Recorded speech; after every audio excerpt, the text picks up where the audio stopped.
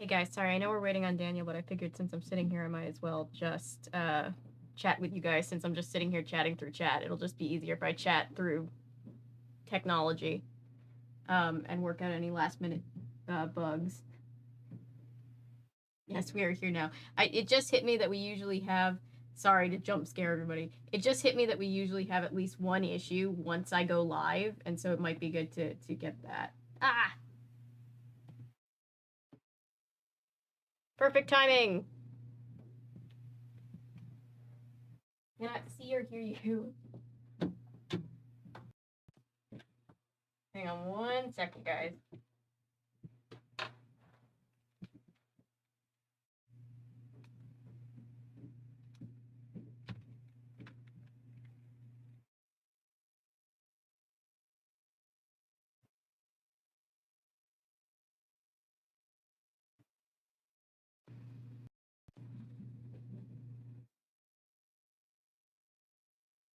You 100% exist. I know I exist. I just can't see or hear Daniel.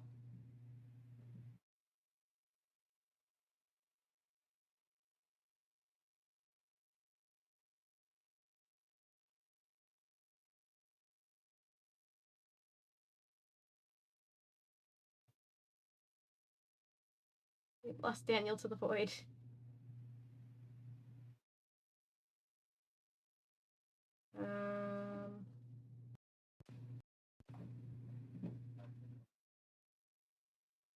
Oh, I got you.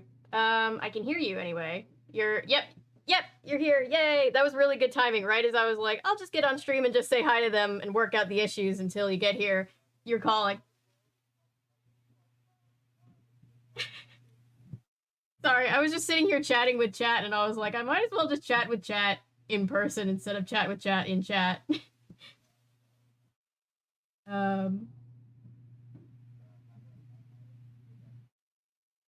Okay.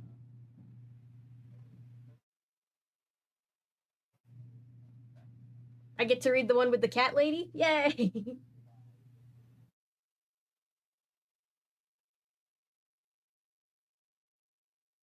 Okay. Thank you.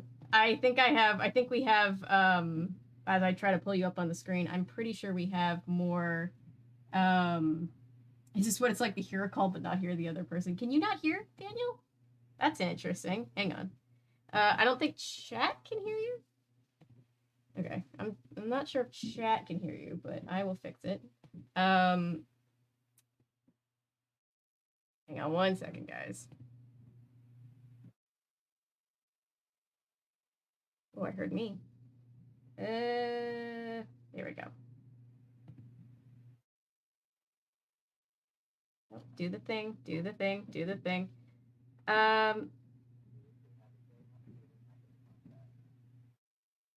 Yeah, we did. We can kind of hear picking up. Okay, interesting. Kind of hear is not what I was going for, but we'll get there. It's always, everything's always working perfectly until I go live. Heck, ghosts. So how are you? How is everybody? Oh, there we go. I should be able to see you.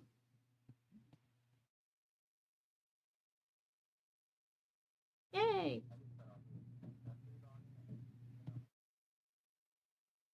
Ah, got you.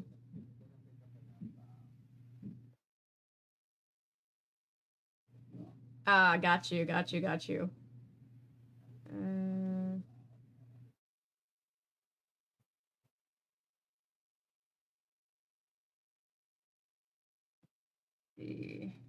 Working on the. Oh, very, very nice. Very nice. Huh. Microphone audio, desktop audio. Desktop audio?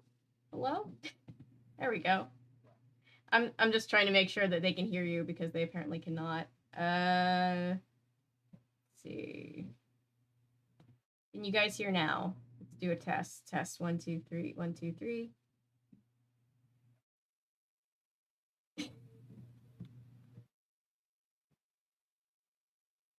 Woke up this morning laughing about it. Let's see. No, they still can't hear. That is interesting. That's odd.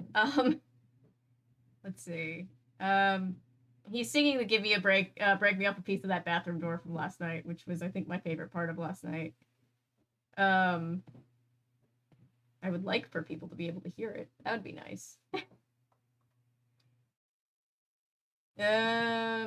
So yeah, things are things. He's silent as the grave. What a way to say that. Yeah.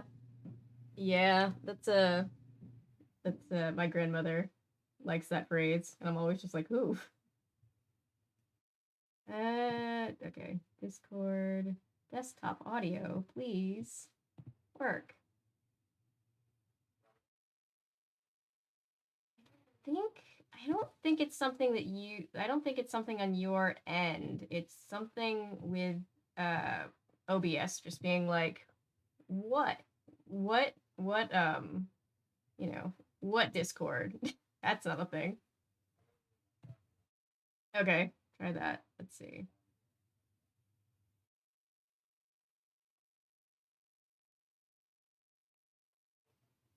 No, I love it. I love it. Pizza. I'm not seeing a difference on the readout, which is strange. Okay, let's try this. Let's try just making a whole new input thing. See if that works. Audio input, capture.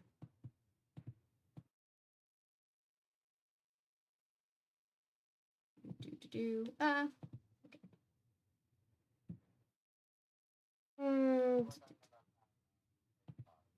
Oh yeah. Yeah, I'm seeing that people are saying it's glitchy and bad. Hi, Owl. Hey, everybody.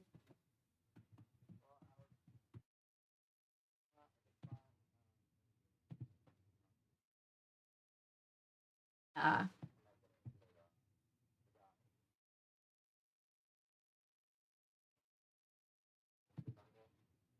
Okay.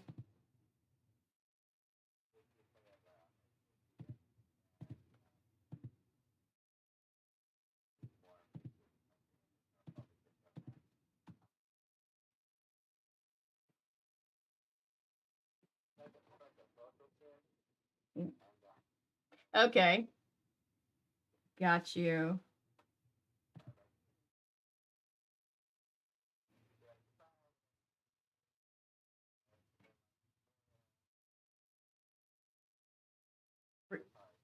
Oh, so much Kingdom Hearts. So much. So many things breaking. Um, Someone said just hit the sound until it works. I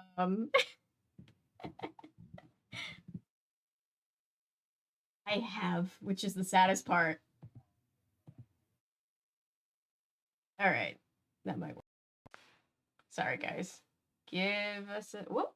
Oh, whoop. Okay, can we hear now? Give me a test. Oh, that's good. Hang on. Oh, okay, hang on.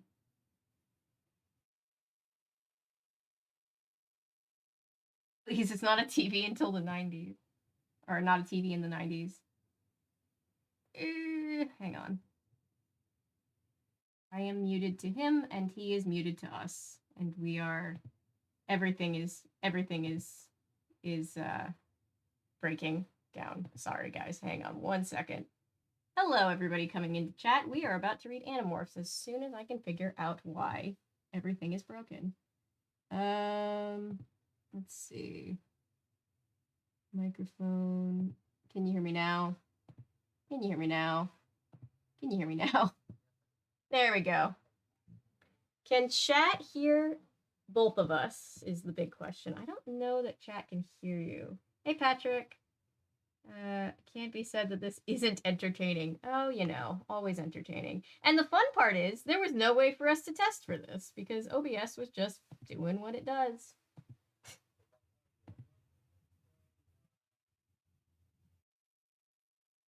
Yeah, you know.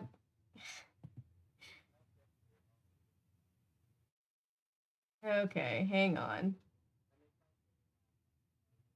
That could be it. I can hear you, but I can hear Daniel, but chat cannot hear Daniel, which is strange because chat should be hearing everything that I'm hearing. And for everyone entertaining. Sorry, guys.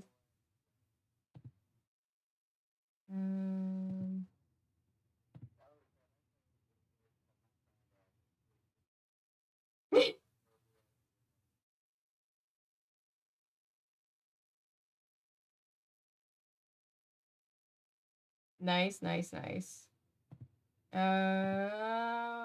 Let's see. Can you just give me like a? Can you just count to 10 while I try to see if any of these work?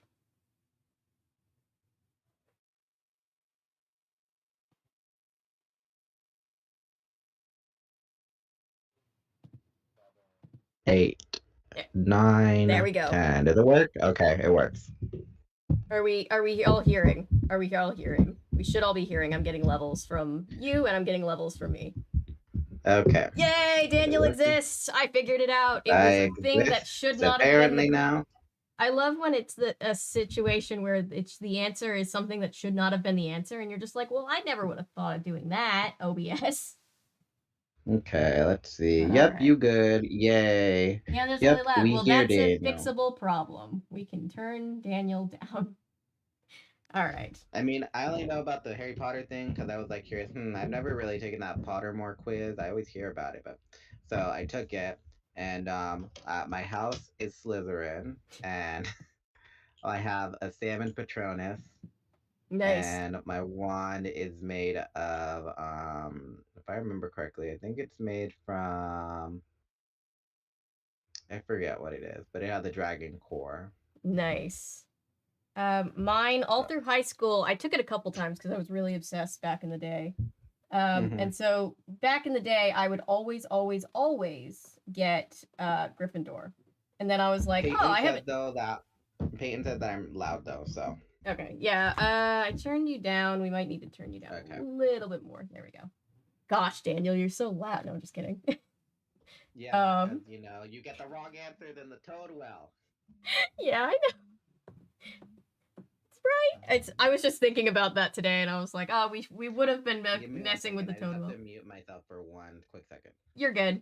For chat, if you're wondering, I used to always be a Gryffindor, and then in my like I guess last year I was like I want to take like one of the quizzes that people have generated where you get all of the answers and see like if it changes and slash if having all of the answers changes the outcome, and I got overwhelmingly Slytherin. So either I'm a Slytherin now or the test is just wrong when it's not on Pottermore, but I didn't feel like doing it on Pottermore.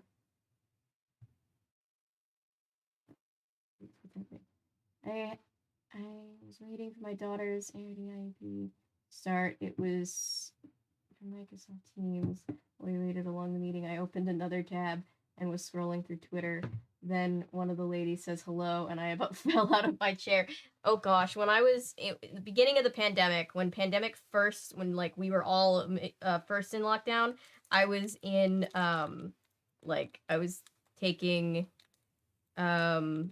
classes at Drama Inc., which is a acting, I guess you could say, conservatory of sorts, and then also Dad's Garage, which is a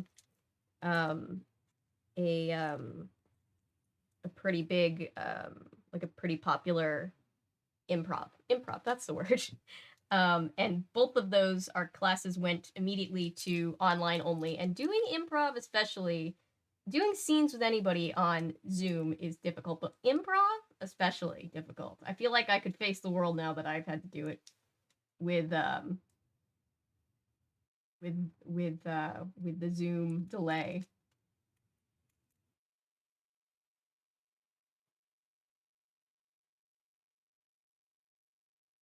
You're just a true blue Ravenclaw. The part of me that's the obsessed high schooler in me is just like having an identity crisis, but also I feel kind of badass being a Slytherin. So I'm like, maybe I can work with this. Hello, Milo.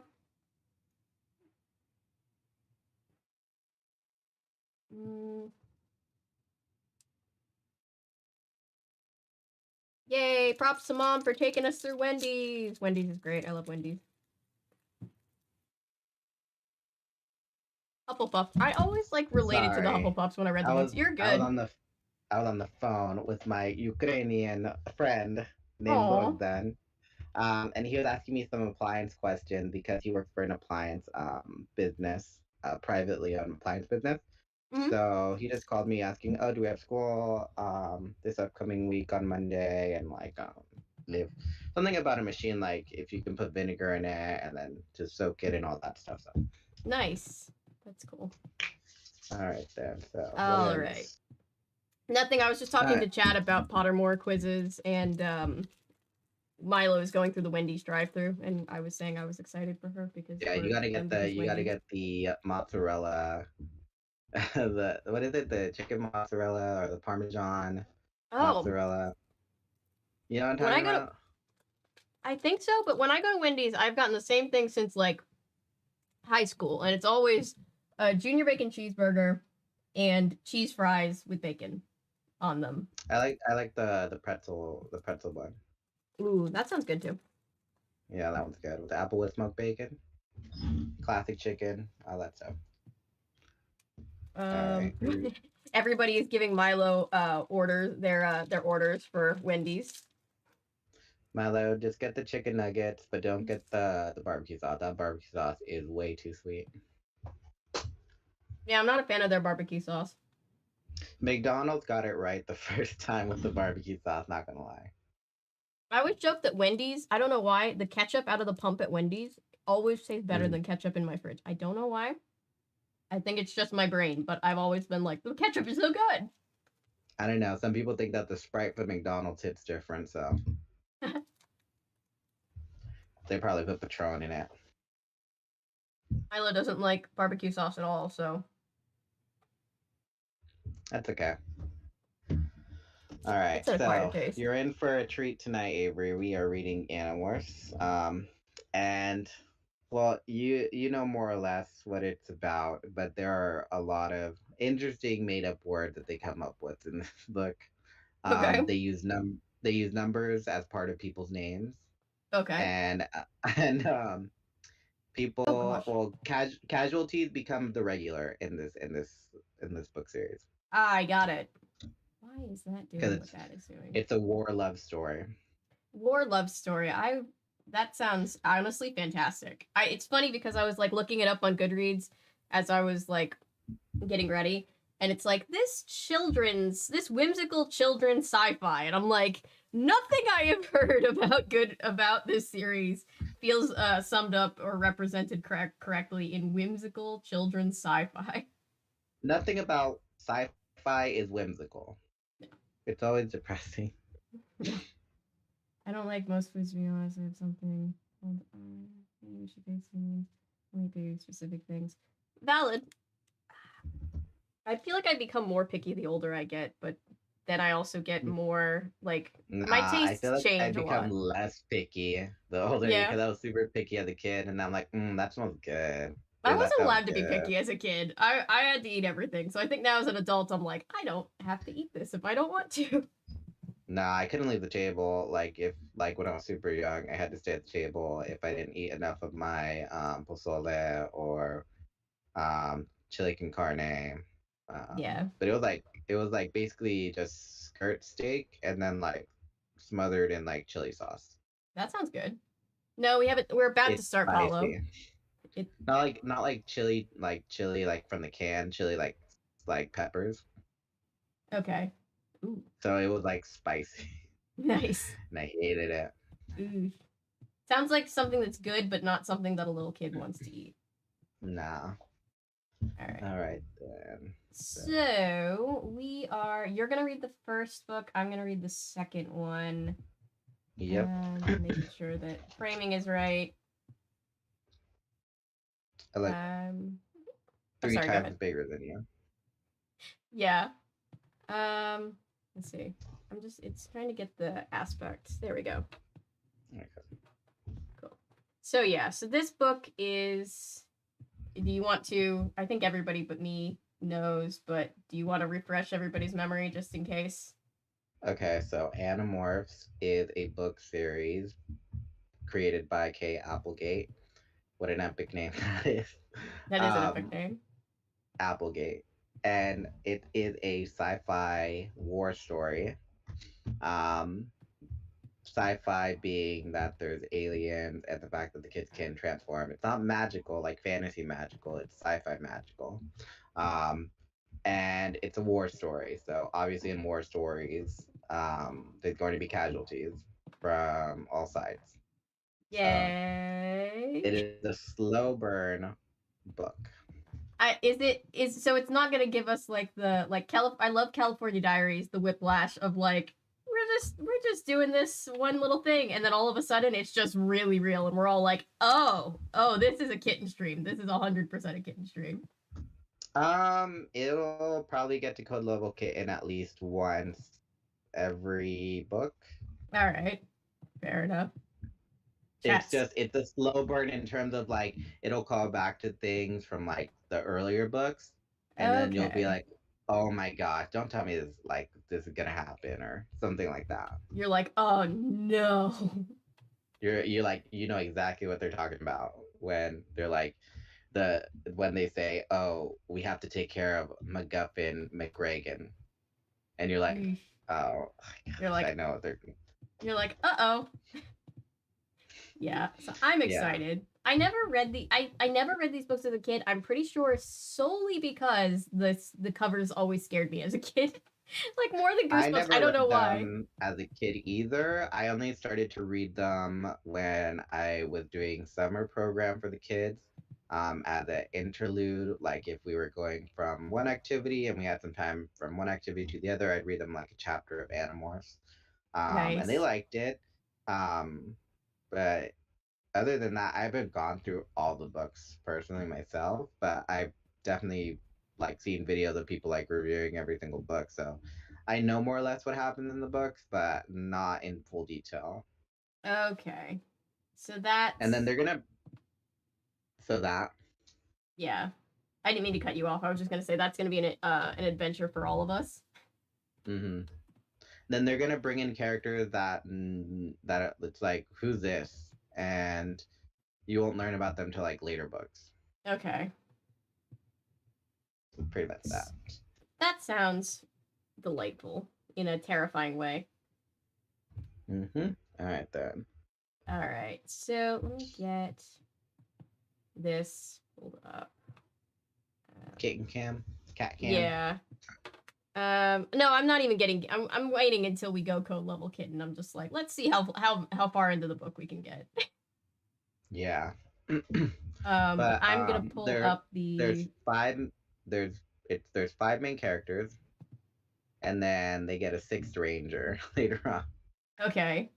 You know, it's like Power Rangers where they like started with five, and then later on they get a sixth person.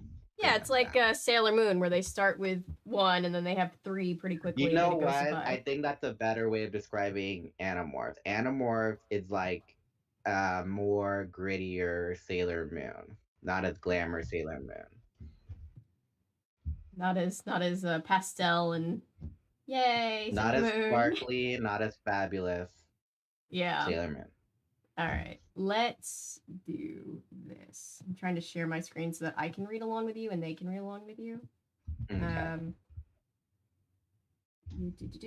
Yes. This. Yes, I did it. I love when I get stuff to work right. There we go. Same. Okay. All right. So we've got. I'll try to scroll along with them. Okay. The covers were just always something else. Like. Mm-hmm. Always very intriguing. All right. All right. Who's ready, chat? Sorry, I was messing around and I was kind of ignoring chat for a second. Yeah, What's going on, chat? I was looking at an AMA of the original cover model for the cat girl, Rachel. That's her name, Rachel. Yeah.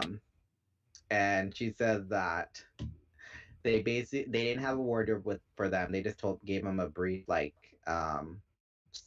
like thing of like, okay, wear this, and then they just pull stuff out of their closet, and then their photo shoots would be like maybe like half hour, but they'd Nice. never do any really together, so they don't really know each other. My favorite meme version of this is Mark Zuckerberg morphing into a lizard. Yeah, That's a just pretty replace funny one. Jake on the cover with Mark Zuckerberg.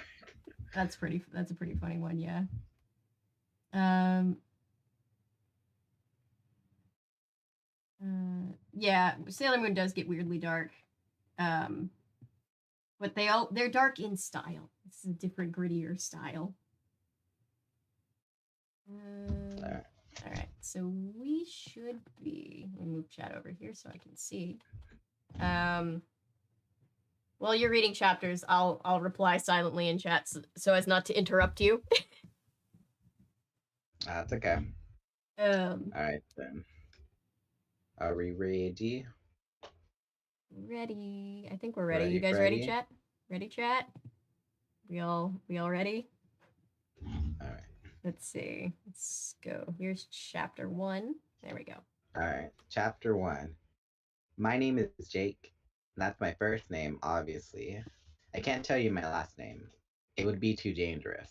The controllers are everywhere. Everywhere. And if they knew my full name, they could find me and my friends, and then, well, let's just say I don't want them to find me. What they do to people who resist them is too horrible to think about. I won't even tell you where I live. You'll just have to trust me that it's a real place in a real town. It may be even be your town. I'm writing this all down so that more people will learn the truth. Maybe then, somehow, the human race can survive until the Andalites return and rescue us, as they promised they would. Maybe. My life used to be pretty normal. Normal, that is, until one Friday night at the mall. I was there with Marco, my best friend. We were playing video games and hanging out at this cool store that sells comic books and stuff.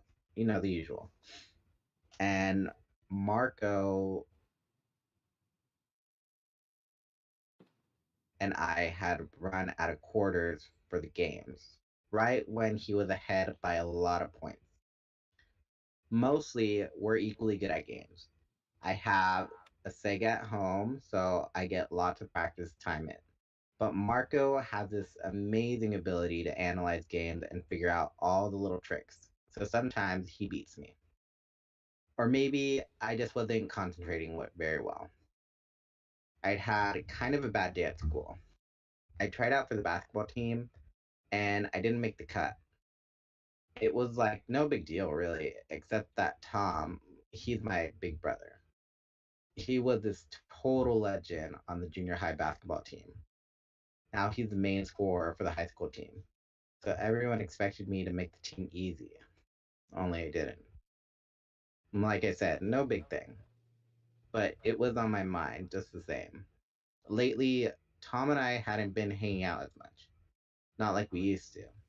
So I figured, if I got his old position on the team, well, anyways, we were out of money and getting ready to head home when we ran into Tobias.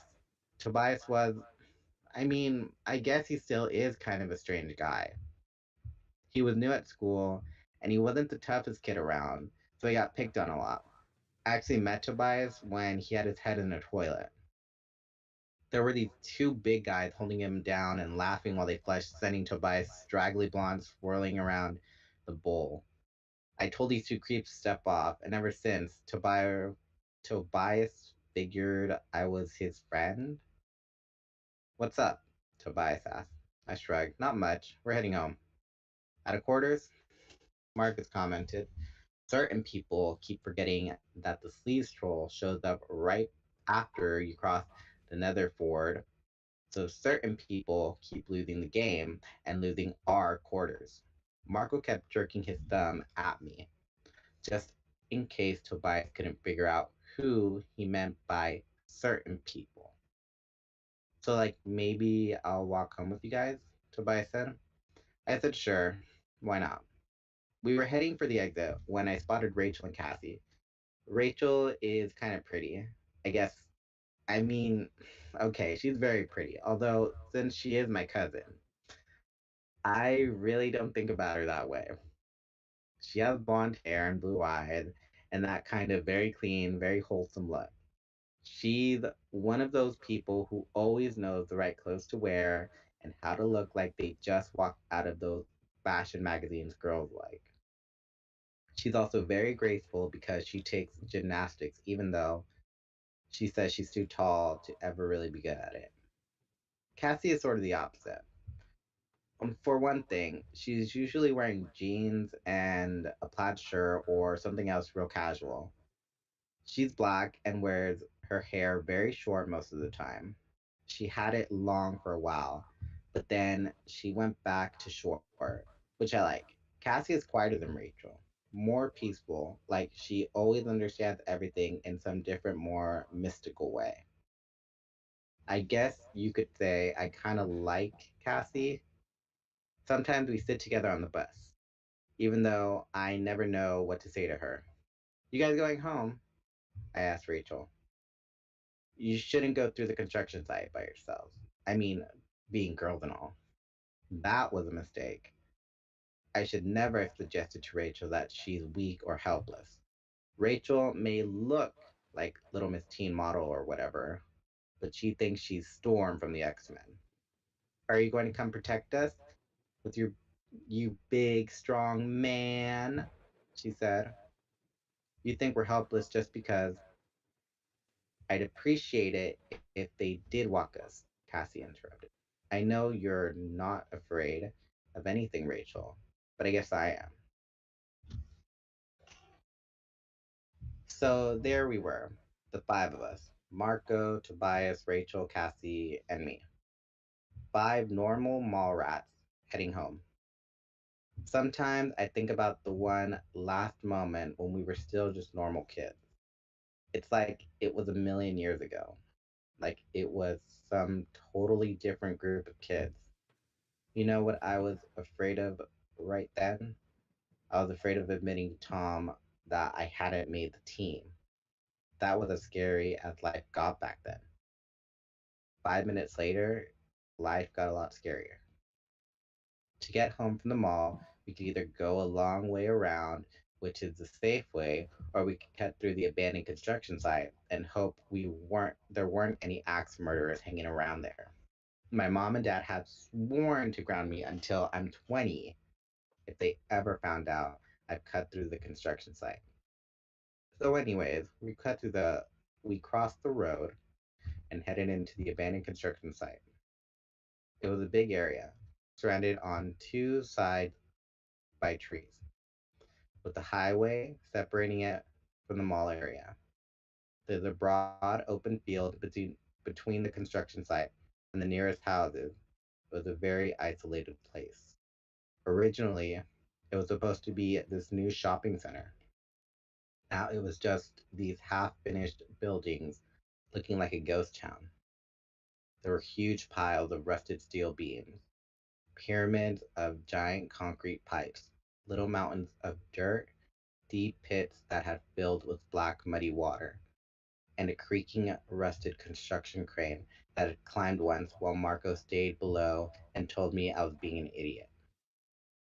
It was a totally deserted place, full of shadows and sound that made the hair on the back of your neck stand up. When Marco and I went there during the day, we always found all these beer cans and liquor bottles. Sometimes we found the ashes of a little campfire back in the hidden nooks and crannies of the building. So we knew that people came there at night. All that was on my mind as we crept to the site. It was Tobias who saw it first. He had been walking along, gazing up at the sky. I guess he was looking at the stars or something. That's the way Tobias is sometimes, off in his own world. Suddenly, Tobias stopped. He was pointing almost straight up. Look, he said. What? I don't want to be distracted because I was pretty sure I heard the sound of a chainsaw killer creeping behind us. Just look, Tobias said. His voice was strange, amazed sounding, but serious at the same time. So I look up, and there it was, a brilliant blue white light that scooted across the sky, going as fast, at first, too fast for it to be an airplane, then slower and slower. What is it? Tobias shook his head. I don't know. I looked at Tobias and he looked back at me. We both knew what we thought it was, but we didn't want to say it. Marco and Rachel would have laughed, we figured, but Cassie just blurted it right out. It's a flying saucer! Someone had to say it. What's that? I said someone had to say it. They're like, it's a flying saucer. Alright, so Jake had an unnecessary comment about his cousin Rachel, saying that she's so pretty. Yeah, She's my cousin. Yeah, he didn't say it. He was like, I don't have, I just think she's pretty. Not in that way. And it's like, okay, but you could have led with that. I was scared there for a second. I was trying to make Spanish rice, but I dropped an entire jar of salsa into a single serving's worth of rice. Ripped my taste buds. Oh no. Suddenly, the TARDIS.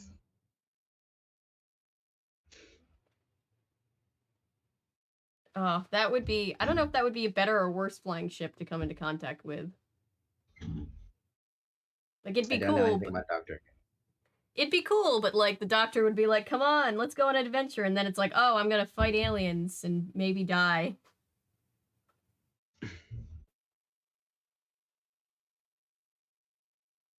Puerto Rican rice, it's beautiful, Natty C says. Ooh. I don't think I've ever had Puerto Rican rice. It's so weird. Don't talk about your cousin like that.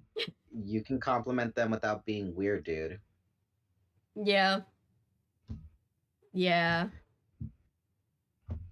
I wouldn't know because I don't really have any cousins that live near me that I stay in constant contact with. So the whole, I mean, what would have been more appropriate if they were step siblings? Oh god. Like, oh god. Like she's my stepsister, but I don't like her in that way. I mean, it's cute if he's just like, that's my cousin, and you know, she's really, you know, she's really like pretty or whatever. But like, surely there's a way to say that that doesn't come off creepy. Like you have a thing for your cousin. There's got to be a way to you could have said all the guy. I'm so tired of all the guys drooling over her. Yeah, I mean, she is pretty, but she's my cousin. As I said before, Sweet Home Alabama. I swear, be kids book that be the most dark. Well, they gotta get us used to the real world, like at a young age. They gotta kick our teeth in at a young age, you know. Well, I learned a thing about how, like, when books are written, like, there's no discussion of, like, what age or reading level it's for, or, like, if it's an adult or young adult or whatever. You basically just write the book, and then a publisher is like, I think it will sell best for this group of people. So there's a lot of really good kids' books that are, like, too weird and sci-fi. And so they're like, we don't think it'll sell to adults. Let's just put it to kids. And the writer's like, but it's kind of dark, though. And they're like, it's fine. Kids bounce back. Yeah. Yeah, the whole Babysitters Club, it was supposed to be for, you know, the adults that grew up in the 70s that were babysitters at a young age. Yeah. I didn't know that children loved the Babysitters Club. What? Yeah. This was an adult series. Yeah. While you start the next chapter, Perry's yelling at me, so I'm going to go let her in, but I'm listening. All right, chapter 2. A flying saucer, Marco said, and he did laugh. That is, until he looked up. I could feel my own heart pounding in my chest. It felt weird and excited and afraid all at once. It's coming this way, Rachel said. It's hard to be sure. I could barely whisper. My mouth was so dry. No, it's coming this way, Rachel said. She has a very definite way of talking, like she's totally sure of everything she said. And Rachel was right. Whatever it was coming closer, and it was slowing down. Now I could see pretty clear what it looked like. It's not exactly a flying saucer, I said. First of all, It wasn't all that big. It was about as long as a school bus. The front end was a pod, shaped like an egg. Extending from the back of the pod was a long, narrow shaft. There were two crooked, stubby wing like things, and on the end of each wing was a long tube that glowed bright blue on the back end. The little spaceship looked almost cute. You know, kind of harmless, except that it had a sort of tail. I mean, looking tail that curved up and forward, cornering to a point that looked as sharp as a needle. That tail thing, I said. It looks like a weapon. Definitely, Marco agreed. The little ship kept coming nearer, going slower all the time. It's stopping, Rachel said. She had the same strange, not quite real tone in her voice that I had. Like we couldn't believe what we were seeing. Like maybe we didn't want to believe. I think it sees us, Marco said. Should we run? Maybe we should run home and get a camera. Do you know how much money we could get for a video of a real UFO? If we run, they might, I don't know, zap us with a phaser on full power, I said. I meant as a joke, kind of. Phasers are only on Star Trek, Marco said, rolling his eyes, the way he does when he thinks I'm being a dweeb. Like he was some kind of expert on alien spaceships. Right. The ship stopped and hovered almost directly over our heads, maybe 100 feet in the air. I could feel the hair on my head standing on end. When I glanced at Rachel, it was almost funny. She had this long blonde hair, and it was sticking straight out in every direction. Only Cassie looked normal. What do you think it is? Marco asked. He sounded a little shakier, not so laid back now that the thing was so close. To be honest, I was a little scared too. A little scared, as in so terrified I couldn't move. But at the same time, it was all cool beyond any coolness ever.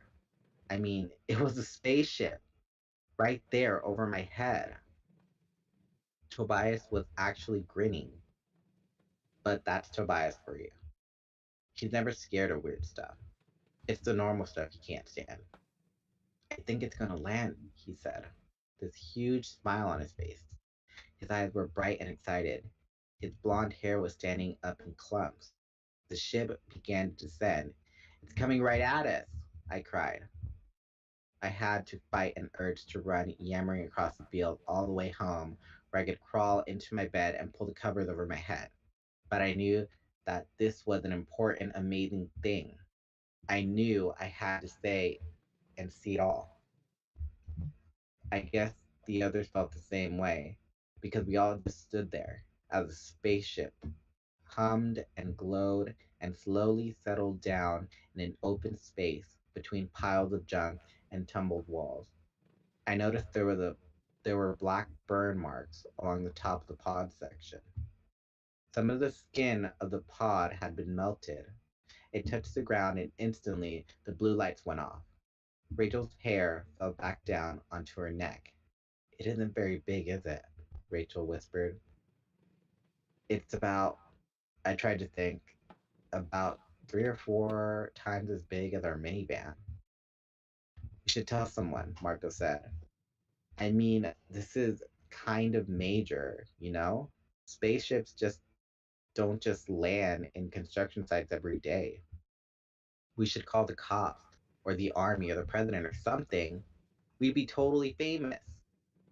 We'd get to be on Letterman for sure. Yeah, you're right, I agreed. We should call someone. But none of us moved. None of us was just going to walk away from a spaceship. I wonder if we should try to talk to it, Rachel suggested. She was standing there with her hands on her hips, looking at the spaceship like it was a puzzle she had to figure out. I mean, we should communicate, if that's even possible. Tobias nodded.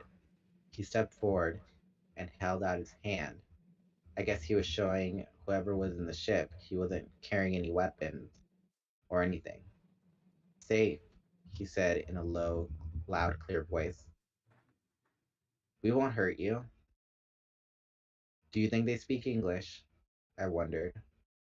Well, everyone speaks English on Star Trek, Cassie said in a nervous laugh.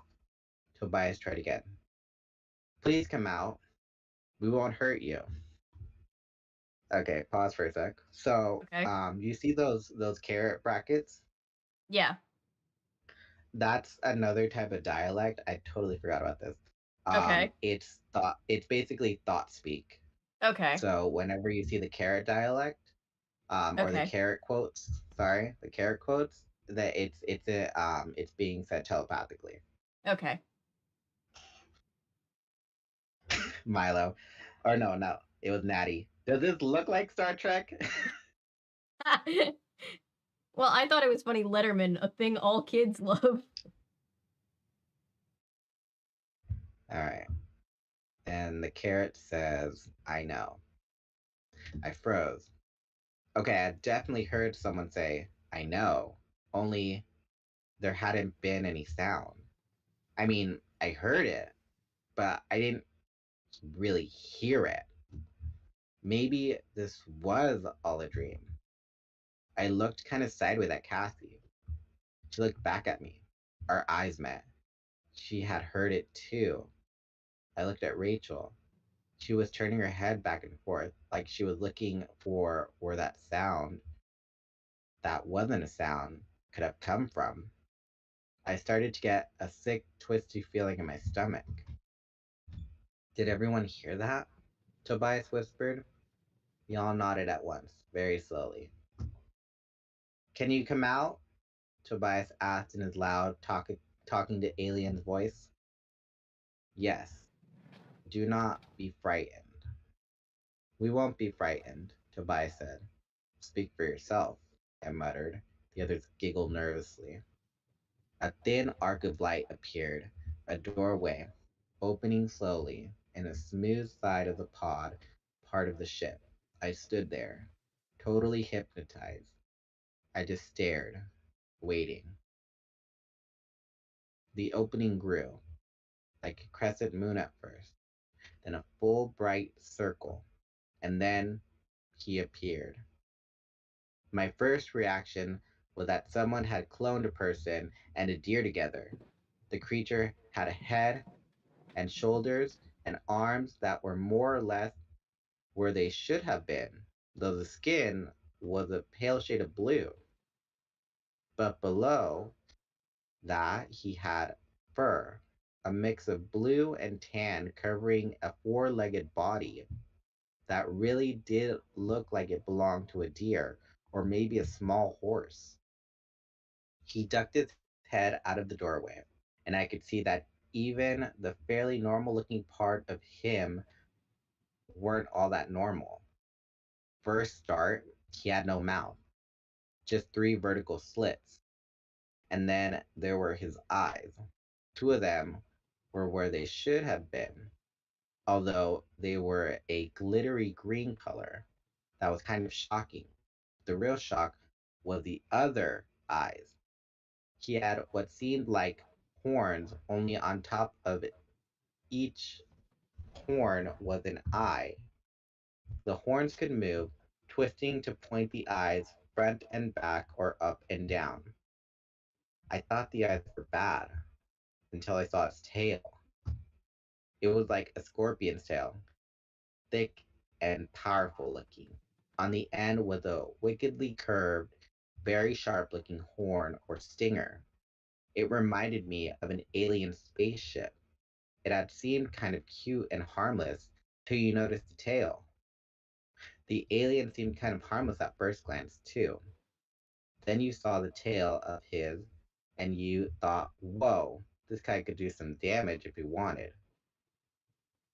Hello, Tobias said. His voice was gentle, like he was talking to a baby. He was grinning. I realized I was smiling too, and at the same moment I realized there were tears in my eyes. can't really describe how it felt, except that it seemed like the alien was someone I'd known forever, like an old friend, and I hadn't seen in a long time. Hello, the alien said, in a silent way that you only heard inside your head. Hi, we all said back. To my surprise, the alien staggered. He fell out of the ship to the ground. Tobias tried to grab him and hold him up, but the alien slipped from his grasp and fell back to the dirt. Look! Cassie cried. She pointed to a burn that covered half the alien's right side. He's hurt. Yes, I am dying, he said. Can we help you? We can call an ambulance or something, Marco said. We can bandage that wound, Cassie said. Jake, give me your shirt. We can tear it up and make bandages. Cassie's parents are both veterinarians, and she's totally into animals. Not that this was an animal. Not exactly, anyways. No, I will die. The wound is fatal. No! I cried. You can't die. You're the first alien ever to come to Earth. You can't die. I don't know why I was so upset. I just knew the way down, deep inside, it hurt me to think of him dying. I am not the first. There are many, many others. Other aliens? Like you? Tobias demanded. The alien shook his head, slowly, side to side. Not like me. Then he cried out in pain, a silent sound that echoed horribly inside my mind for a moment. I had actually felt him dying. Not like me, he repeated. They are different. Different? Well, how? I said. I will remember his answer forever. He said, they have come to destroy you. Okay, so Milo's suggesting wait, let me go back. Milo's suggesting that Milo said, do we need to look at an image of Andalite to illustrate for the chat? Yeah, let's go ahead and pull up a Andalite image. Let me switch back to this while I'm looking. While Avery is doing that, chat, go ahead and comment on my narration so far. Like it.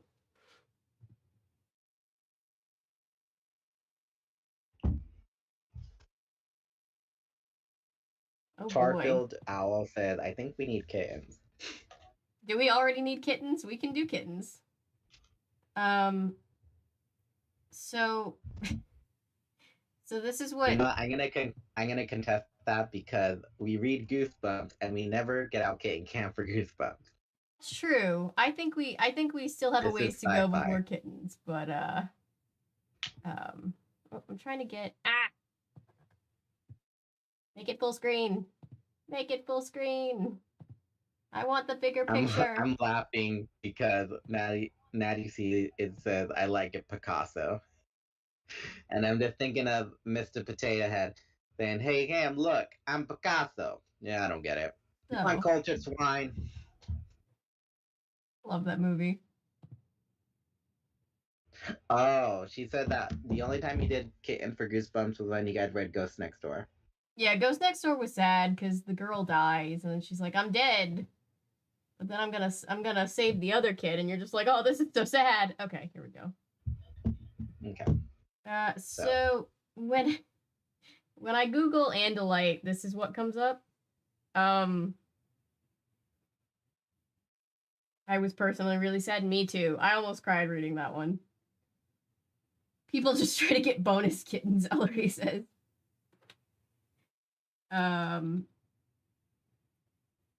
What are you looking at, you hockey puck? Ollie just goes, what? I assume in response to Andalite. They're alien centaurs. I'm definitely not kitten sad yet, but I'm sad because this is the beginning of the kids becoming child soldiers and basically ruining their lives. Yeah, I'm sure if you're reading it for the second time, you're just like, oh, don't do it. Please don't do it. So it's an alien centaur. Well, it's he's he's definitely a unique looking being, for sure. Is he hotter than a centaur? Chat, vote now. I I've never seen, because he's like a centaur, but then he has like the like bug antenna and the forked tail, and I'm just, my brain's trying to Those calculate aren't this bug new information. antennas. Those are his eyes. Oh, right, those are his eyes. I, but okay, okay, but he has, okay. My brain's trying to But take he in this okay. new. But wait, okay. my my brain has to recalibrate. Minotaurs are hotter. Excuse you very much, Pizza says. First off, minotaurs and centaurs and andalites are very different. I'm only bringing up centaurs and andalites because they're similarly anatomically similar. It's like K.A. Applegate made them cosplay proof. I don't know. I know some pretty dedicated cosplayers. Someone's done this. Andalites have forward-facing eyes and eye stalks, so they can see where they're running and what they're running away from at the same time. Oh my goodness. That's such a thing to have. Imagine if we get that in the future. Like, wow, this it's like the whole Simpsons predicted everything. Yeah. These books predicted everything. Do Andalites have money? Because I would smash for money, Hillary. I mean, they got those sleek looking spaceships apparently. They got those Apple spaceships. Pizza says, sad lump, everyone be wholesome. We have 13-year-olds in chat. We're being reminded to tone down. Natty says, the child. Andalite culture doesn't seem to have currency, Milo says. They're kind of like you know how like in old movies where like the aliens are kind of a stand-in for Native Americans, but with advanced technology. That's kind of the vibe I get with the Andalites. Ah. Oh, that's interesting. You get what I'm saying? Like they like back then they'd always portray like aliens for the most part, like the peaceful ones in the more like Native American type of, or like more of the You're talking about, culturally preserved. yeah, you're talking I'm about talking how about like, aliens in general. yeah, you're talking about how like or like the thing, I guess it's not aliens, but I was thinking about how like everybody always says that in Avatar the Pandorians are like, they're like, that's just the story of Pocahontas and they're colonizers.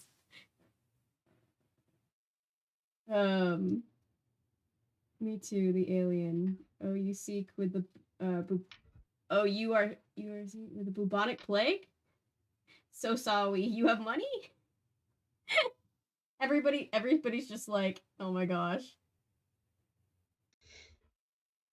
All right, shall we keep going? Yeah, I think so. All right. Applecate Get sounds out like an your Apple scandal. applicate. Applecate. That's funny. Rachel sounds like if Dawn were a good character. Yeah, I can see that vibe. Like Dawn, but All right. likable. Yeah, likable Dawn. All right, chapter 3. They have come to destroy you. And it was strange, the way we all just knew he was telling the truth. No one said, no way, or you're making it up. We all just knew. He was dying, and he was trying to warn us of something terrible. They are called Yerks. They are different from us, different from you as well. Are you telling us they're already here on Earth? Rachel demanded. Many are here. Hundreds, maybe more. Why hasn't anybody noticed them? Marco said reasonably. I think someone would have mentioned it at school. You do not understand. Yerks are different. They have no body like yours or mine. They live in the bodies of other species. They are.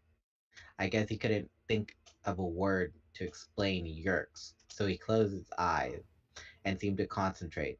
Suddenly, a bright picture popped into my head. I saw a gray green, slimy thing like a snail without a shell, only bigger, the size of a rat maybe. It wasn't a pretty picture. I'm guessing that was a yerk, Marco said. Either that or a very big wad of slimy chewing gum.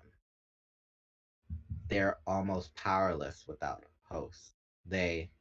Suddenly, we felt that blast of pain, straight from the alien. I could also feel his sadness. He knew his time was almost up. The yerks are parasites.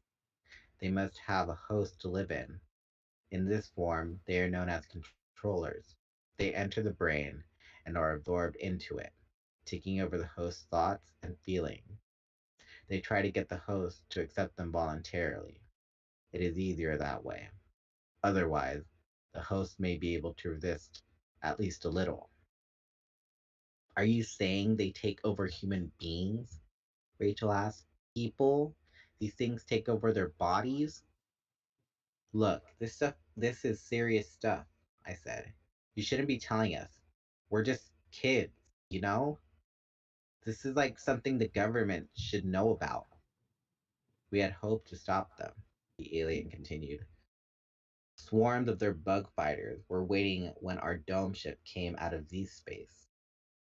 We knew of their mothership and were ready for the bug fighters, but the Yerk surprised us.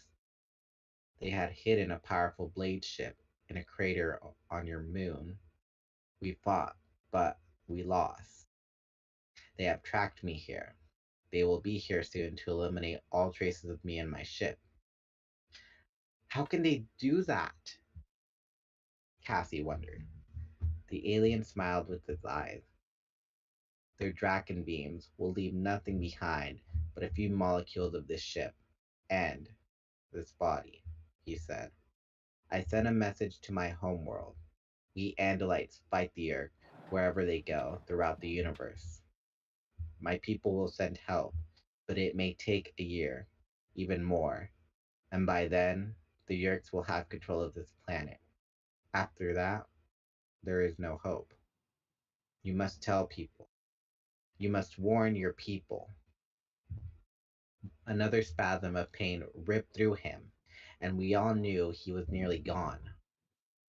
No one is ever going to believe us, Marco said hopelessly. He looked at me and shook his head. No way. He was right. If these Yerks were to wipe out the Andalite ship, how on earth would we ever convince people? They'd think we were either nuts or on drugs. I don't think, I don't care if he thinks he's going to die. We have to try and help him, Rachel said. We can get him to a hospital or maybe Cassie's parents. There is no time. No time, the Andalite said. Then his eyes brightened. Perhaps. What? Go into my ship, and you will see a small blue box. Very plain. Bring it to me. Quickly.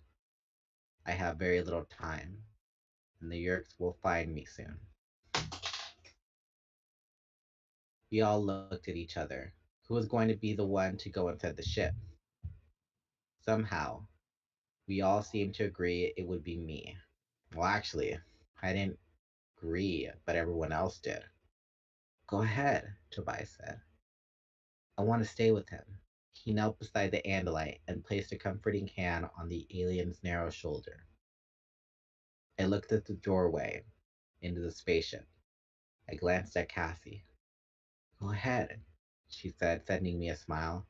You're not scared. But she was wrong. I was plenty scared. But the way she smiled at me, I wasn't about to weasel out. I walked over to the door of the ship and looked inside, and it was surprisingly simple. It looked cozy almost. Everything was a creamy color with a rounded edge and shapes that tended to be oval. That was one of the things that helped me to spot the box so easily. It was a sky blue and square, maybe 4 inches on each side. It seemed kind of heavy for being so small. I stepped up into the ship. There was no chair, just sort of open space where I guess the Andalite stood on his four hooves. while he worked the few controls.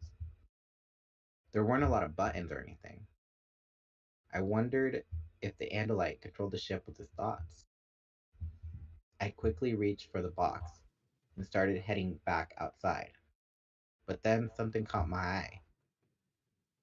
It was a small three-dimensional picture.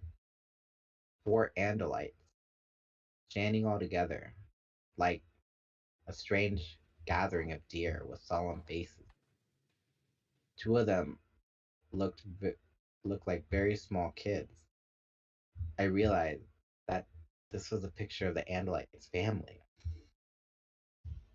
It filled me with sadness to think that here he was, dying a million miles from his family, dying because he had tried to protect the people of Earth. I felt a small flame of anger against the Yerks or controllers or whatever they were for causing this. I went back to the circle of my friends. Here's the box, I told the Andalite.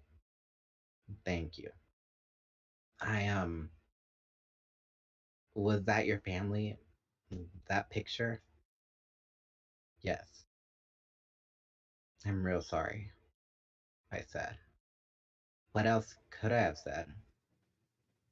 There's something I may be able to do to help you fight the Yerks. What?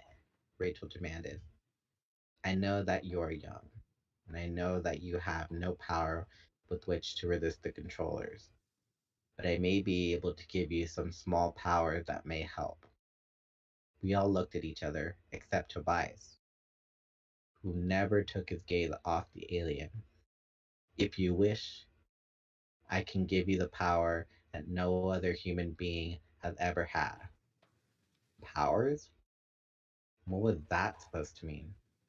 It is a piece of Andalite technology that the Yerks do not have, the Andalite explained. A technology that enables us to pass unnoticed in many parts of the universe. The power to morph.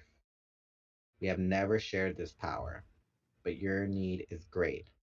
Morph? Morph how? Rachel asked, her eyes narrowed. To change your bodies, the Andalite said. To become any other species, any animal. Marco laughed, Marco laughed derisively. Become animals? Marco isn't the most accepting person in the world. You will only need to touch a creature to acquire its DNA pattern, and you will be able to become that creature. It requires concentration and determination, but if you are strong, you can do it. There are limitations, problems, dangers, even. But there is no time to explain it all. No time. You'll have to learn for yourself. But first, do you wish to receive this power? He's kidding, right? Marco asked me. No, Tobias said softly. He's not kidding. Well, this is nuts, Marco said. This whole thing is nuts. Yerks and spaceships and slugs taking over people's brains and andalites and the power to change into animals? Well, give me a break. Yeah, it's beyond weird, I agreed. We're off the map of weirdness by this point, Rachel said. But unless we're all just dreaming, I think we better deal with it. He's dying, Tobias reminded us. Well, I'll do it, Cassie said. And that surprised me. Cassie isn't usually quick to decide, but I guess, like Tobias, she felt the truth of what the Andalite was saying. I think we should all decide together, I suggested. One way or the other. What's that? Rachel asked. She was looking up towards the sky, the stars. Far, far overhead, two pinpoints of bright red light were shooting across the sky. Yerks, the Andalite said, the word in our minds, and we could feel his hatred.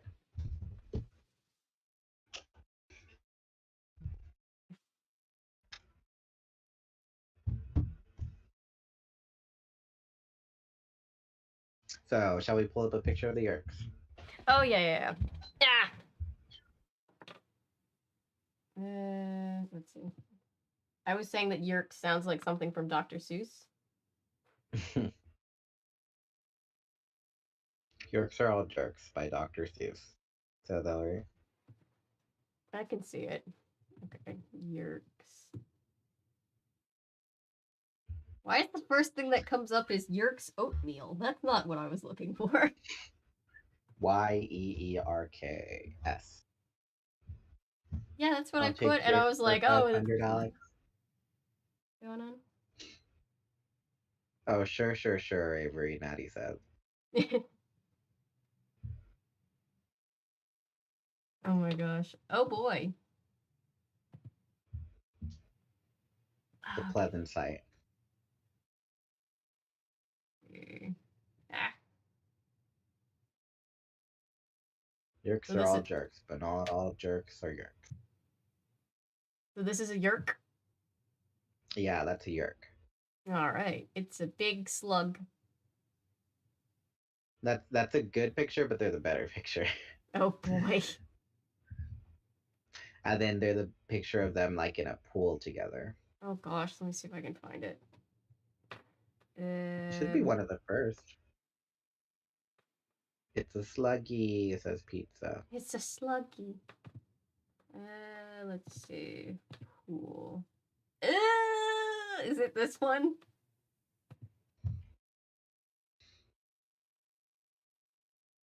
Yes, that one. It's beautiful, isn't it? Just so imagine one of those things, like, you know, just crawling up the side of your ear into your ear. Texas says, oh, LOL. Okay, that's something. Ellery just says, ew. I mean, that's what the Andalite said. They go into your brain and then they like envelop themselves inside your brain.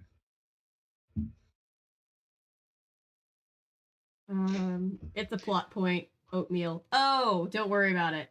Okay, I was very confused. I thought it was something not at all related to this book, and I was just like, "How is the first relation?" Oh, you know what? Yeah, because I was like, "Wait, your oatmeal sounds familiar." No, it's a plot point. It's a plot point later on. Congrats! We found something I can't be paid enough money in the world to smash. This Ellery. I mean, you could smash it literally, but I mean, it would probably get to you first. That's funny. And then it would get into your ear and then take over your body.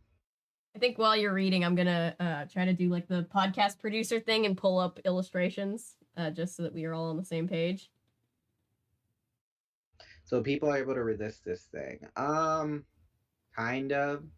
It's more like, you know, like how in The Last of Us, like the people get infected by those mushroom thingies. It's an inevitability type of resistance. And Pizza says, I need to take a very long acid shower in order to cleanse myself of this cursed knowledge. Thank you. You're welcome. Yeah, I'm a pass, Natty says. Yeah. I think that's a good choice. I mean, I think it's more of a symbiote. Like, it's hard because it's think. Well, I know what happens later on, but the way that it's like a remora, if you think about it, a remora, how it lives symbiotically with a shark or a manta ray or whatever. I So see. I feel like they coexist with another species, possibly. Not 100% though. That's not what I wanted to do. Go back, please. We don't need Goodreads right now. There we go. Pizza said they look like those killer slug things from Slither. Yes, they do. Have you ever seen Slither? No, I've heard about Slither, and I've never gone near it.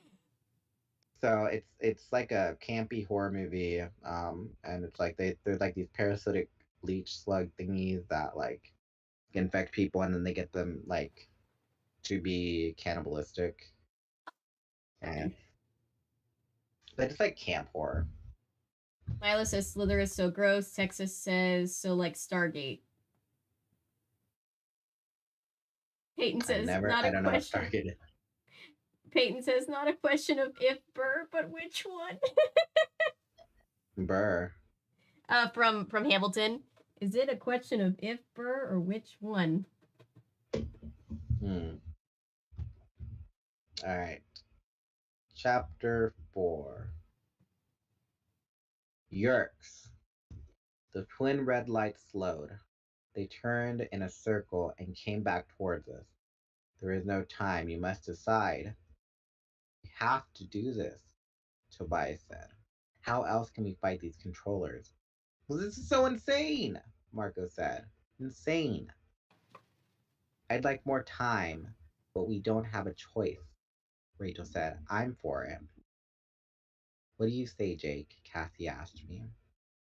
It was odd, like suddenly I was the only one who had to decide for everyone. I looked up at the Yerk ships. What had the Andalite called them? Bug fighters? They were circling closer, like dogs sniffing for a scent. I looked down at the Andalite and remembered the picture of his family. Would they even know what had happened to him? I looked at each of the people around me. My usually funny, occasionally annoying best friend Marco, Rachel, my smart, pretty, confident cousin, and Cassie, who everyone knew liked animals more than she liked most people. Finally, I looked at Tobias. It was weird. The feeling I had at the moment, staring at him, chill or something. We have to, Tobias said to me. Slowly, I nodded. Yes, we have no choice. Then, each of you, press your hand against one of the sides of the square. We did. 5 hands pressed against one side, then a sixth hand, different from ours, with too many fingers. Do not be afraid, the Andalite said. Something like a shock, only pleasurable, seemed to run through me, a tingle that almost made me laugh. Go now, the Andalite said. Only remember this. Never remain in animal form for more than 2 of your Earth hours. Never. That is the greatest danger of morphing. If you stay longer than 2 hours, you will be trapped, unable to return to Earth form, human form. 2 hours, I repeated. Suddenly, some new fear washed through the Andalite's mind. Linked as I was to him, I could feel it was a dread that crawled up my spine. He was staring at the sky with his main eyes. Something else was up there with the bug fighters. Visser 3. He comes. What? I was shaking with this new terror. What's a Visser? Who's a Visser? Go now. Run. Visser 3 is here. He is the most deadly of your enemies. Of all Yerks, he alone has the power to morph. Same power you now have. Run. No. We'll stay with you, Rachel said. Maybe we can help. Again, it was as if the alien was smiling at us with his eyes. No. You must save yourselves. Save yourselves and save your planet. The Yerks are here. We all looked up, craning our necks. Sure enough, 2 red lights were sinking towards us, and they had been joined by a third ship, far larger, black as a shadow within a shadow. But how are we supposed to fight these controllers? Rachel demanded. You must find a way. Now run. I jerked from the force of his command. He's right, run! I yelled. We ran, but Tobias, who knelt beside the Andalite, and took his hand. The Andalite pressed his other hand against Tobias's head. Tobias rocked back, like he'd been shocked. Then he, too, was up and running, stumbling over the loose junk and potholes of the construction site. A beam of bright red light snapped on. It was a spotlight from one of the bug fighters. The beam lit up the fallen Andalite and his ship. A spotlight from the second bug fighter joined the first, and the andalite shone brilliant as a star. I hit the dirt hard. I saw my leg lit up within the circle of that spotlight. I yanked it to me and crawled fast, scraping my elbows and knees over sharp stones. The five of us crouched behind a low, crumbling wall, afraid to move, afraid to look, but just as afraid to look away. Slowly, the bug fighter descended. It was easy to see where they'd gotten their nickname. They were slightly larger than the Andalite fighter and shaped like legless cockroaches. There were small window like eyes on the forward thrust head of the bug, and on either side of the head were two very long, very sharp serrated spears. The Yerk bug fighters touched down, one on either side of the Andalite ship. Okay, you can wake up now, Marco said in a rattled whisper. I've had enough of this dream. The larger ship began to descend. I don't know what it was about that ship, but as they got closer, I started to feel like I couldn't breathe. I tried to suck in a deep lungful of air and I couldn't. And I tried to swallow and couldn't. I wanted to run, but my legs were jelly. I was shaking from a fear so deep, it was like nothing I'd ever experienced before. It was the same fear that the Andalite had shown when he realized Visser 3 was coming. The ship settled down towards the ground. It looked like it was going to land directly on a big rusted earth mover parked there. But as the Visser ship descended, the earth mover just sizzled and disappeared. Visser 3's ship was built like some ancient weapon. It reminded me of one of those battle axes the old time knights used when they were hacking off the heads of their foes.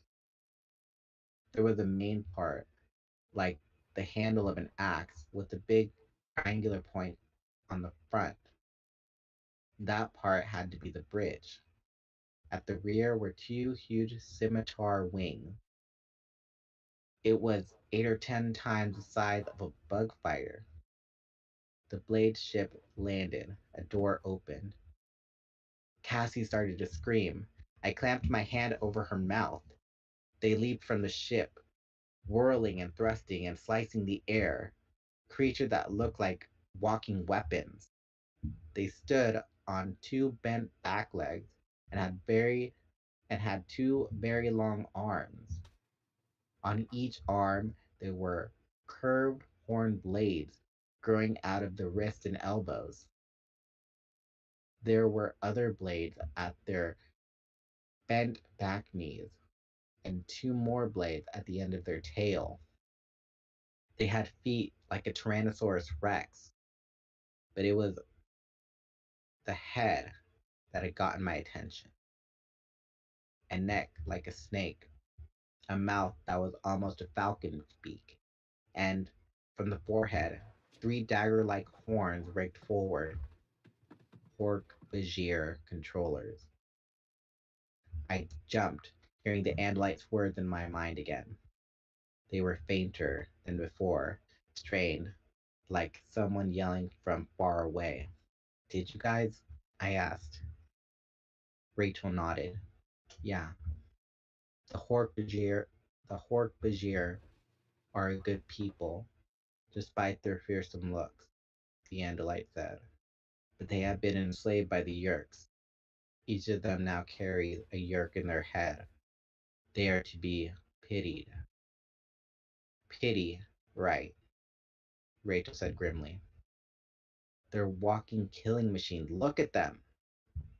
But our attention was drawn away by a new form that crept and slithered and shimmied out of the blade ship. Taxon controllers, the Andalite said. I knew he was trying to tell us all he could, even to the end, trying to prepare us for what we were up against. The Taxons are evil. Yeah, Marco muttered. I think I would have guessed that. They were like massive centipedes, twice as long as a grown man, so big so big around that if you tried to hug one, your arms wouldn't even make it even halfway. Not that anyone would ever want to. They had dozens of legs that supported the lower two-thirds of their body. The top third was held upright, and there were rows of legs became smaller, with little lobster claw hands. Around the top of their disgusting tubular bodies were four eyes, like each like a wiggling globule of red jello. And at the very end, pointing straight up in the air, was their round mouth, ringed with hundreds of tiny teeth. Pork Bajir and Taxon poured from the blade ship, spreading out around the area like well-trained Marines.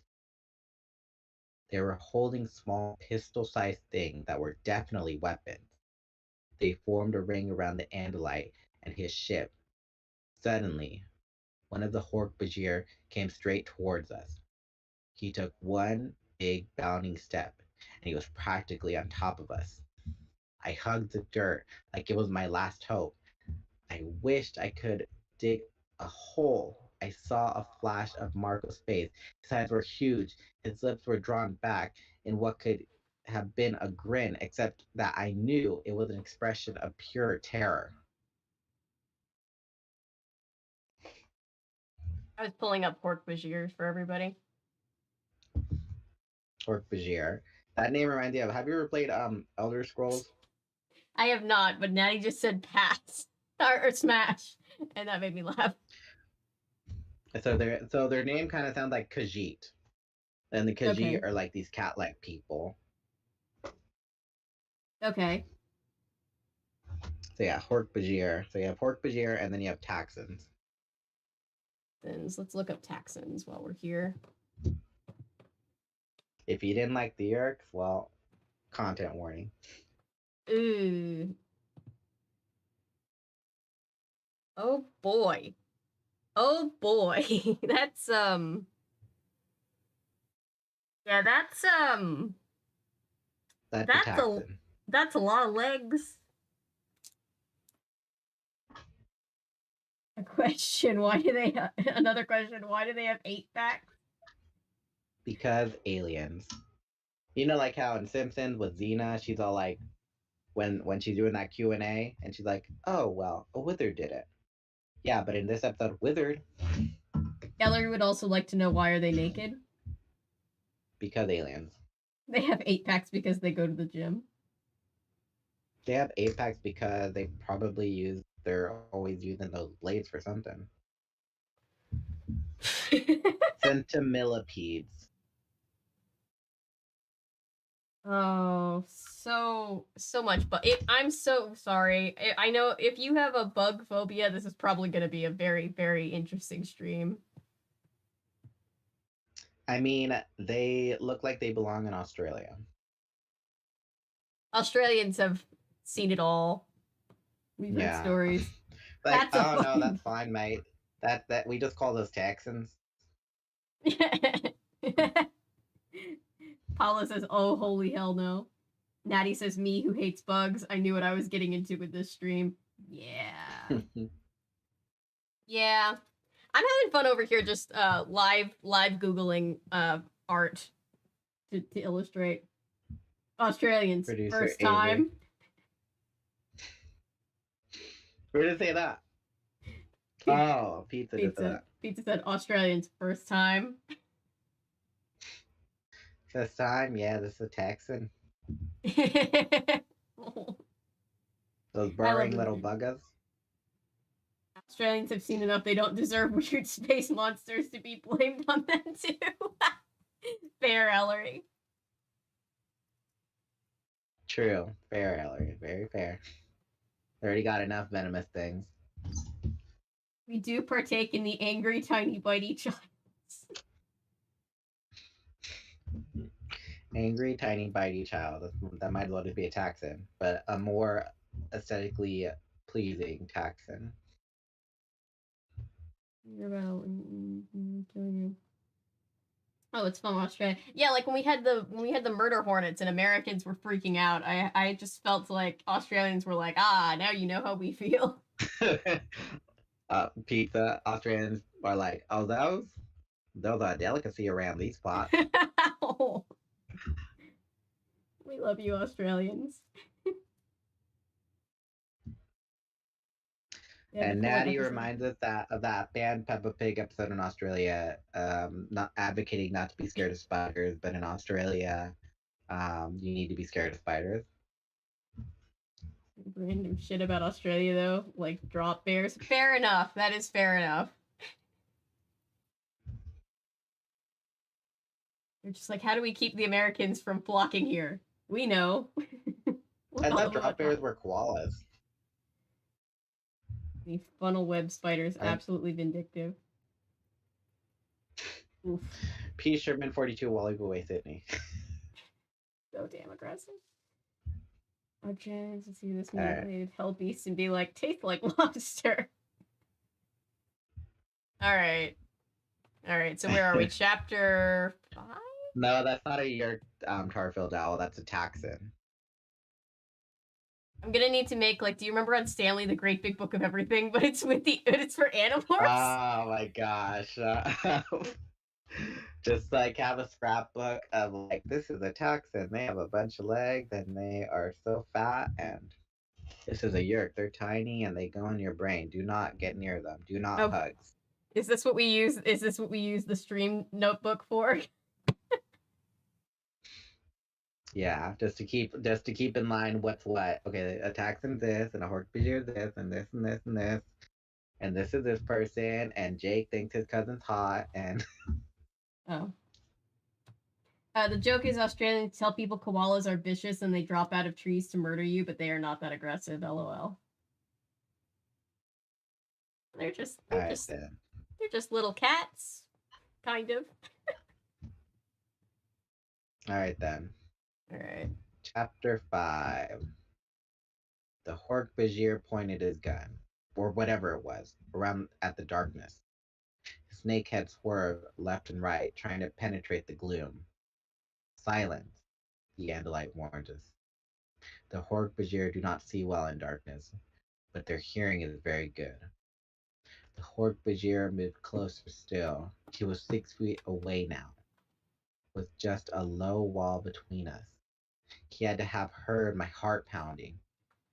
Maybe he didn't know what that sound was.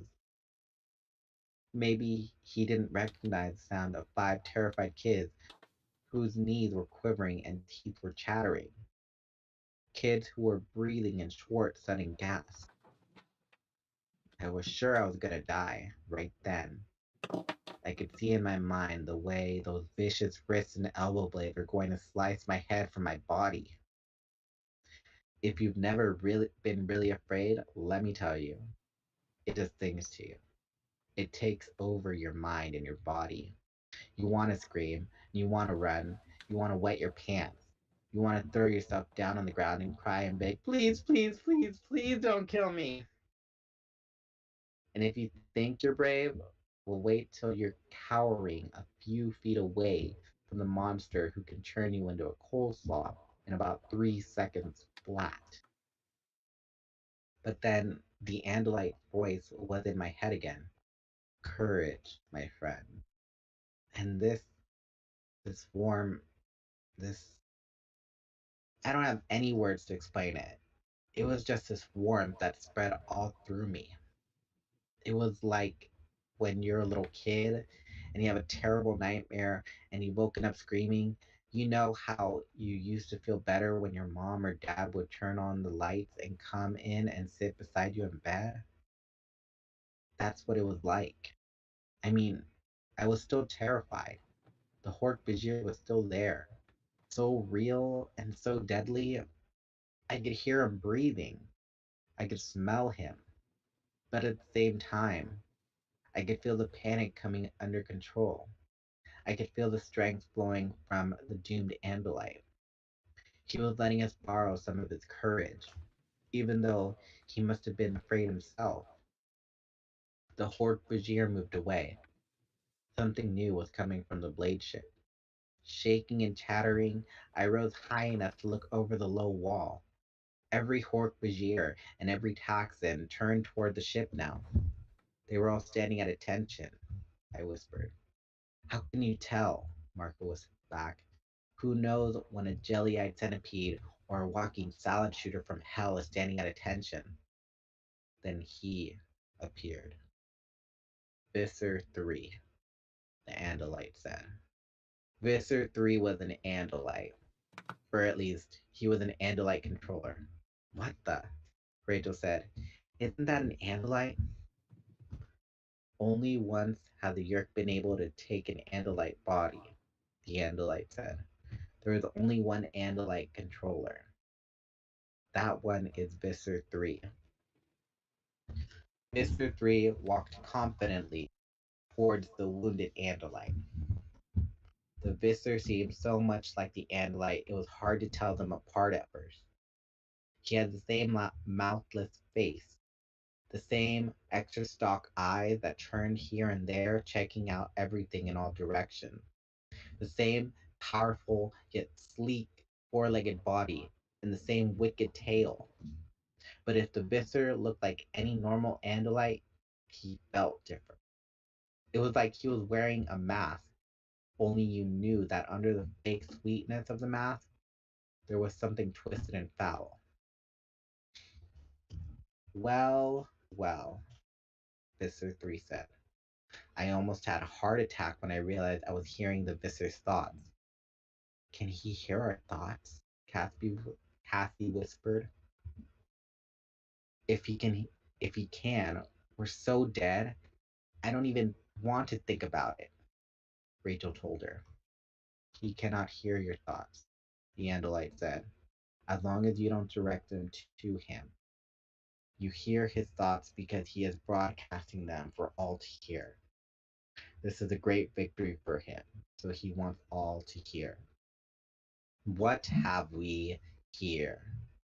A meddling Andalite? Visser 3 looked more closely at the Andalite ship. Ah, no ordinary Andalite warrior. Prince Alfingor Sereniol Shamtul, if I am not mistaken. An honor to meet you. You're a legend. How many of our fighters have you shredded? 7? Or was it 8 by the time the battle ended? The Andalite didn't answer, but I had the feeling maybe it had been more than 8. The very last Andalite in this sector of space. Yes, I'm afraid your dome ship has been completely destroyed. Completely. I watched it burn as it fell into the atmosphere of this little world. There will be others, the Andalite prince said. The Visser took a step closer to the Andalite. Yes, and when they come, it will be too late. This world will be mine.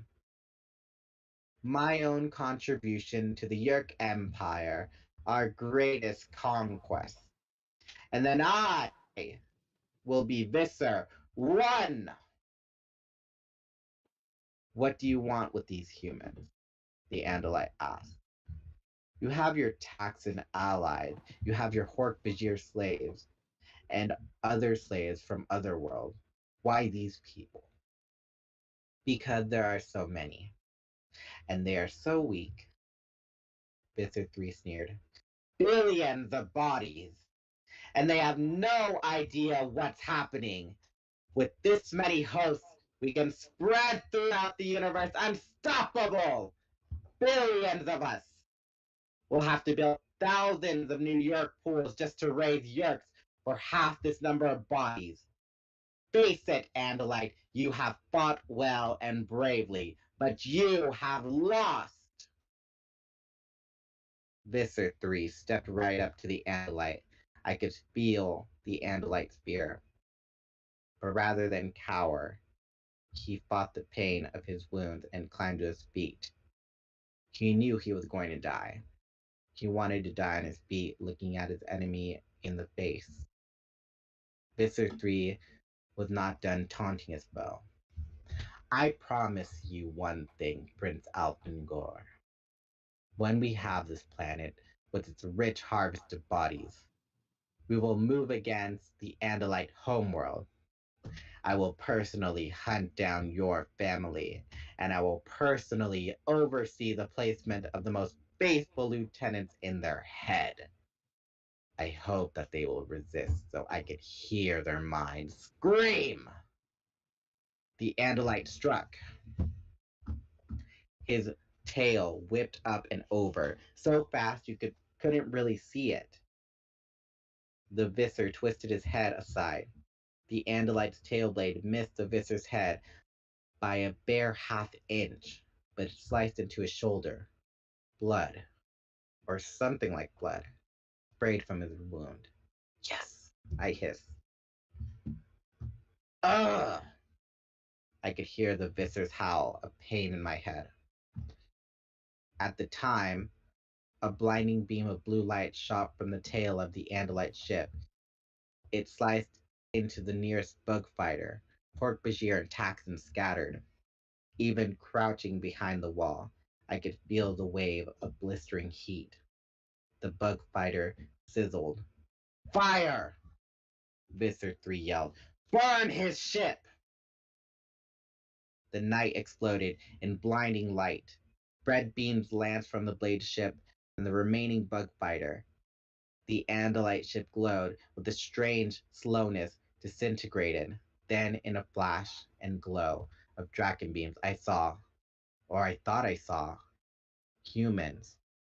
A small group of them. Maybe 3 or 4 back in the shadows behind the visor. There are people over there, I told Marco. What? Are they prisoners? Take the Andalite, Visor 3 ordered his soldiers. Hold him for me. 3 big Hork-Bajir grabbed the Andalite and held him down. Their wrist blades were at his throat, but they knew better than to kill him. That was to be Visser 3's personal privilege. Then we saw why the Yeerk, as powerful as Visser 3, would inhabit the only captured Andalite body. As we watched, Visser 3 began to morph. His Andalite head grew larger, much larger. The 4 horse-like legs merged into 2, then expanded, each leg becoming as big around as a redwood tree. The delicate Andalite arms sprouted and became tentacles. This isn't real, Cassie whispered. This isn't real. In the hideous bloated head, a mouth appeared. It was filled with teeth as long as your arm. The mouth grew wider and wider, becoming a monstrous, terrifying grin. There was nothing left of the Andalite body. A monster had taken its place. The roar of the beast Visser 3 had become made the ground shake. I covered my eyes with my hand. My teeth rattled from the sound. I heard something whimpering. It was me. Visser 3 had become a monster that had made the Hork-Bajir and Taxon look like harmless toys. He reached out with a thick tentacle and grabbed the Andalite by the neck. No, no, no, I heard Cassie whispering over and over again. No, no, no, no. Don't look, Rachel said to her. She put her arms around Cassie's shoulder and held her close. Then she reached for Tobias and took his hand. I guess you never really know someone till you see them scared. And even scared to death, with tears running down her face, Rachel had strength to spare. Visser 3 lifted the Andalite straight up in the air, tearing him from the grasp of the Hork-Bajir. The Andalite prince struck again and again with his tail, but each strike was like a pinprick against the creature. Visser 3 held the Andalite high in the air, and then Visser 3 opened his mouth wide.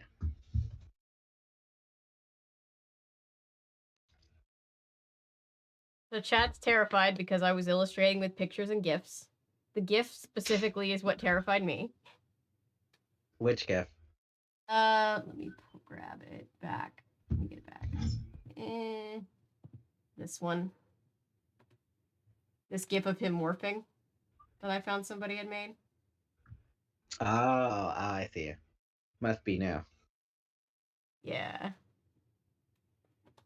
Peyton, stop with that nonsense. He is not lusting at Rachel. Yeah, well, realistically, with it, this whole scene is happening within 15 minutes or so, and that makes it more scary, I think.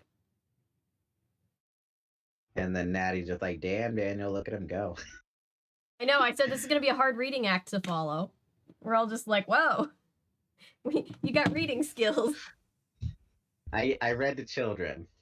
I also read to children. I had to make it palatable for third graders and fourth graders. Fair enough. Talking about death.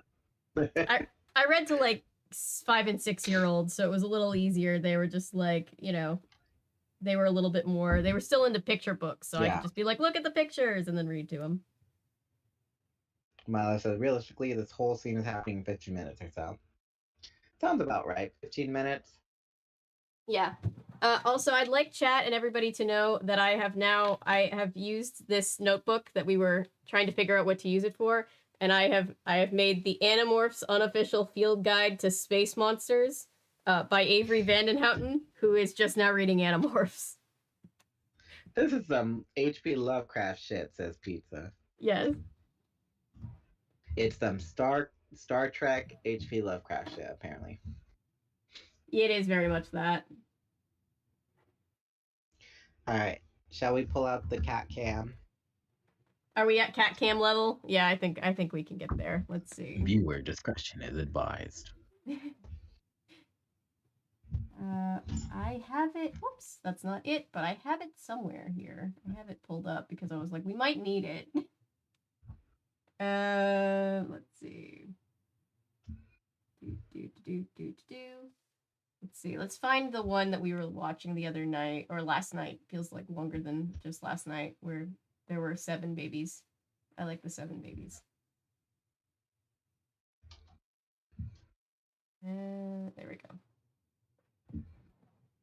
Yeah, well, I think with these books, it's more of like cat cam sandwich, where we start out fine, and then we need cat cam in the middle, and then by the end of the book, everything's fine again.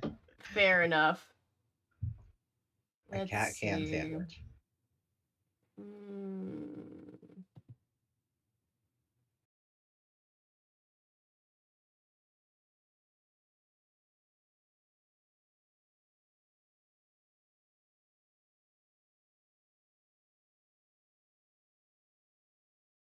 And then also see the pictures. So what I'm going to do is this in theater mode. I think that works. And then, oh, the kittens. I feel so much better now looking at the kittens. I'm going to give it its own thingy so that I can toggle back and forth.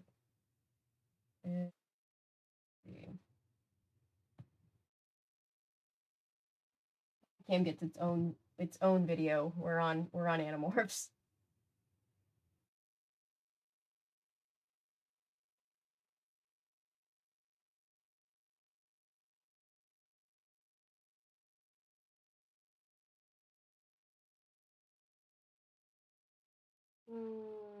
This needs to be not over literally everything else that I'm doing, but thank you. Sorry, you could read the next chapter if you want. I'm just messing around with this. Get to cats.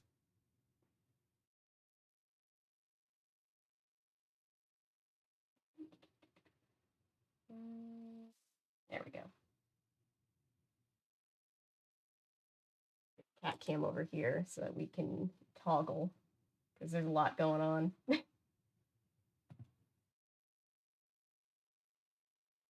Baby cat cam. Cat cam. Yeah, there we go. This mama cat, her name is also Perry, which I appreciate. I think that's very cute. All right, put it under the trigger, the content warnings for Model Land. Put it under the everything else. There we go. Yeah.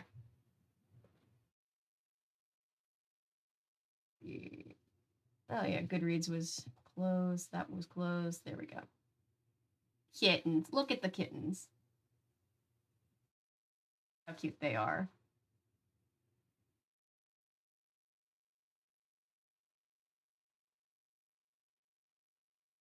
I cannot hear Daniel all of a sudden. Can you guys hear Daniel?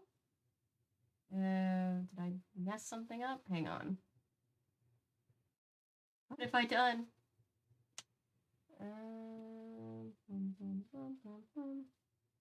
No audio from Daniel. Yeah, I'm getting no audio all of a sudden. And I don't know what possibly could have happened. Because it was working a second ago. Let's see. Desktop audio. I'm not hearing anything on, and it didn't change from the. We cannot hear you. I'm trying to figure out why we can't hear you. Let's see. We hit kittens. What happened? It's just a lot of space alien murder and H.P. Lovecraft type horror. Let's see. No, I can't hear you. The microphone settings didn't change on my side. Dude just got eaten. Yeah, he did just get eaten. Ooh, Lovecraft. Still can't hear. I don't know what could have changed. Let's see, split cam.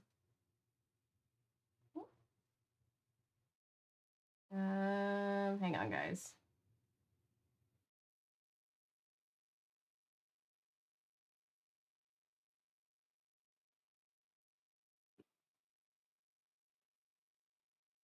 Get here. Desktop audio.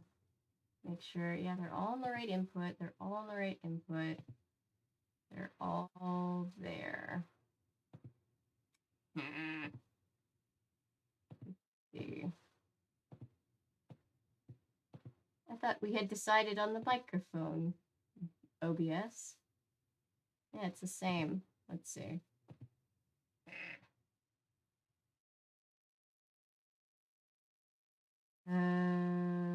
Let's see.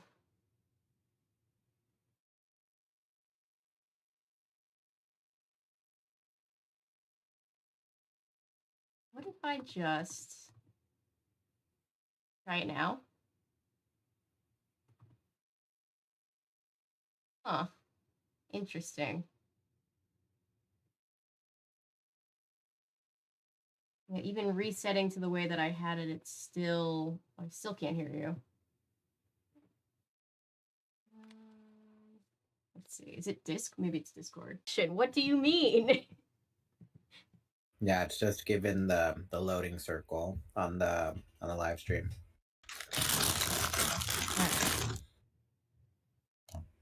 Okay, there we go.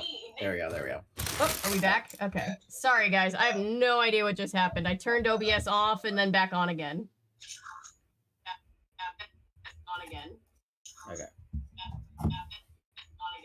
Let me just mute my phone. Okay, there we go. We're back. Okay.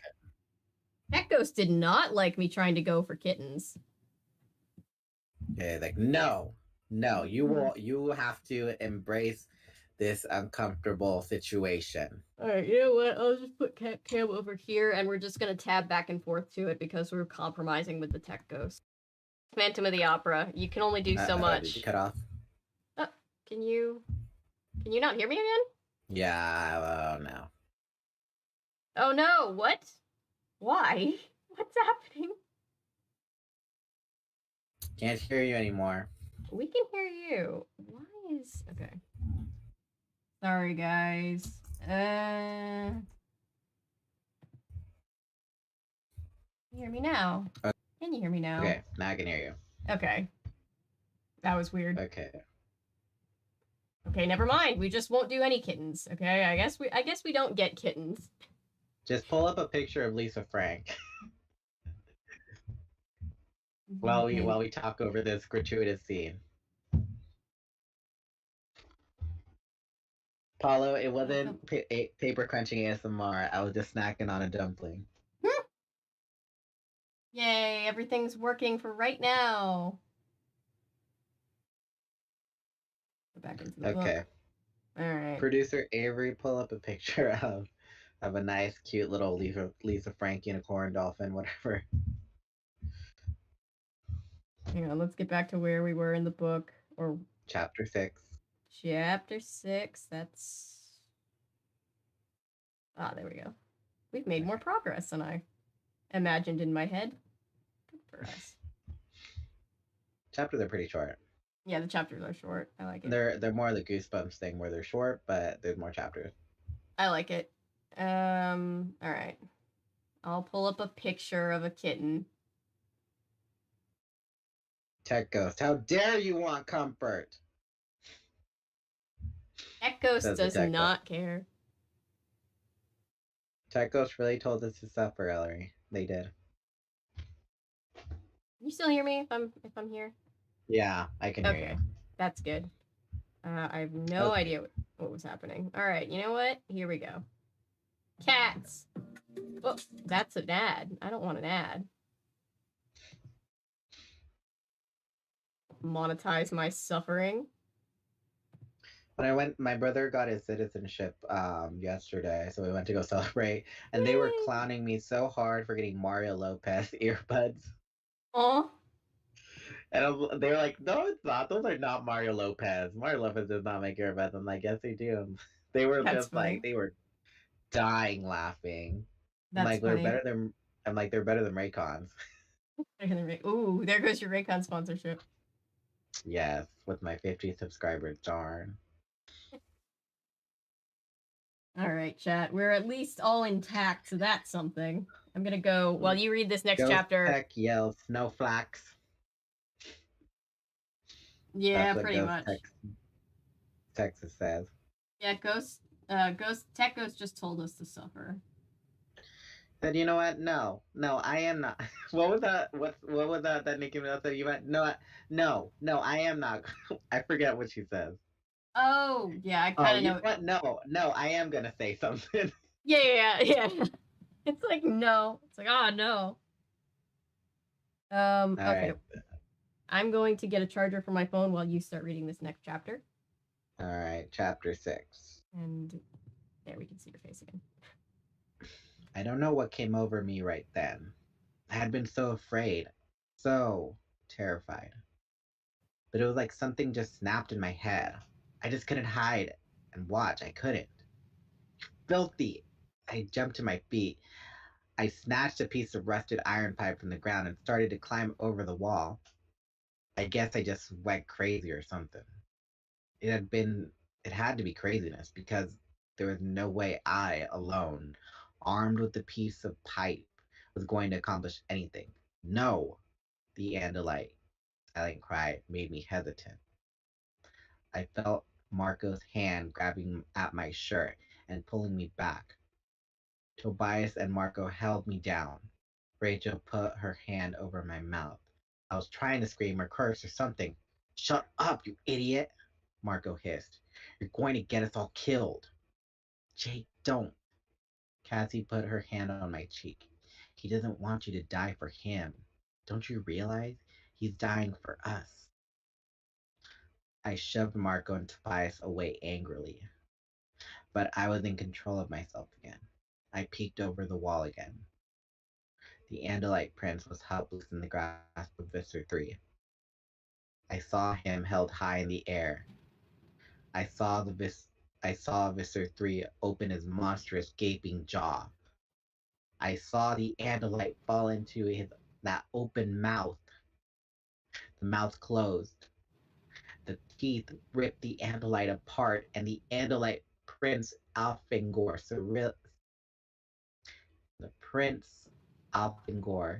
Serenial Shamtul died. At the very end, he cried out. His cry of despair was in our heads. His cry will always be in our head. The Hork Bajir controllers began to make a humping sound like ooh, ooh, ooh, ooh. Maybe they were laughing or applauding. The Taxon controllers rushed forward and crowded around Visser 3. They seemed to be stretching up towards him. And then I saw why. A piece of andalite fell off the Visser's jaw, and the nearest Taxon greedily gobbled it up. Tobias turned away and covered his face with his hand. Cassie had tears streaming from her eyes, and so did I. I heard a sound that was strange because it was so normal. It was laughter. Human laughter. The humans. The human controllers. Because that's what they were. Were laughing like they were at some kind of show.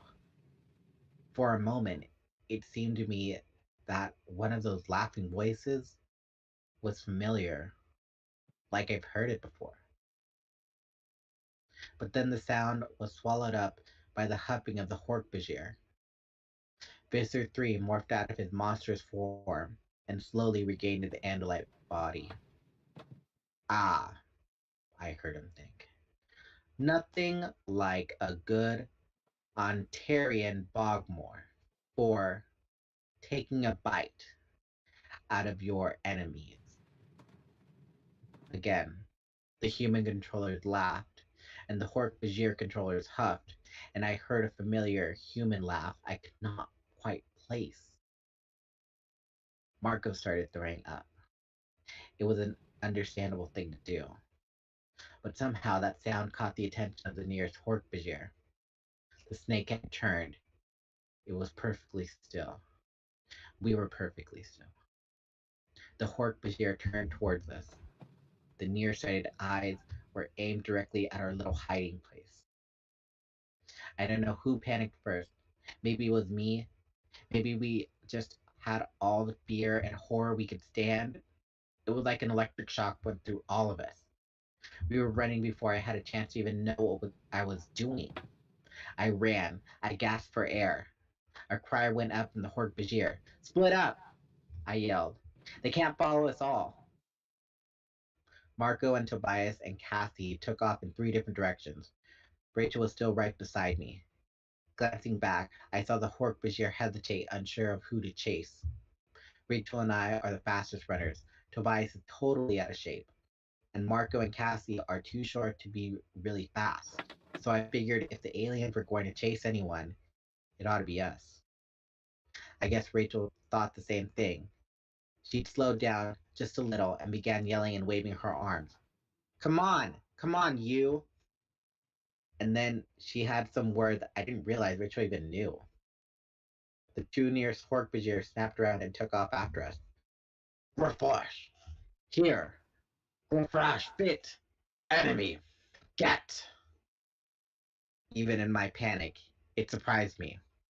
They were talking some mix of their own alien language and ours. Gefresh! Fit! Nahar! I get! I kill! I ran. Suddenly, my foot slammed something and I was down. I hit the ground hard. The wind was knocked out of me.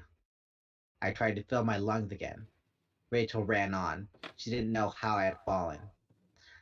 A spear of red light struck a concrete pipe just beside me. The concrete vaporized. The 2 Hork-Bajir were coming at us, bounding like some devil kangaroos. I was up and running. Rachel must have realized I wasn't with her anymore. She stopped and started to come back towards me. Don't be an idiot, I yelled. Run! She hesitated just for a second, but she knew she couldn't do anything more for me. She ran. I saw a dark hole ahead and raced toward it. A doorway. Inside, it was black as the grave. It was one of the buildings that had almost been completed. Just bare concrete walls and scattered junk. But I knew I had been in here before. Marco and I walked all through it. There were hallways and little side rooms. It was like a maze. Marco, Rachel, they gotten away? And what about Cassie and Tobias? I tried to get my brain to concentrate as I scurried across the first big room. There was a corridor. Somewhere. I groped in the dark and found a wall.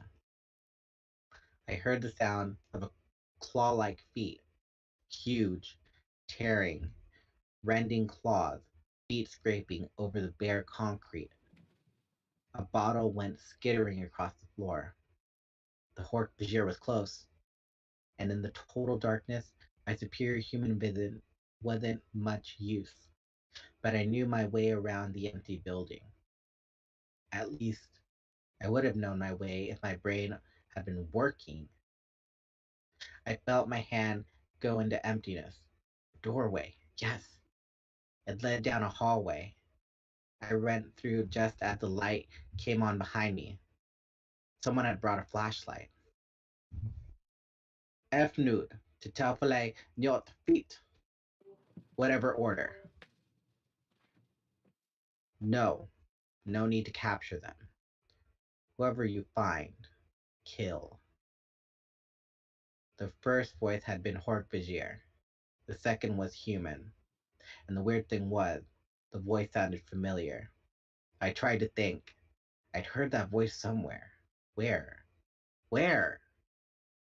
To save the head, the human told the Hork-Bajir.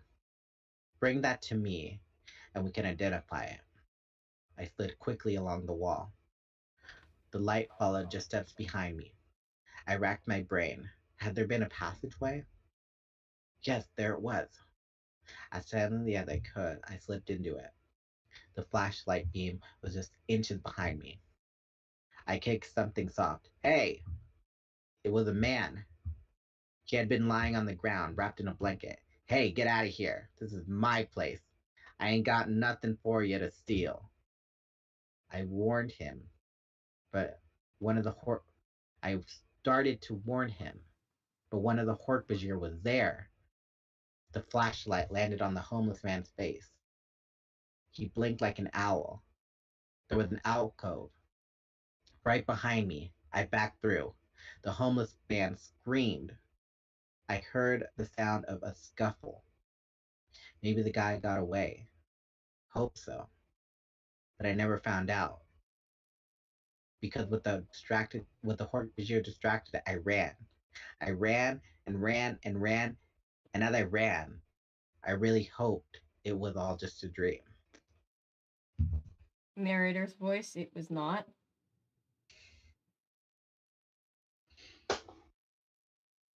Alright. So, vote now.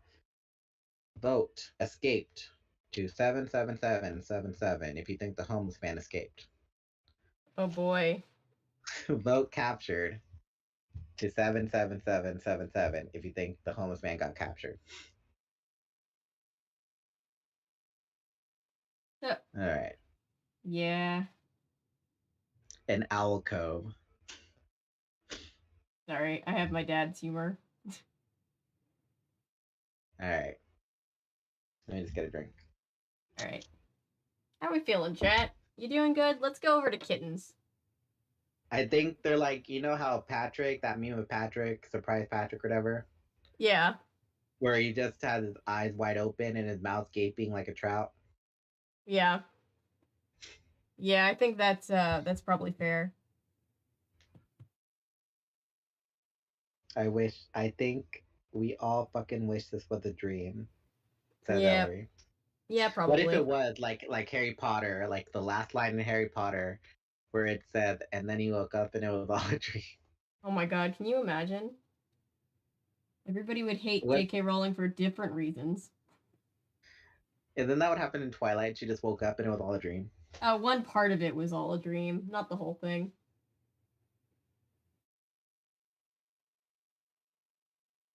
So dead, says Texas. And Peyton says he feels more like Pinhead Larry's face. Alright, you ready? I think we're ready. Are you ready, chat? As ready as we can be? Alright. Chapter 7. somehow I made it home. I don't know how. I have no memories of anything after the last sight of the Hork-Bajir. I wish I had no memories of anything that happened that night. If only I could forget it all. I called around to the others. Everyone was shaky. They were all alive. Rachel kept trying.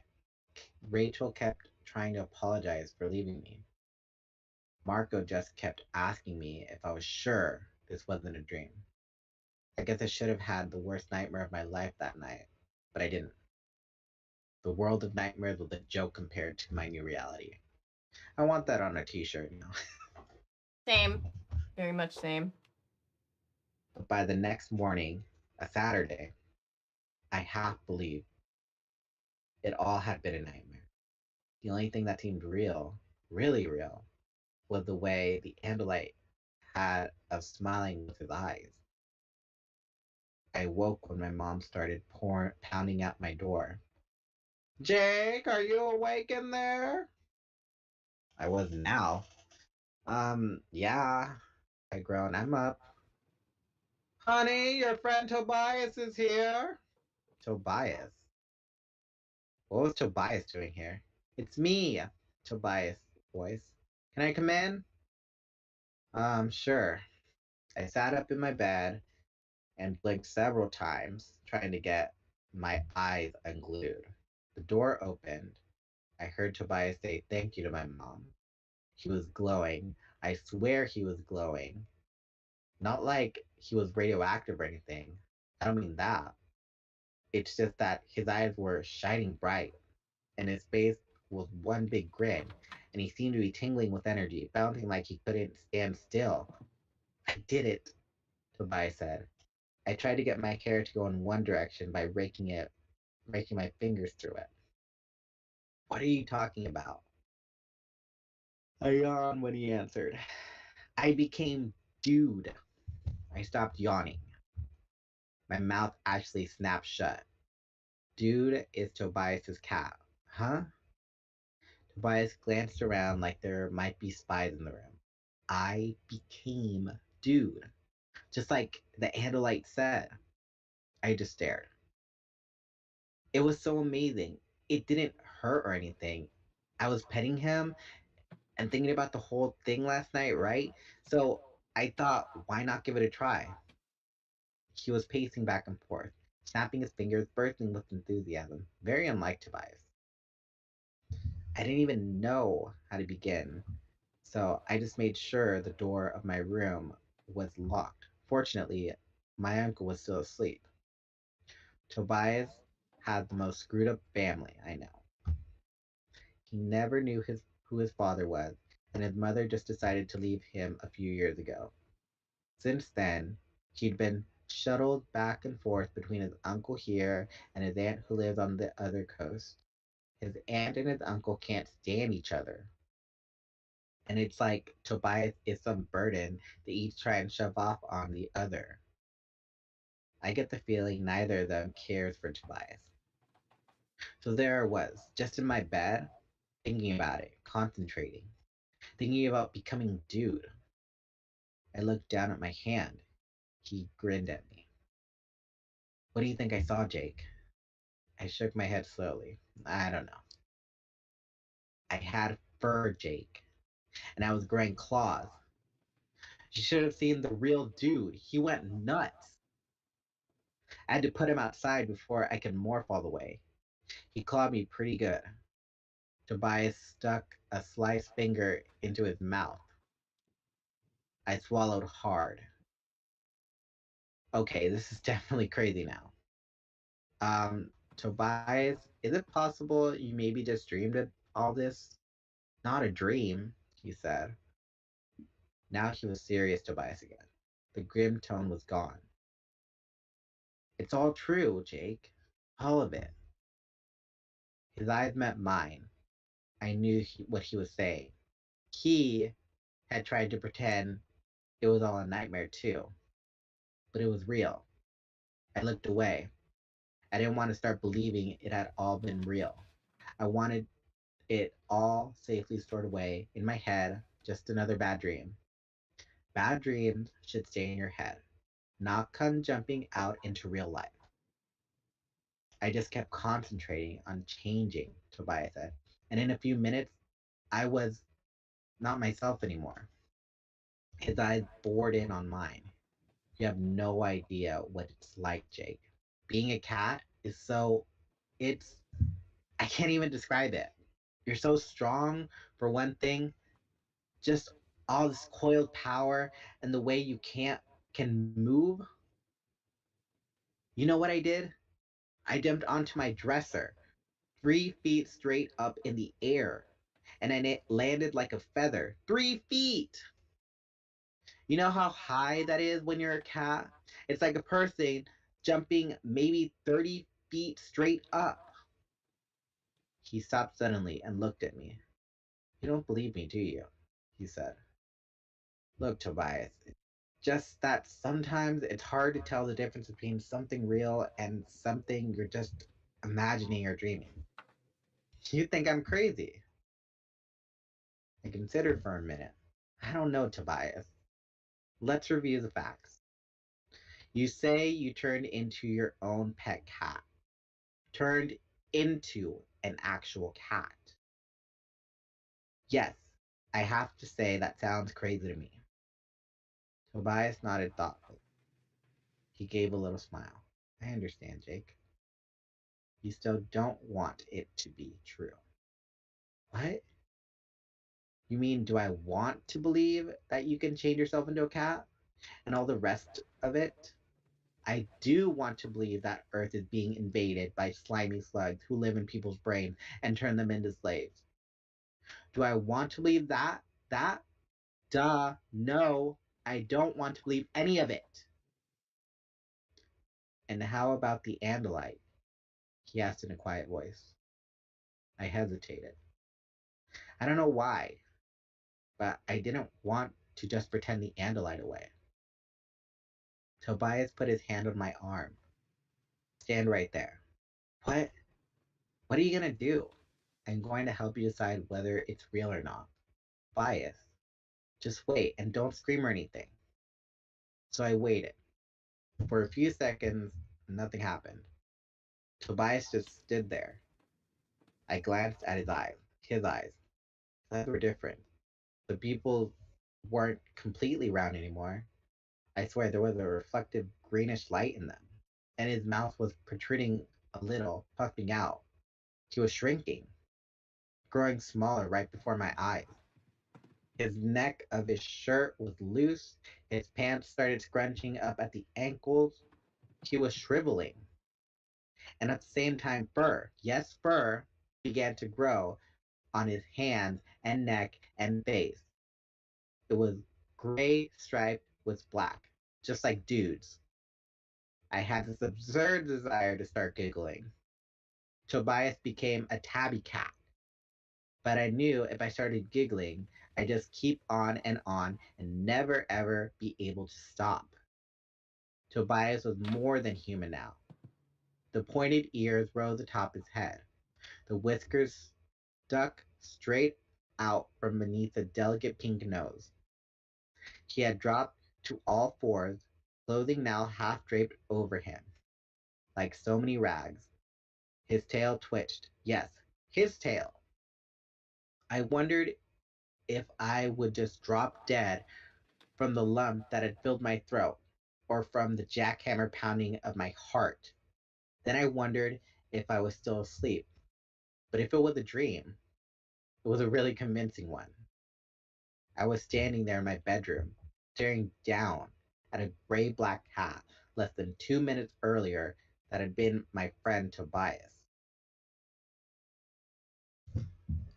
Well, that's not something you see every day. He became Perry. He did, yes. I'm pretty sure that's what happened to Perry, because Perry is definitely not a cat. Oh, what she is. All right. How's Trap feeling right now? Chat's talking about the viability of drinking alcohol for this alcohol solving these problems. Alcohol is never the answer. You Uh, go and watch your children's television programming like Arthur and PB&J Otter and Bear in the Big Blue House to make those, to help you cope with the world. Or at least that's what I do. Ellery says mix a couple wine coolers and some Arizona brand sweet tea. You won't even taste the alcohol. Mix it all together, and you know that it's It the does best sound of like both worlds. that does sound like my speed of drinking if I am drinking. All right. Katie says she's not allowed to drink because she's just a baby. Yeah. All right. Shall I continue? Mm-hmm. Chat's mad at me, says Texas. No, chat was giving Texas a hard time for saying alcohol was the answer. But we're all going through it right now, so. No, I was reiterating what he was saying. Chat's mad at me, says Texas. Oh, yeah. Have you had alcohol slushes? Delish, says Natty C. I've had something similar to an alcohol slushy, but not like like branded. Nah, Just I'm more of bootleg. a white Russian type of person. I like my coffee, so I like, white Russians. Drink of Nice. choice. Very nice. Like the Big Lebowski, El Duderino, the dude. Yeah. That's what I was referencing last night with the whole Ducky thing. Ducky. El what did I say? El Duckerino? El No. Duckerino. It was he said like No. everything. Oh, Ducky. Your duckness, El Duckerino. Yeah. That was from Big Lebowski. I'm the dude. The dude, his dudeness, El Duderino. Yeah. Maybe he's just a nihilist. All right. The dude. Chapter 8. I hope I'm asleep, I muttered. I really do. You're not asleep. Is that you? I demanded of the cat. Can you hear me? Tobias sounded surprised, although sounded wasn't quite the right word. Yes, I said cautiously. I did not know I could send thoughts like this, Tobias said. Just like the Andalite. I guess it only works when you're morphed. I am a talking cat. I am talking to a cat. I realized, and I thought Tobias was crazy. I wondered if Tobias had heard my thought. I concentrated. Tobias, can you hear me? Yeah, he said. I hear you. Did you hear my thought before that? I asked. No, I don't think it works that way. You have to think at me for me to hear. Hey, watch this. Suddenly, Tobias leaped through the air. He pounced precisely at my autographed baseball that was lying in the corner. Maybe a 4-foot jump? That is so excellent. Hey, pull a string for me to chase. Pull a string? Why? Because it's fun. I dug in my desk drawer and found a length of string left over from my birthday gift. It's not exactly big on keeping my room clean. The string was from a birthday gift 2 years ago. How's this? I drew the string slowly across the floor, a foot or more from Tobias's nose. He settled back on his haunches and began wiggling his hindquarters. He pounced. He landed on the string, grabbed it in his sharp teeth, rolled over, and began ripping at the string like it was the only thing on earth that mattered. I tried pulling the string away, but he pounced again. Yes, you got it. Tobias, what are you doing? Pull it faster. I see it. I got it. Tobias, what are you doing? I shouted. You're playing with the string. Suddenly, he stopped. His tail twitched.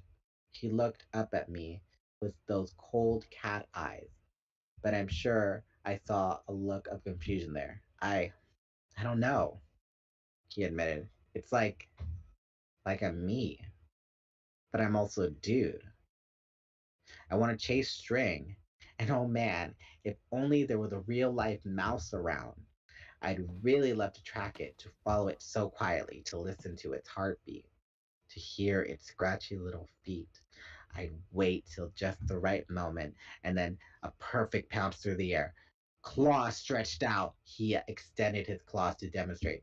Tobias, I think we're learning something here, I said. Amazing how quickly I was becoming used to the idea of talking to a cat. What? What are we learning? I think you aren't just Tobias. You really are a cat. I mean, you have all the same instincts.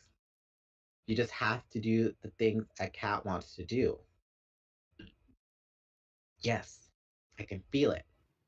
It's like two different animals melding into one. I can think like a person and like a cat. You'd better change back, I said. He nodded his cat head up and down. Very weird to see. I can tell you, a cat nodding yes in a thoughtful, normal way. You're right. To change back to human form was at least as strange as to change to cat. The fur disappeared, leaving bare patches of pink skin behind. A nose grew out of the flat cat base. The tail sucked up like a snug, like a snake going up the vacuum cleaner. Tobias stood there, looking embarrassed. He quickly pulled on his clothes. Maybe with some practice, we can figure out how to change back into our clothes. We?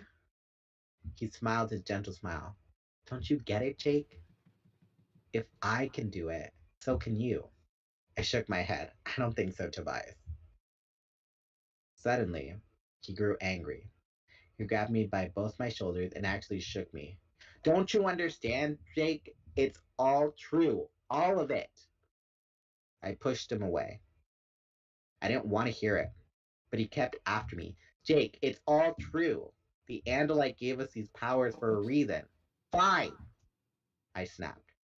You use them. I will, he said. But we'll need you, Jake. You most of all. Why me? He hesitated. Geez, Jake, don't you understand? I know what I can do and what I can't do. I can't make plans and tell people what to do. I'm not the leader. You are. I laughed rudely. I'm not the leader of anything. He's just looked at me with those deep, troubled eyes. Eyes I can now see only in my memory. Yes, Jake, you are our leader. You are the one who can bring all of us together and help us defeat the controllers. We have the ability to be much more than we are, to have the stealth of a cat and the eyes of eagles and the sense of smell of a dog and the speed of a horse or a cheetah. We're going to need it all if we have any hope of holding out against the controllers. I wanted it not to be true. I wanted none of it to be true. But I knew it was. I nodded slowly. It felt like I was agreeing to something awful, like I was volunteering for a trip to the dentist or something much worse. I felt like a million pounds of weight had just landed on my shoulders. I knew what I had to do next. Well, I said grimly, I guess I'd better go find Homer. Homer, and that's my dog.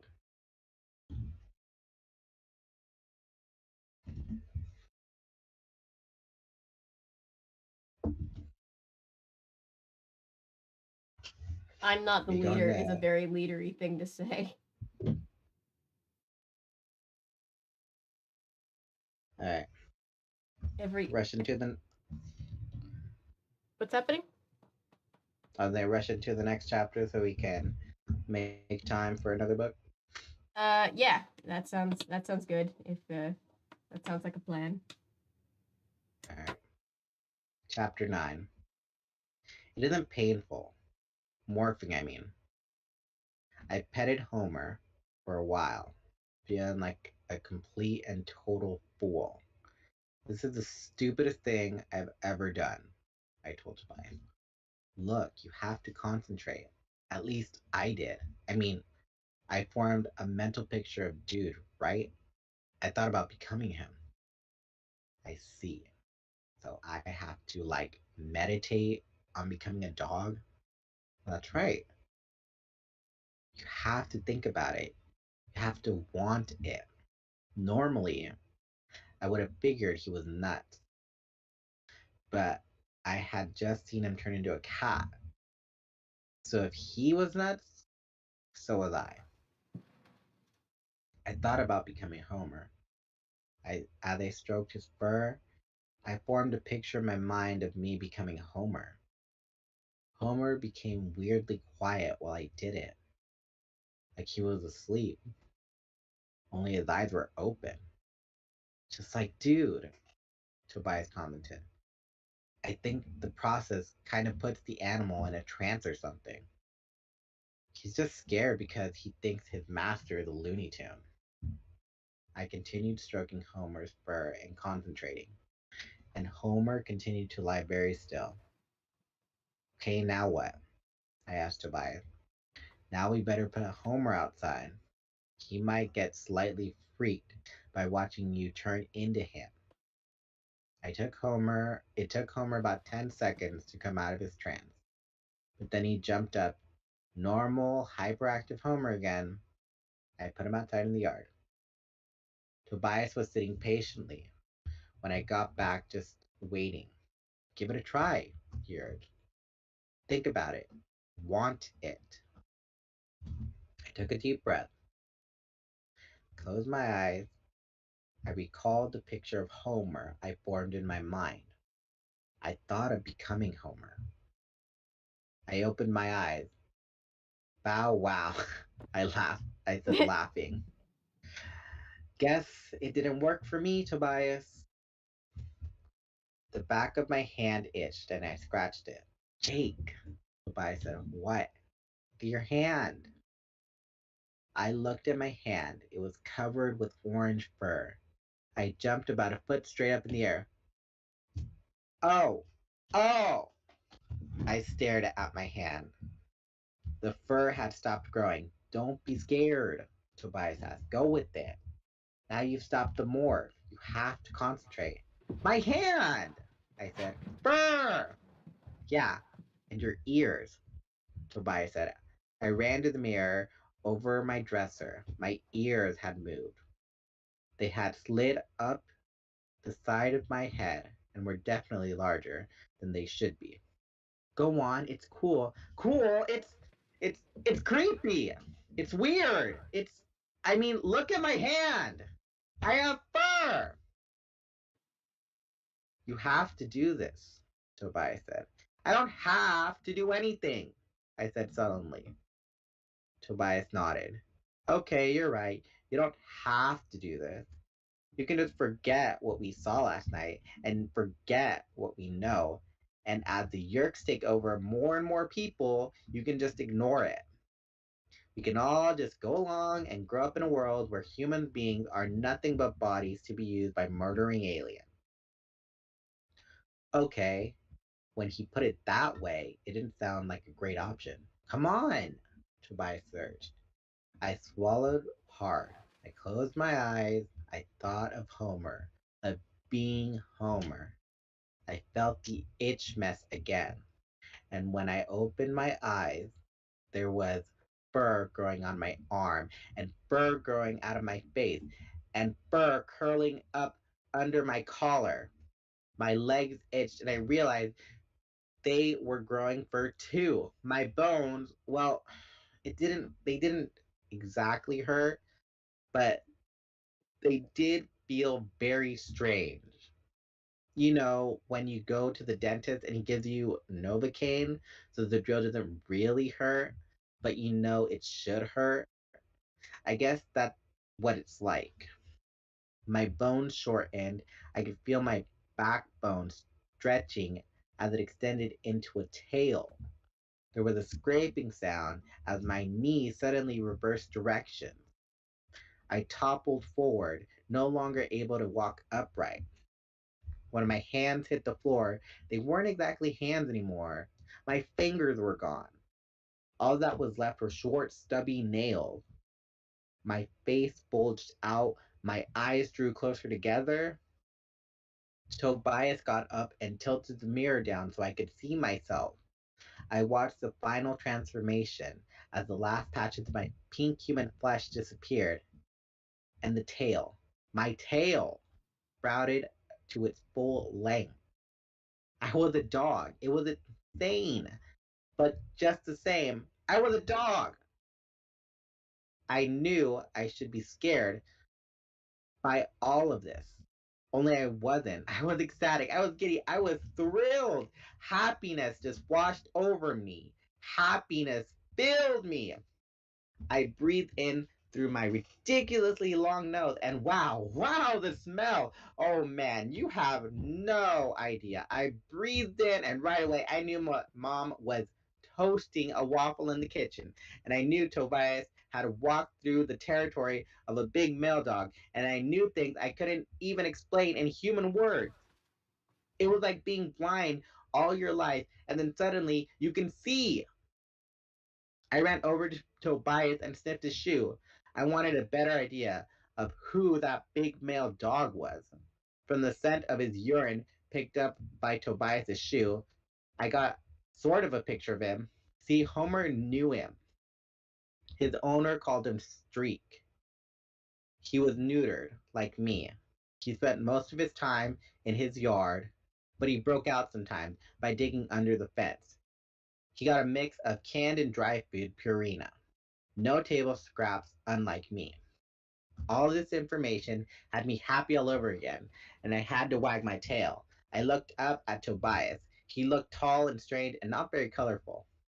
I wasn't all that interested in looking at stuff. Smelling things was way better. Intruder! There was a noise in the yard. A dog. An unknown dog in my yard. An intruder! I ran to the window and perched against it and cut loose. I barked as loud as I could.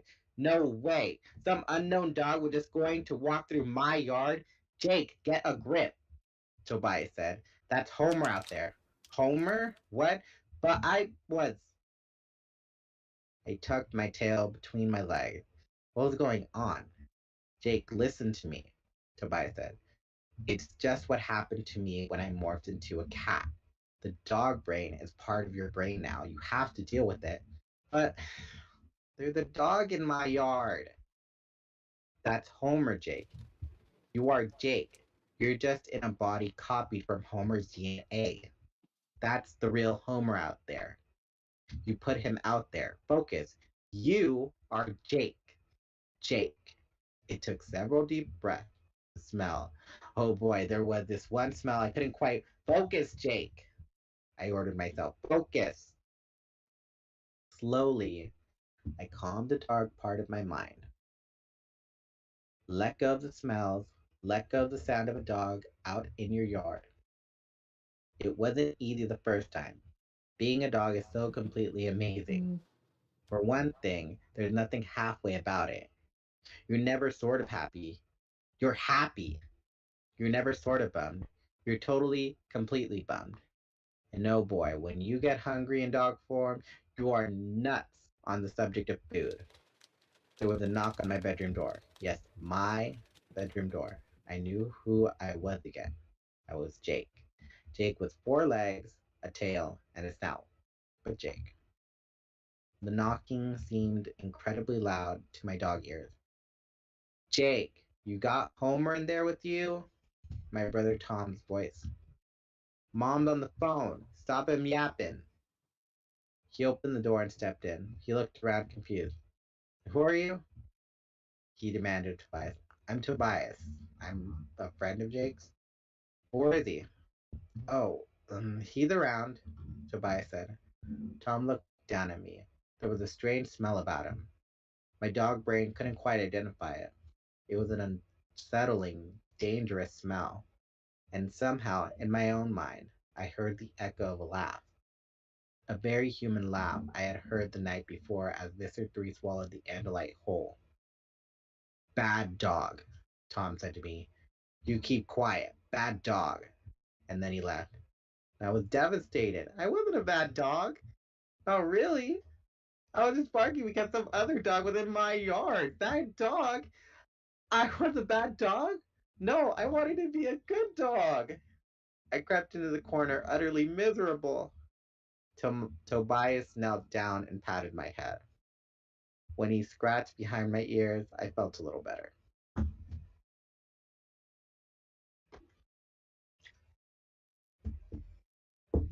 This poor guy's going through just so many emotions.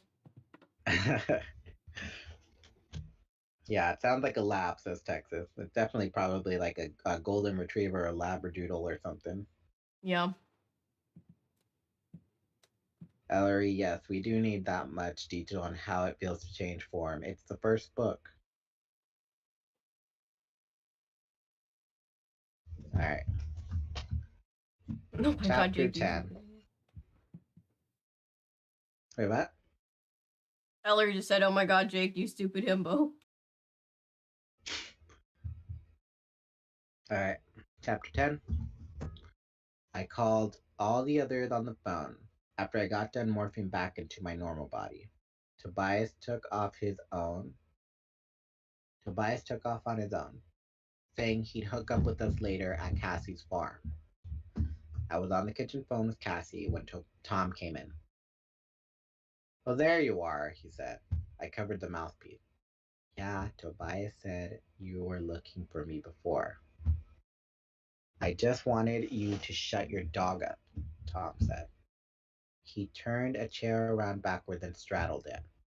I hesitated. For some reason, I didn't want to talk to Cassie with Tom listening. "I'll just see you there in a couple of hours, okay?" I told Cassie. I hung up. I looked over at Tom. He's bigger than me, even though I'm not exactly small. His hair is darker, almost black, while mine is brown. I had always trusted him. He wasn't like a lot of guys who'd pound on their younger brothers. We were always kind of close, at least until last year. Somehow, we just weren't spending as much time together. Partly, it was that he was involved in this club called The Sharing.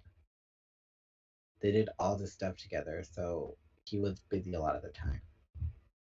The thing is, Tom should have been the very first person I told all this stuff that had happened. But I was sitting there watching him munch toast. I just had this feeling that said no. This has to be a secret, even from Tom. Instead, I told him the other thing that I was afraid to tell him. I didn't make the team, I said. "What team?" he asked. He looked puzzled. "What team?" "Basketball team. Your old team." "Oh, too bad," he said. "Too bad," I repeated. I could not believe how little he seemed to care. "It's just a sport," he said. He munched another big bite of toast. "Just a sport?" I couldn't stop repeating what he said. Tom saying sports were no big deal? No way. He lived for sports. "Yeah, I guess I just don't have your total skills." He shrugged. "Well, I quit the team anyways, a couple of days ago." Practically fell out of my chair. "You quit? You quit the team? And you even talked to me about it. What's the deal?" I didn't say anything because I knew you and Dad would make a big thing of it. "Look, there are more important things than throwing balls through hoops," he said. He had this mysterious look in his eyes. I figured he meant girls were more important thing. "Besides," he added, "we do much cooler stuff at the Sharing. Maybe you should join us." I was stunned. Obviously, Tom and I were further apart than I realized. When we were done talking, I headed outside to mow the lawn. I mow the lawn every Saturday. It's my major chore. That and taking out the trash, which I hate because I have to do all this recycling stuff. When I was finally done mowing and trimming and raking, I hopped on my bike and took off. I had arranged for everyone to hook up at Cassie's farm. This isn't exactly a normal farm. although it had been in the old days, and they do still have horses and cows. But now the big red main barn is the wildlife rehabilitation clinic. Cassie's father runs it. They take in any kind of injured animal, except pet type animals. There are always lots of birds, along with squirrels and deers and skunks and so on. Sometimes they get bobcats, or a fox, or even a wolf. Cassie's mom is a vet too, but she works at the gardens. That's this huge amusement park that also has a zoo, or I guess they call it a wildlife park. Luckily, Cassie really loves animals. It would have been hard having her parents if she didn't really love animals. Me, I have a dog. Tobias has a cat. Cassie has everything from porcupines to polar bears. And by the time I get there, Marco, Tobias, and Rachel were already waiting outside the barn. Rachel had her face turned up to catch the tanning rays of the sun. Cassie wasn't there yet. I figured she was doing chores. She had tons of work to do around there.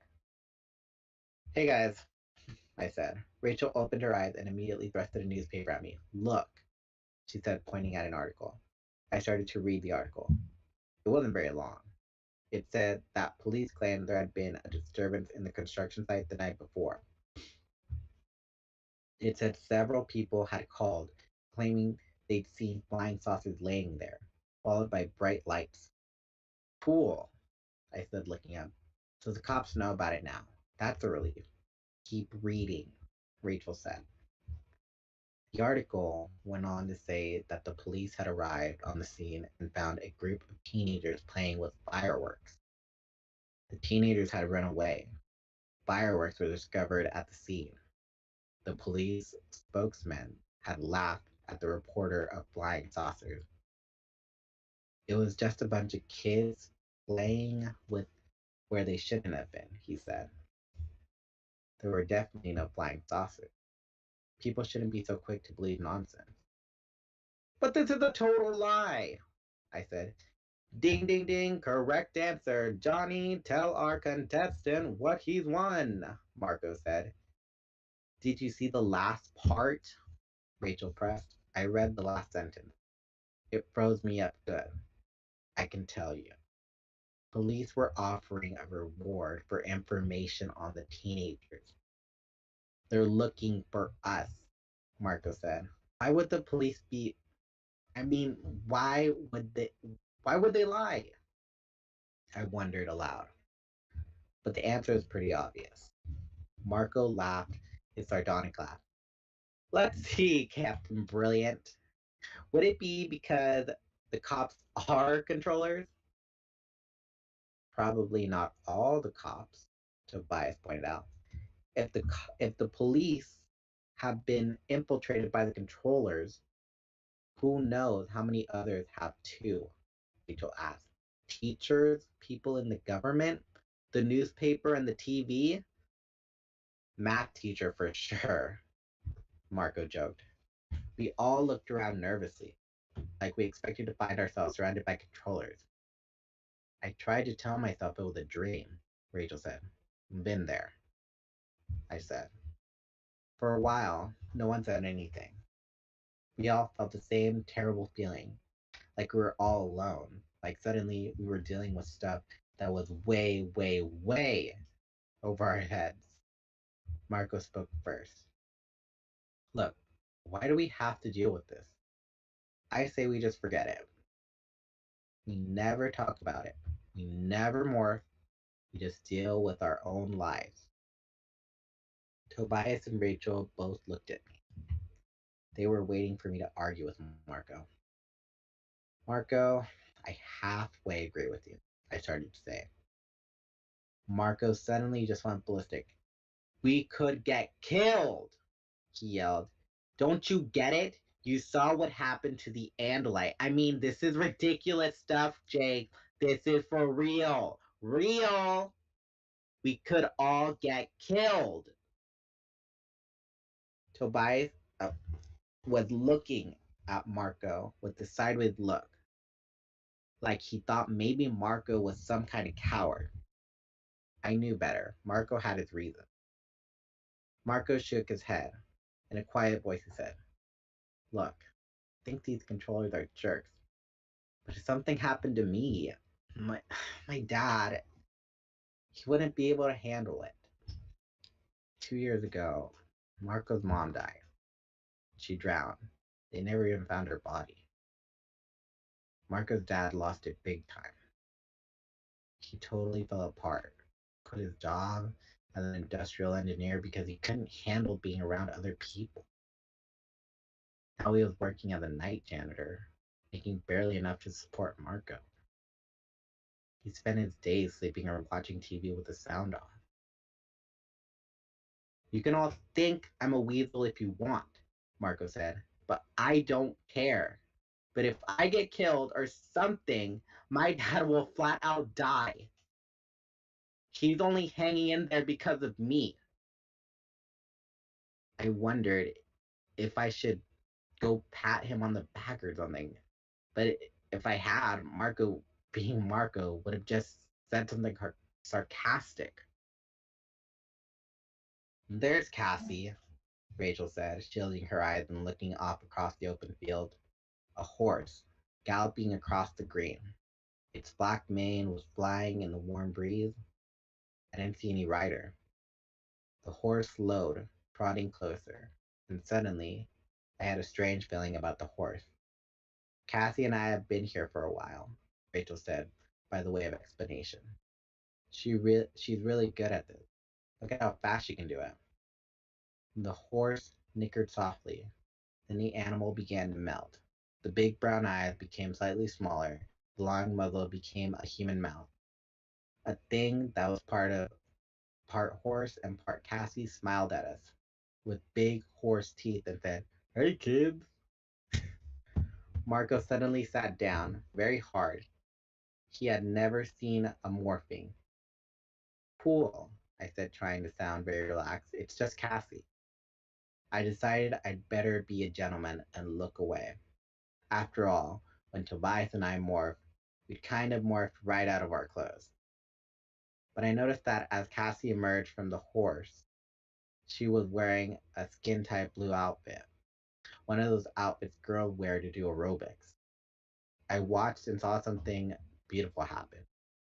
For just a few seconds, she stayed half horse and half human. She reminded me of the Andalite. I realized it was deliberate. Cassie was controlling the way she morphed. "Geez, Rachel," I said. "You're right, Cassie is good." Suddenly, we heard the sound of tires on gravel. We all spun around. Down the gravel and dirt road came a single black and white car. "Cops!" Tobias cried.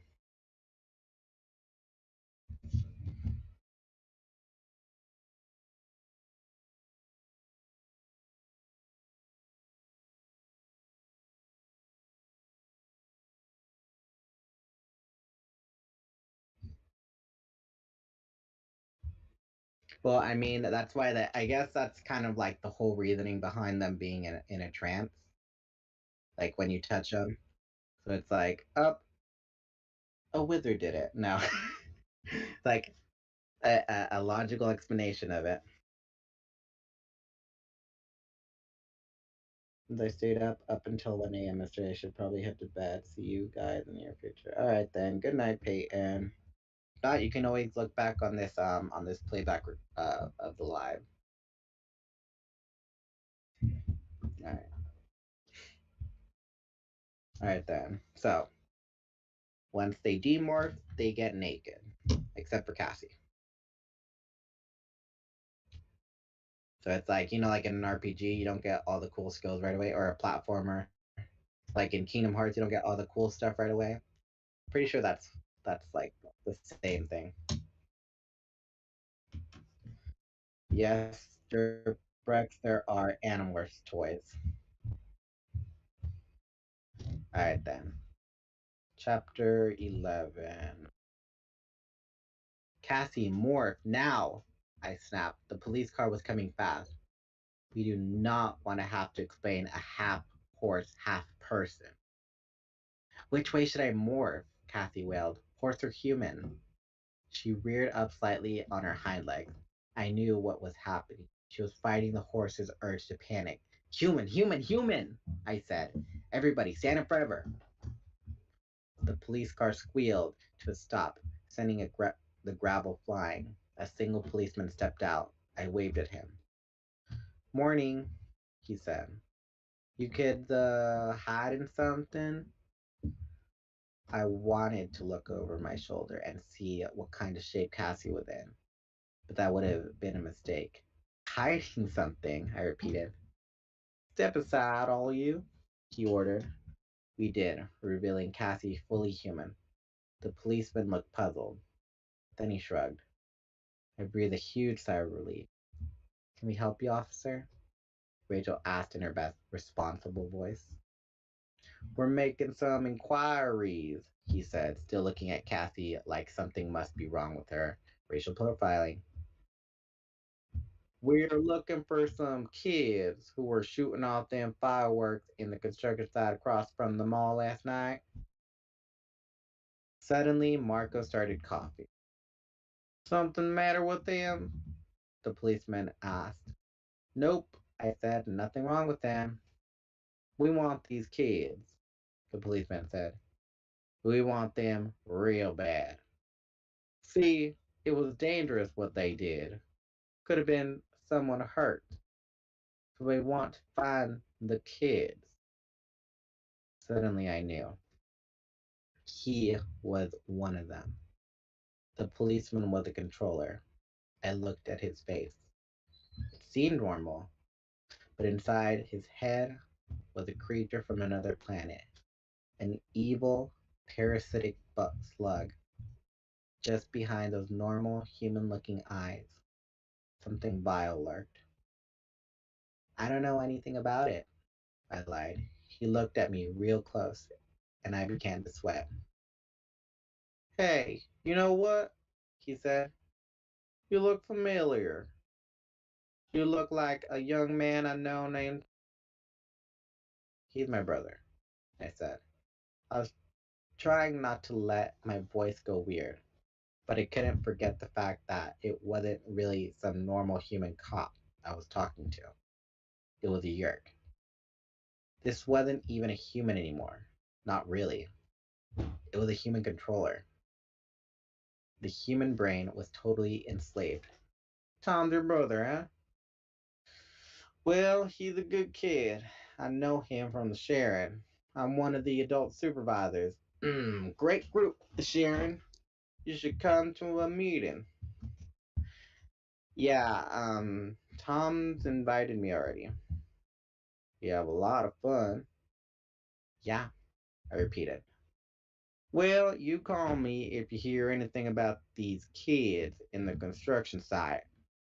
I should warn you, they may come up with some wild story to conceal their guilt. But you're too smart to believe a bunch of crazy lies now, aren't you, son? He's a regular genius, Marco said.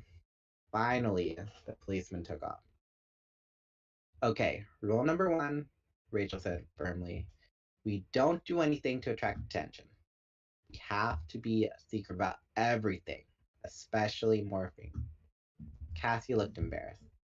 Yeah, it was stupid of me. It's just, man, it was so amazing running like that. Out in the open spaces, running and running. How did you manage to morph with clothing? I asked. When Tobias and I did it, well, let's just say it's a good thing neither of you girls were around. Took some practice, Cassie said, and it can only be on tight clothing. I tried it with the coat on, it got shredded. I don't know what we'll do in the winter. That's not going to be a problem, Marco said, because there isn't going to be any more morphing. Maybe Marco's right, Rachel said. This is too big for us. I mean, we're just kids. We need to find someone important to tell this, someone we can trust. Can't trust anyone, Tobias said flatly. Anyone could be a controller. We tell the wrong person, we're all dead, and the whole world will be doomed. I don't want to stop morphing, Cassie said. Do you realize all we could do with this power?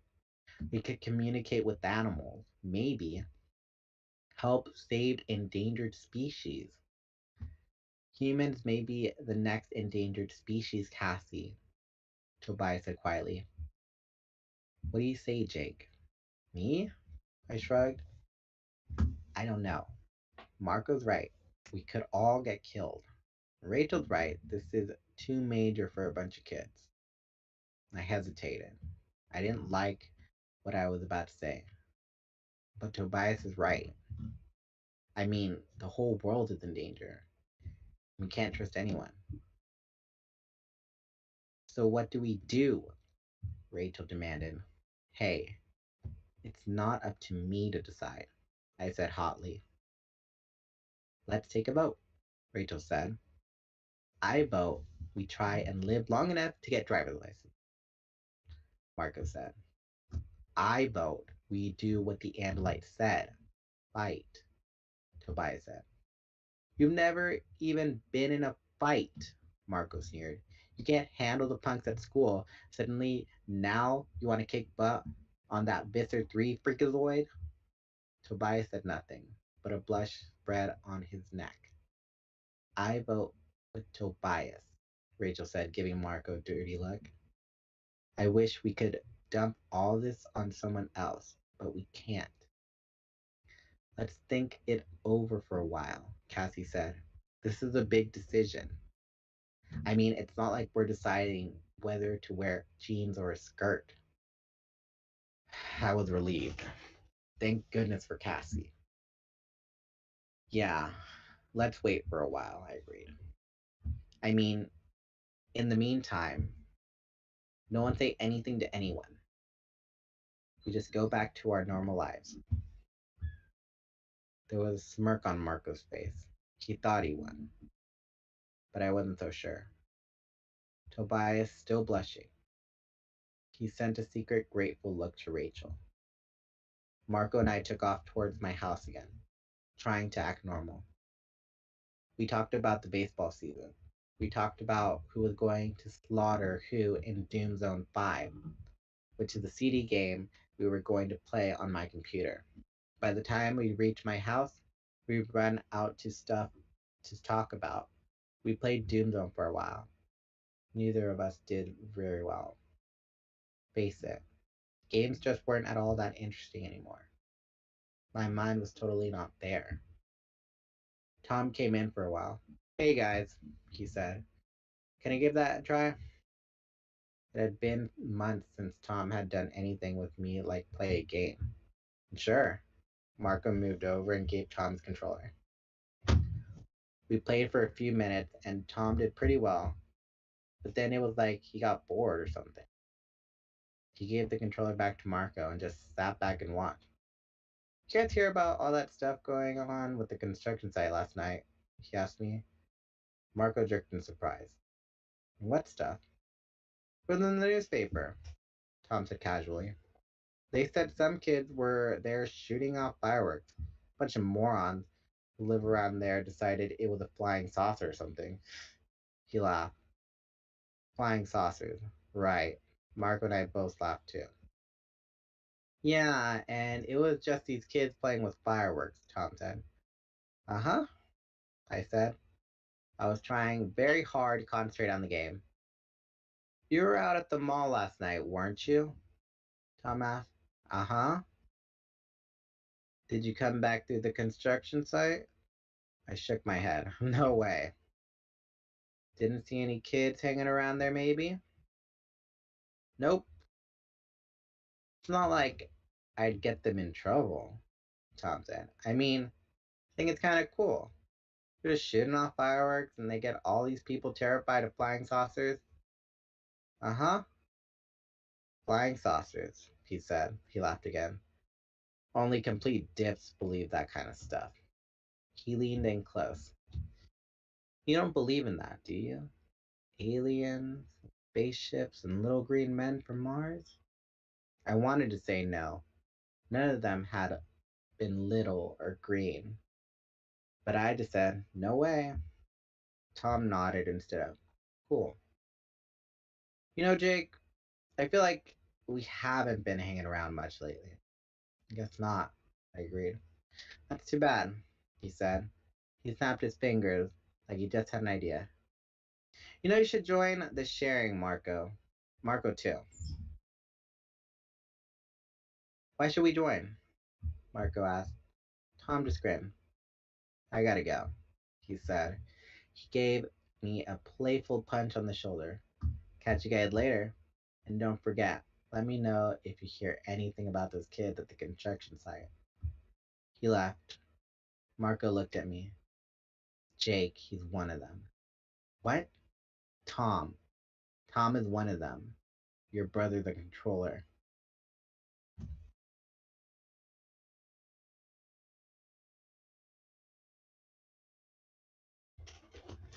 All right, let me get a drink.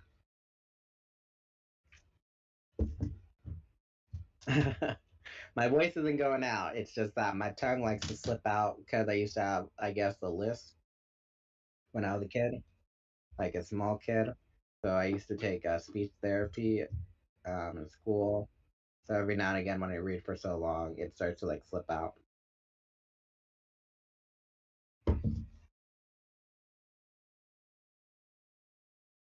What?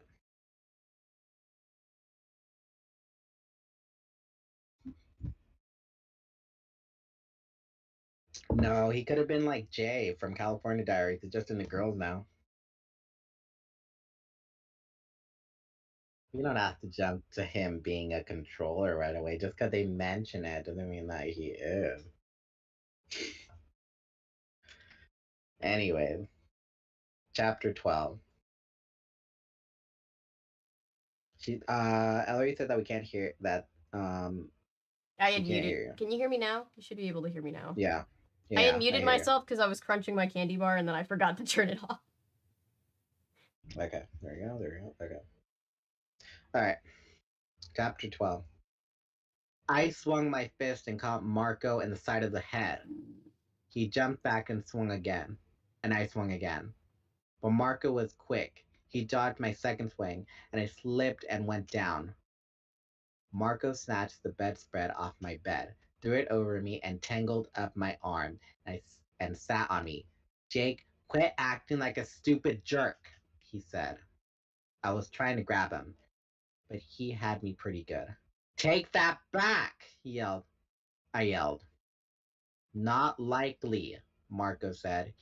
You think it's just a coincidence he's suddenly all interested in what happened at the construction site? I knew it looked bad, even while I was struggling to get free and kick Marco's butt. I had the sudden flash about the smell I'd noticed from Tom when I was morphing into a dog. And there was that laugh I'd heard at the construction site. No! This was Tom, my big brother. Tom would never, ever have let those slimy creeps into his head. Never! I'll let you up if you calm down, Marco said. Yeah, right. That's the lie every mom tells. I won't yell at you if you tell me the truth. Yeah, right. I won't yell at you. Look, maybe I'm wrong, okay? I stopped struggling and Marco let me up. You have to admit, Jake, it doesn't look good. Tom is not one of them, okay? That's final. I said. Whatever, Marco said. Don't punch me again.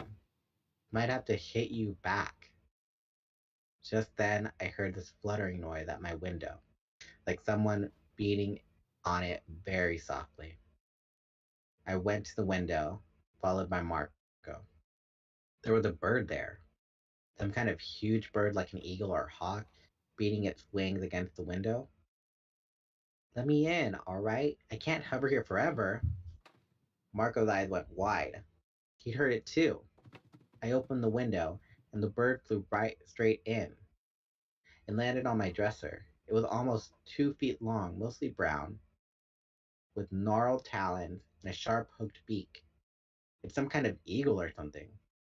A red-tailed hawk, actually, Tobias said. That you, Tobias? Marco demanded.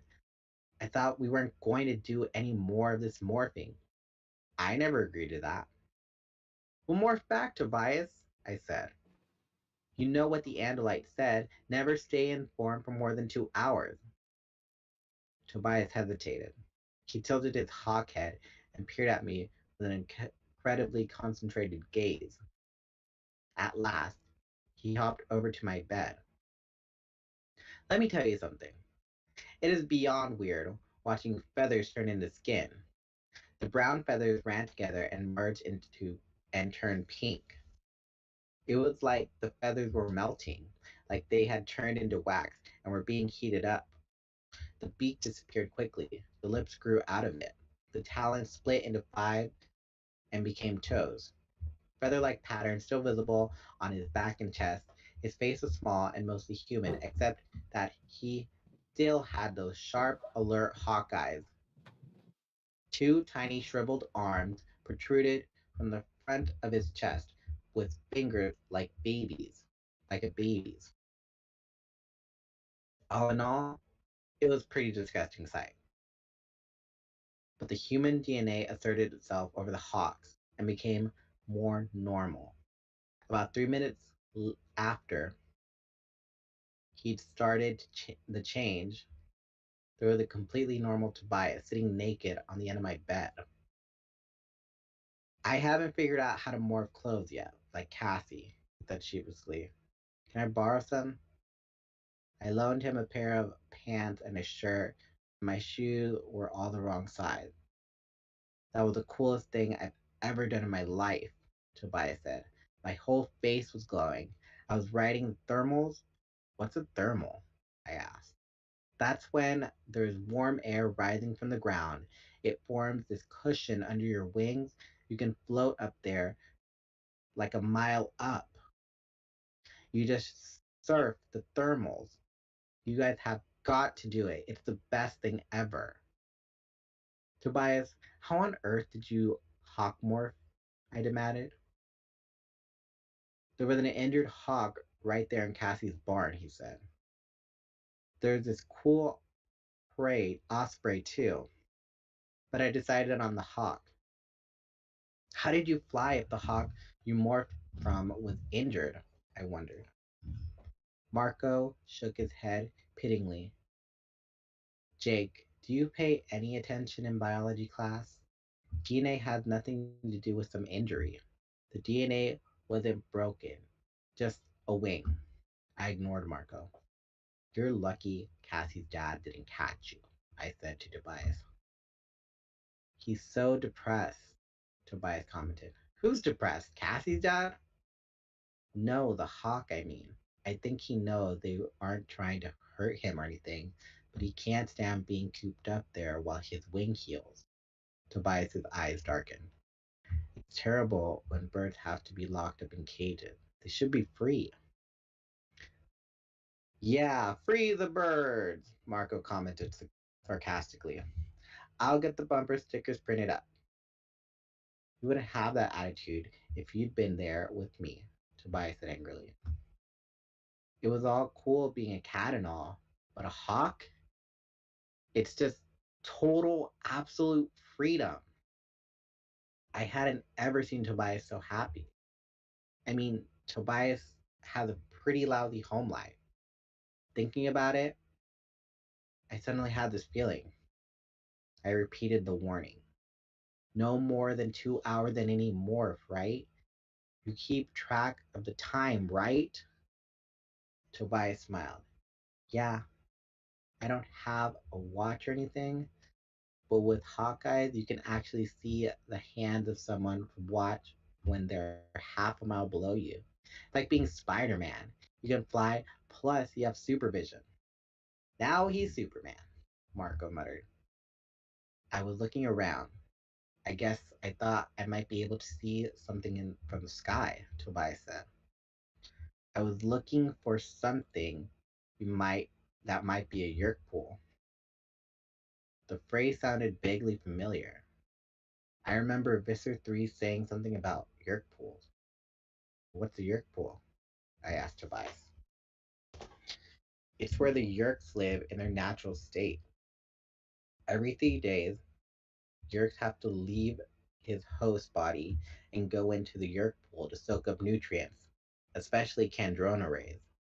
Marco and I exchanged suspicious looks. Neither of us knew any of this. At the end, Tobias explained, when the Andalite told us all to run for it, I stayed behind for a few seconds. I guess maybe I was too scared even to run. I shook my head. I knew better. Tobias just hadn't wanted to leave the Andalite alone. I think maybe the Andalite meant even more to Tobias than the rest of us. Anyways, he gave me a vision. I guess you'd call them pictures, information, a lot of it, all at once, all jumbled. I haven't even started to sort it all out. But I do know about the yerk pools and the Kandrona. Marco held up his hand, silencing Tobias. Let me check the door, he said. He went to my door and peeked out of the hallway. All clear, he announced. Tobias gave Marco a questioning look. Tom, Marco said. He's one of them. Don't make me hurt you, I warned him angrily. Tom is not a controller. Either way, we should be careful, Tobias said. He lowered his voice. Kandrona is a device that produces Kandrona particles. See, it's like this little portable version of the Yerk's own home sun. The Yerks need Kandrona particles to live, like humans vitamins or whatever. Kandrona particles are beamed from wherever the Kandrona is and concentrated in the Yerk pool. Once every 3 days, every Yerk has to leave his host and go into the pool. They soak up the particles and then they re-enter the host body. What does that have to do with you flying around like Superman? I asked. Well, it seems dumb now, but I was thinking maybe I could see the Yerk pool. He made a rueful smile. Saw a lot of swimming pools and some ponds. You get up there and you realize there are ponds and lakes and streams everywhere. But I didn't see anything special. And what if you found some Yerk pool? Then what? Marco demanded. Then we'd blow it up, Tobias said. Wrong, Marco said. We decided not to get into this. No, we decided not to decide yet, I said. Well, I've decided, Tobias said. Suddenly, the wimp is a hero, Marco sneered. This time, Tobias didn't blush. Maybe I just found something worth fighting for, Marco. What do we want? A girl we're fighting for? Sorry, to lighten the mood a bit. You don't even fight for yourself, Marco said. That was before, Marco said. Tobias said softly. Before the Andalite, before he died trying to save us. I can't let that go. I can't let him die for nothing. So whatever you guys decide, I'm going to fight.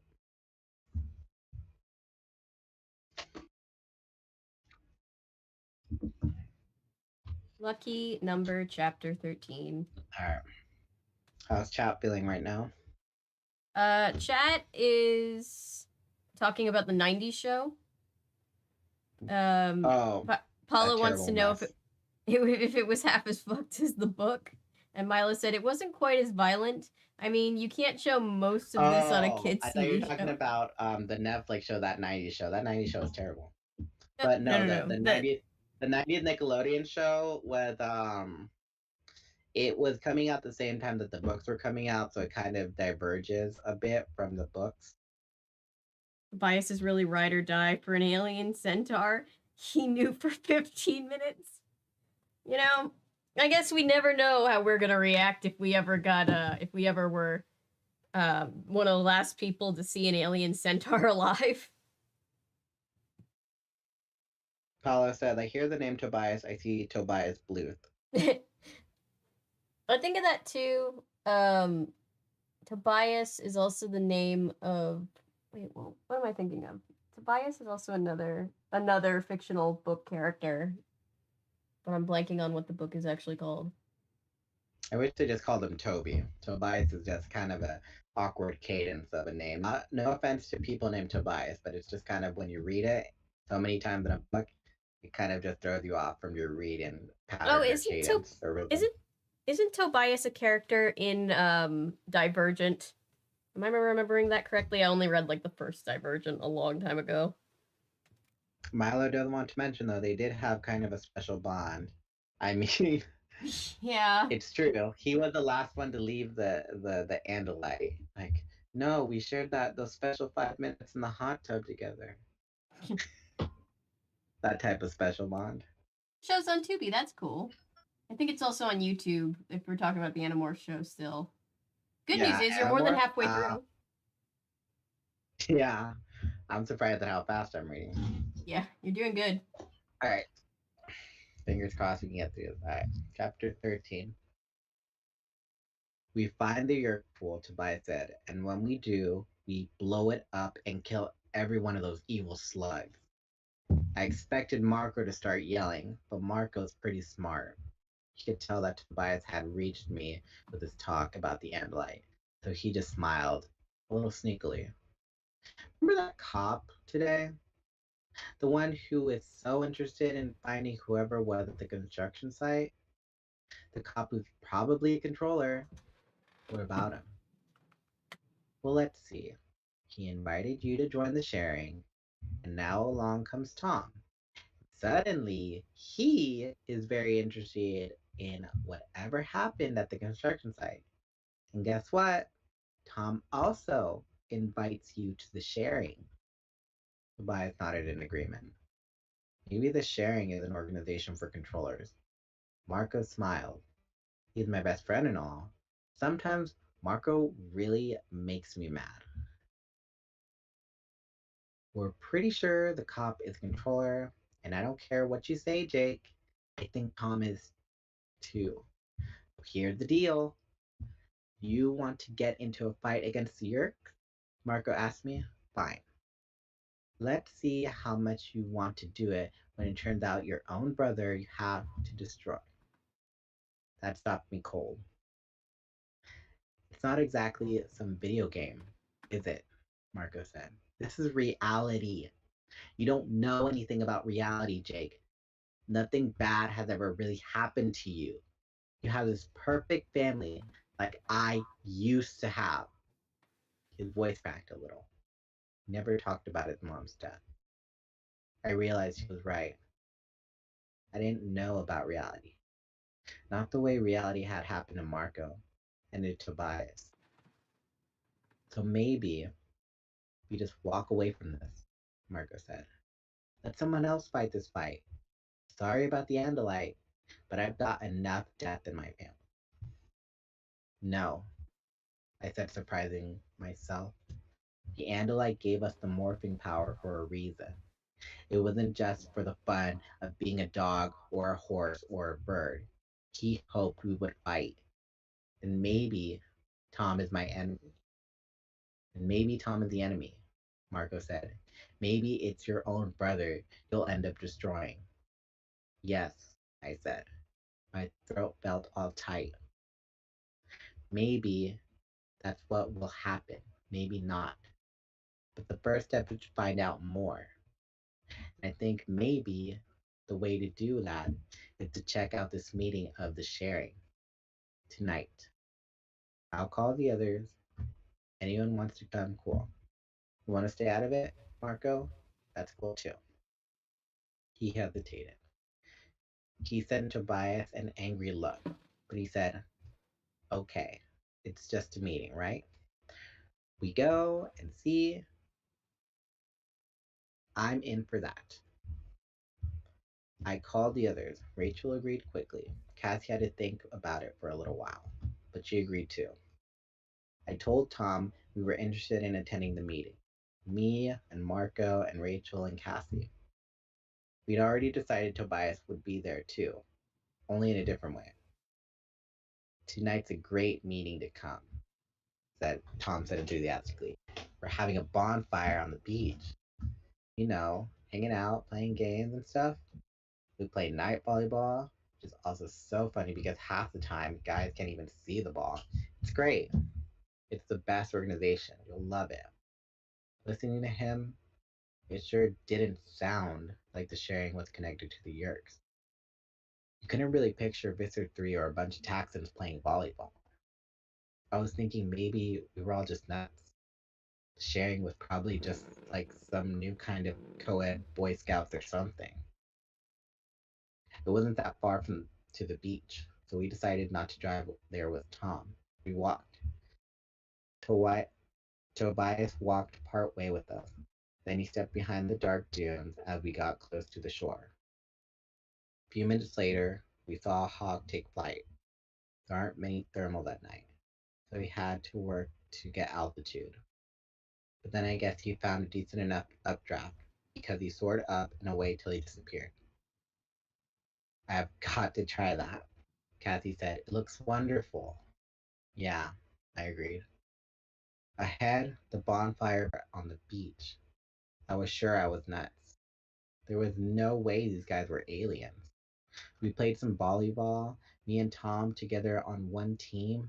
We ate the barbecue ribs they had. I mean, it was just like this normal good time. Sand was still warm.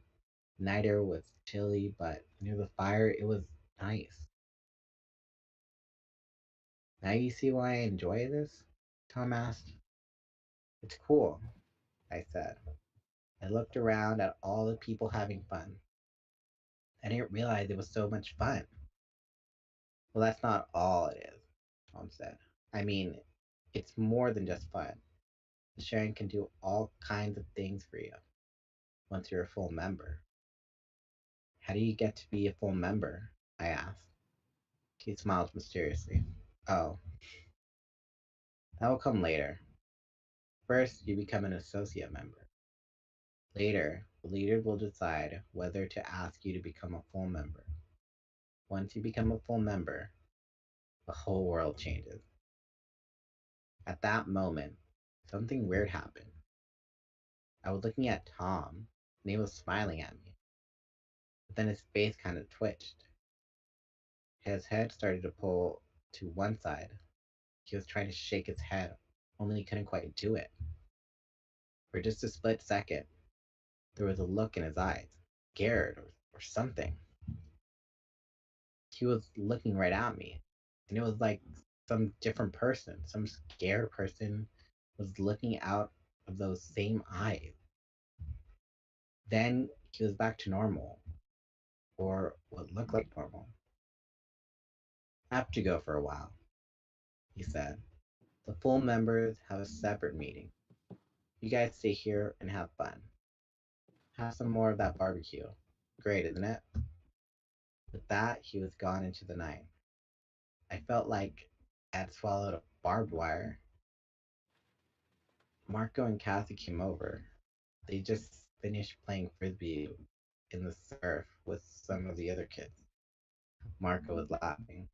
Okay, he said, I admit it. I was wrong. There are just normal people having a good time, and Tom is not a controller. I didn't know whether to laugh or cry. Marco was wrong. I knew what I had seen in Tom's eyes. He was trying to warn me. Somehow, he had managed to gain control of his face for just a second before the yerk in his head had crushed him. Tom. The real Tom. Not the yerk slug in his brain. Trying to warn me.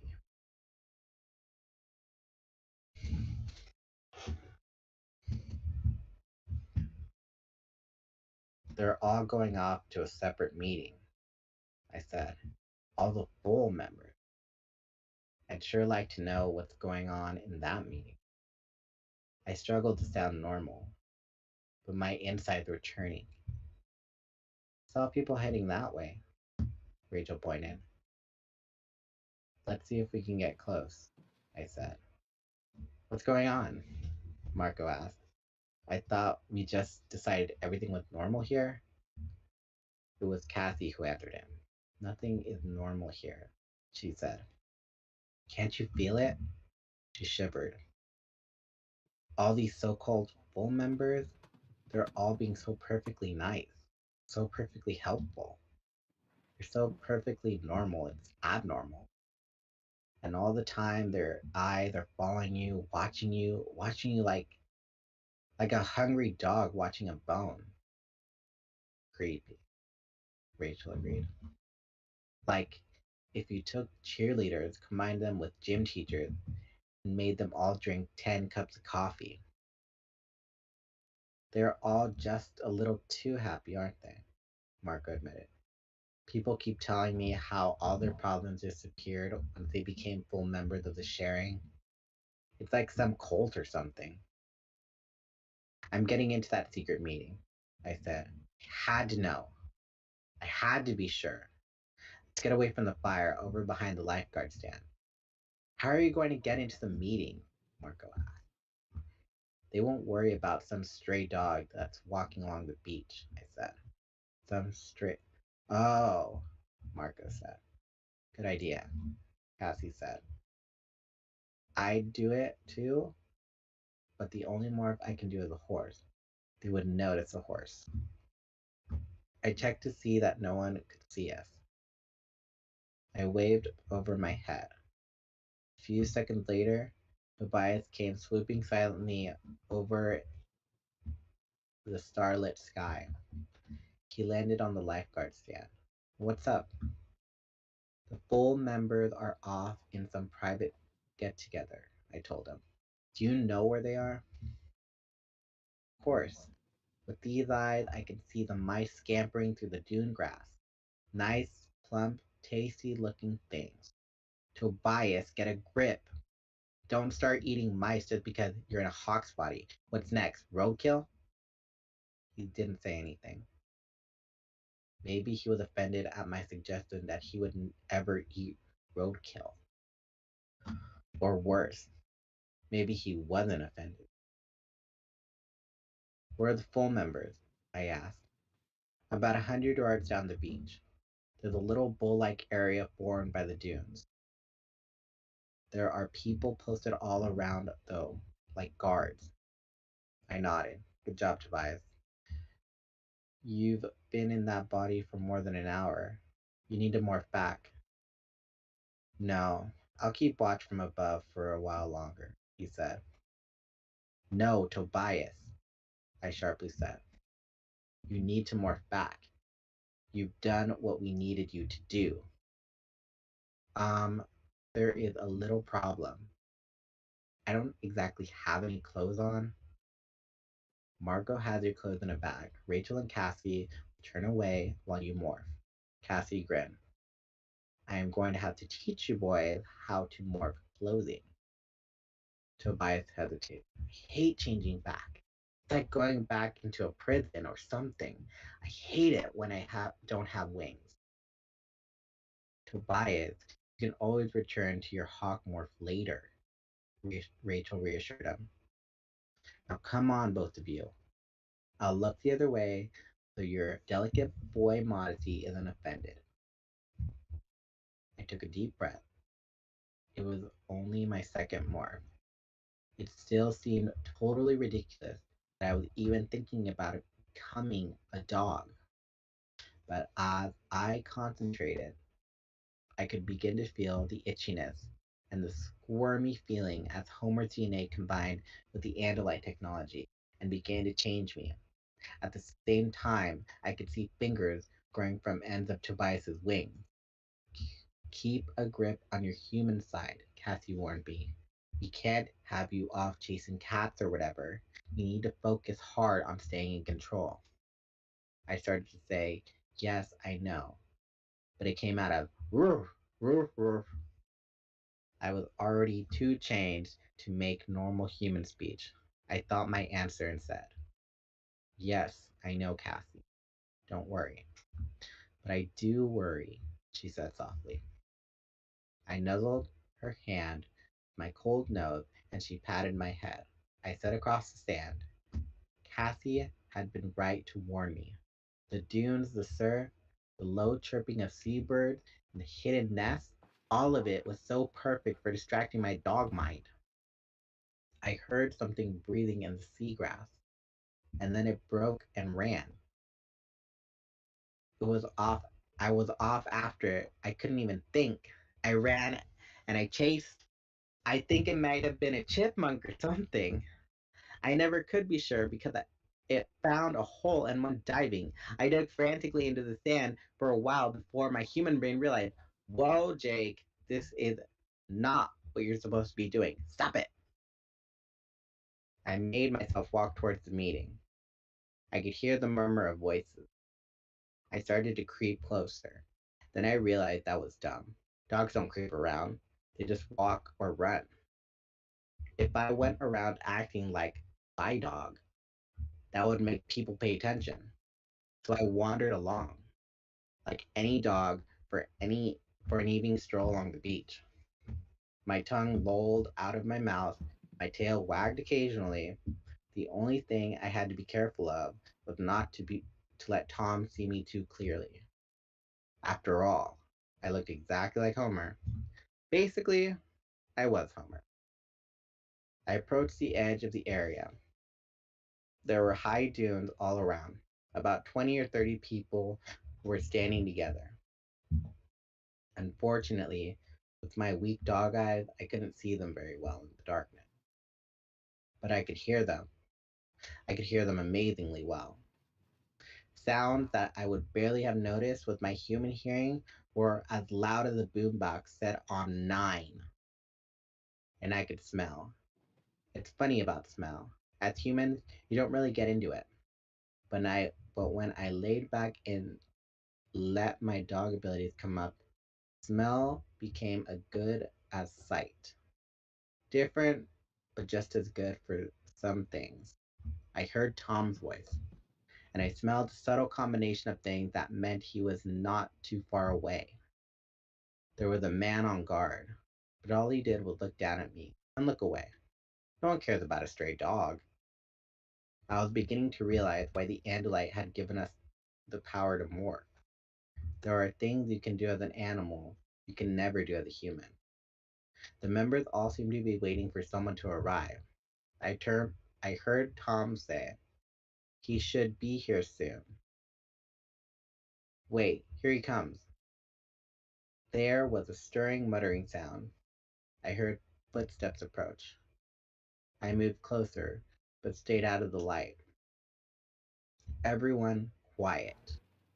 We have problems, the voice said. The voice. I knew the voice.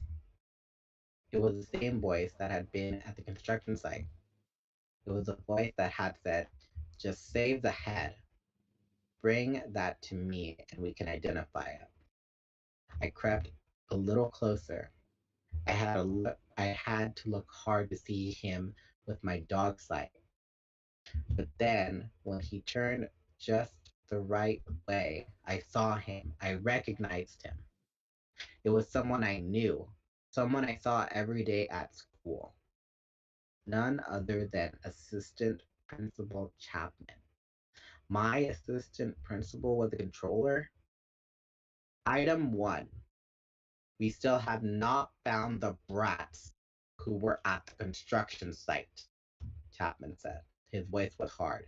I want them found. Visser 3 wants them found. Does anyone have any clues? For a moment, no one spoke. Then I heard a second familiar voice. Could have been anyone, Tom said. But it might be the one who's my brother Jake. I know he goes through the construction site sometimes. That's why I brought him here tonight. So we could either make him ours or kill him.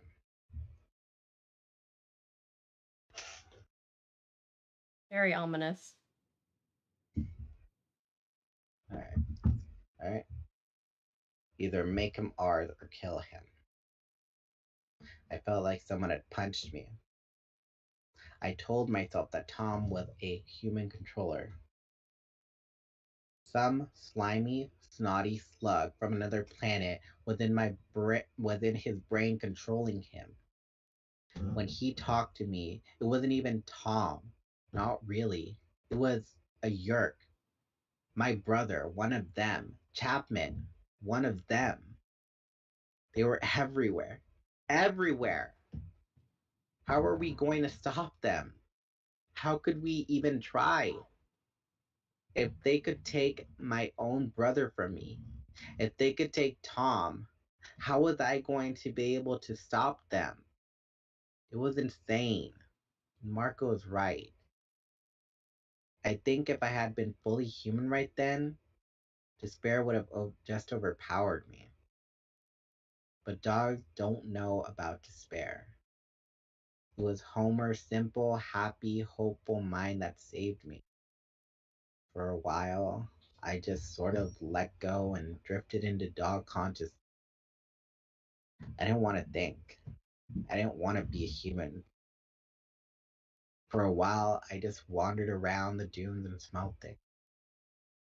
But I knew I had a job to do. After a while, I let go of the simple happiness of the dog and forced myself back into painful reality. I waited and listened some more to the meeting, but I was still so upset. I didn't really track on a lot of what was being said. I just kept hearing it over and over in my head. Make him ours or kill him. The one other thing that did stick in my mind was Tom discussing with some other guy, some other controller, the schedule for going to the Yerk pool. He'd just been and was feeling good, he said. He'd been heading back on Monday night. That was the slug in his head talking. The Yerk that controlled Tom needed to return to the Yerk pool. Then I heard another voice. Cassie?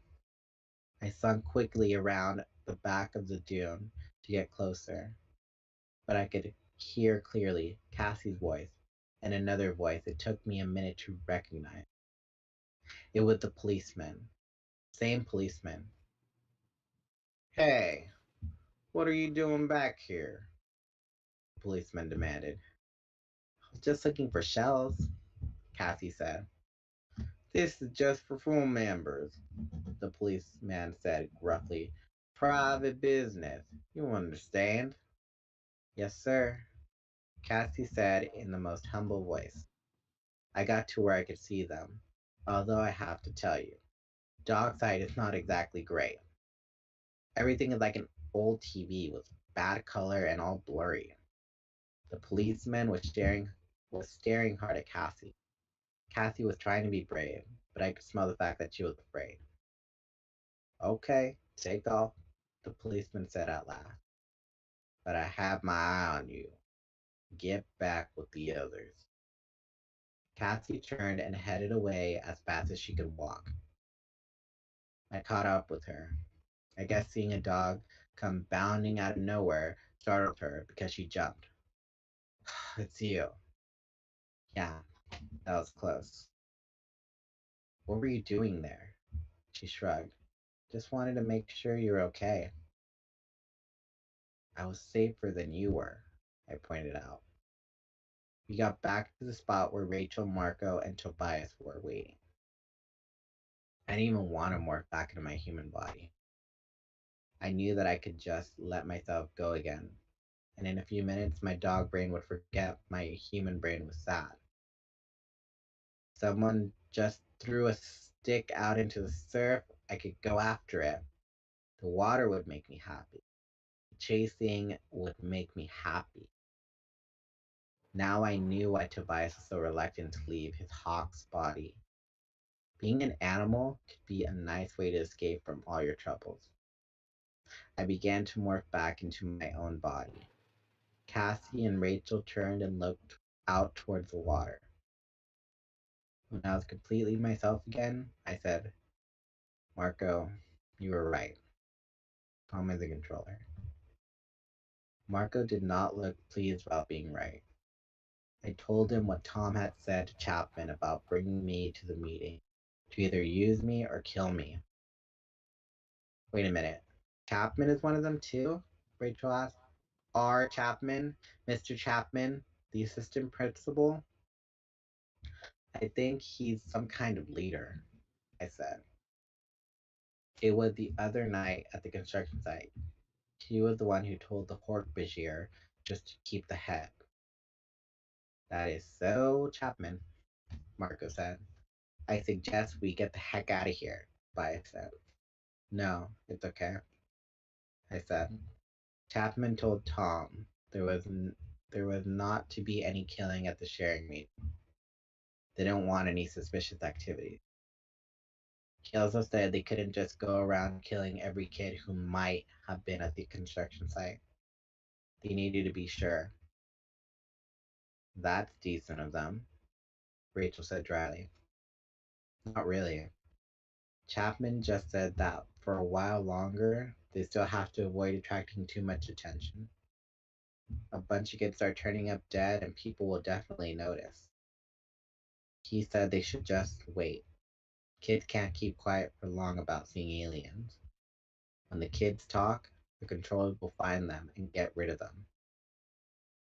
Except that we aren't going to talk about what we saw, Rachel said. You got that right, Marco agreed. We aren't saying anything. We are forgetting everything we saw. We are getting on with our normal lives. And leave Tom the way he is? I demanded. No way. Never. He's my brother. I'm going to save him. Just how do you figure you'll do that? Marco said sarcastically. Let's see. It's you versus Chapman, the cops, a bunch of Hork-Bajir, and Taxon, and worst of all, that creep, Bisser 3.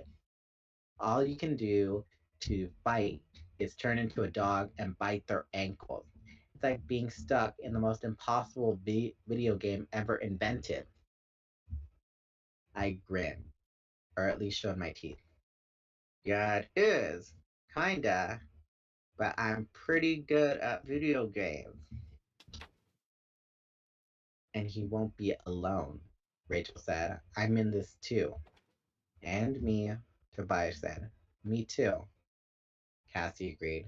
Swell, Marco said. So suddenly you're the Fantastic Four. This isn't a comic book. This is real. We heard the sound of people coming through the dunes. The meeting of the full members had broken up. Everyone, quiet, I said. We'll let this ride for now. I said to calm Marco down. I had no intention of letting it ride. I pulled Cassie aside. Listen, Cassie, I need an animal morph that will let me watch Chapman without seeing me. What do you have at the farm? Cassie got quiet for a moment. Let me think. We have an injured bird, of course. We have lots of injured birds, of course. We have the wolf with the broken leg. We have the wildcat with one eye. I waited while she went down a list of all the animals in the wildlife rehabilitation. Suddenly, Cassie snapped her finger. I wonder, how small an animal do you think we can morph? I shrugged. I had no idea. I may have something in mind, she said. It's not really in the clinic as a patient. It just sort of lives there. Small, it can crawl up walls, it's fast if you need to get away. And I guess it can hear and see okay. Which is how I ended up in Cassie's barn later that night, crawling beneath cages full of sick buzzards and between a pair of jumpy deer looking for lizards. Ooh, I wonder if they juggle throwing stars. Wait, what? Throwing stars. It's been a running joke for a while on the channel about I think it came from one of the Nancy Drew games. It says special talents on this lady's portfolio: lizard wrangling and ninja throwing stars. So lizards that can do the throwing stars has been a thing. Okay, this book is quite a mountain. Yep. But I think we're only going to be able to get through one tonight. Yeah, I was just Bummer. gonna say that. Yeah, bummer. But we can, there's Alright. other times. So, to trade off and to give my lips a rest, Yeah, I can take a I'll turn go for ahead the. and throw it over to you because I got Alright. cold food. But Yeah, all right, eat. then, if everyone go ahead and enjoy the what is it? The stylings of Miss Avery Vanderhouten as she reads through chapter 16 through 27.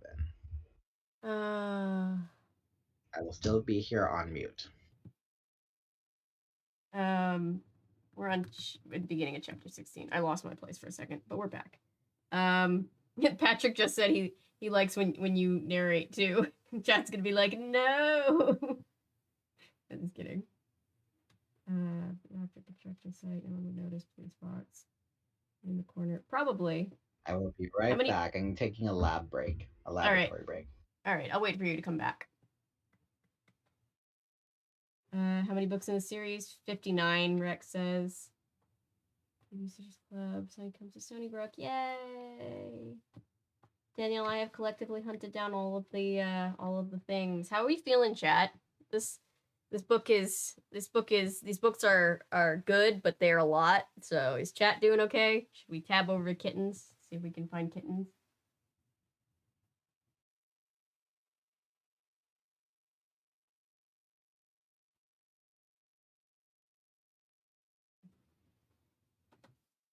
See if I can find kittens. I'm enjoying things. I'm enjoying things too, Milo. I feel so bad for these kids. Every one of them. Which, like, oftentimes I feel bad for kids in kids' novels because they end up going through things that normal kids should hopefully never have to go through. I hope no kid out there knows what it's like to be dealing with Andalite invasions, but you know, it's a lot of mental turmoil for young people. And I think we said on a stream earlier this week that like when you become an adult, kids' books where kids are in peril become absolutely horrifying in a brand new way because it's like, oh my god, like the thought of a child in danger is just like, ooh. Like Franken poultry guys. Welcome to the club, Paulo. It's one of those things where it's like when I started this channel, it's funny, like whenever I occasionally like see one of my older videos where I'm like, this isn't the craziest thing I've ever seen. And it's like, oh, I was so young and innocent. I've been completely broken by the crazy shit that I've seen.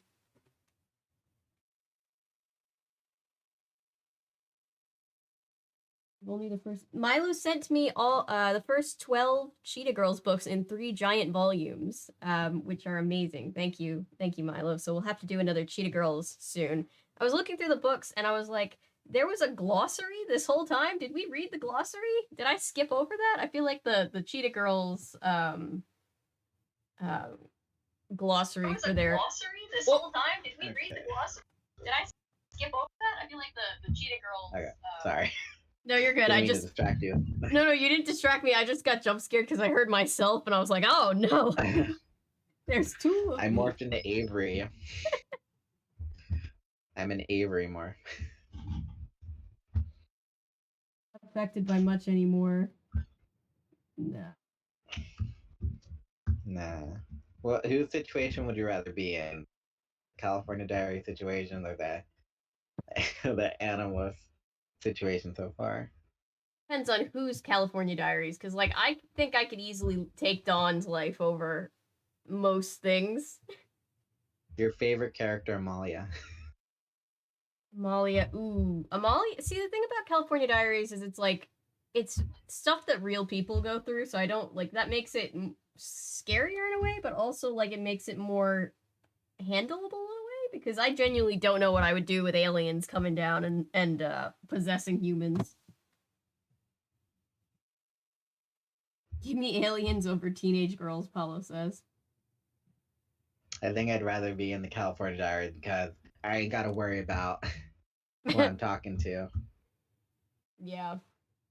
We have taken That's a kitten break. Thing. It's like, imagine how how like wound up these kids are because they literally cannot talk to anyone. Yeah, that's scary. Okay, but Like on imagine a just not being able to tell anybody about your problems because your problems could get you in a lot of trouble. yeah. On a happier note, look at how sweet the little kittens are, and look, that one's at the bottom of the pile. Oh, it's like, hey guys, can I get up now? Can Daniel enter the chat while he's on mute? Derprex would like to know. If Daniel feels so inclined, Daniel has to eat his food first. I bought soup, but the soup's probably cold, but it's fine. My tea's cold, but it's still tea. I'm surprised how long I lasted reading. I know, I was very impressed. And that's what it's like to be gay as a teenager. Babysitter's Club What mystery. is being is being animals talk like a metaphor for like your sexuality or something? Or like what? Imagine that. Oh, I thought we were just talking about Ducky's book. Ooh, No. We're I thought we were Ducky. talking about animals. Yeah, that's what some people think with Tobias about the whole being a bird thing. People think it's a like an allegorical metaphor for being trans or something. Interesting. Because he likes being a bird. Interesting. I don't know enough about these books to make any hypotheses.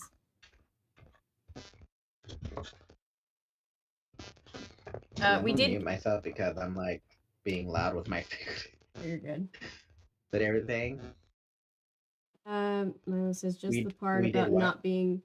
Milo says just the part about not being able to tell anyone your problems because it will get you in trouble.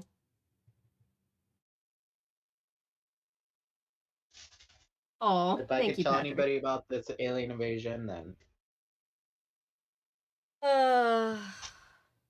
All right, let's go. Chapter 16. All right, I'm gonna just turn off my camera, but I'll be in chat, you guys. I'll be in chat. All right, chapter 16. I did it Monday morning in my locker at school. I turned into a lizard. A green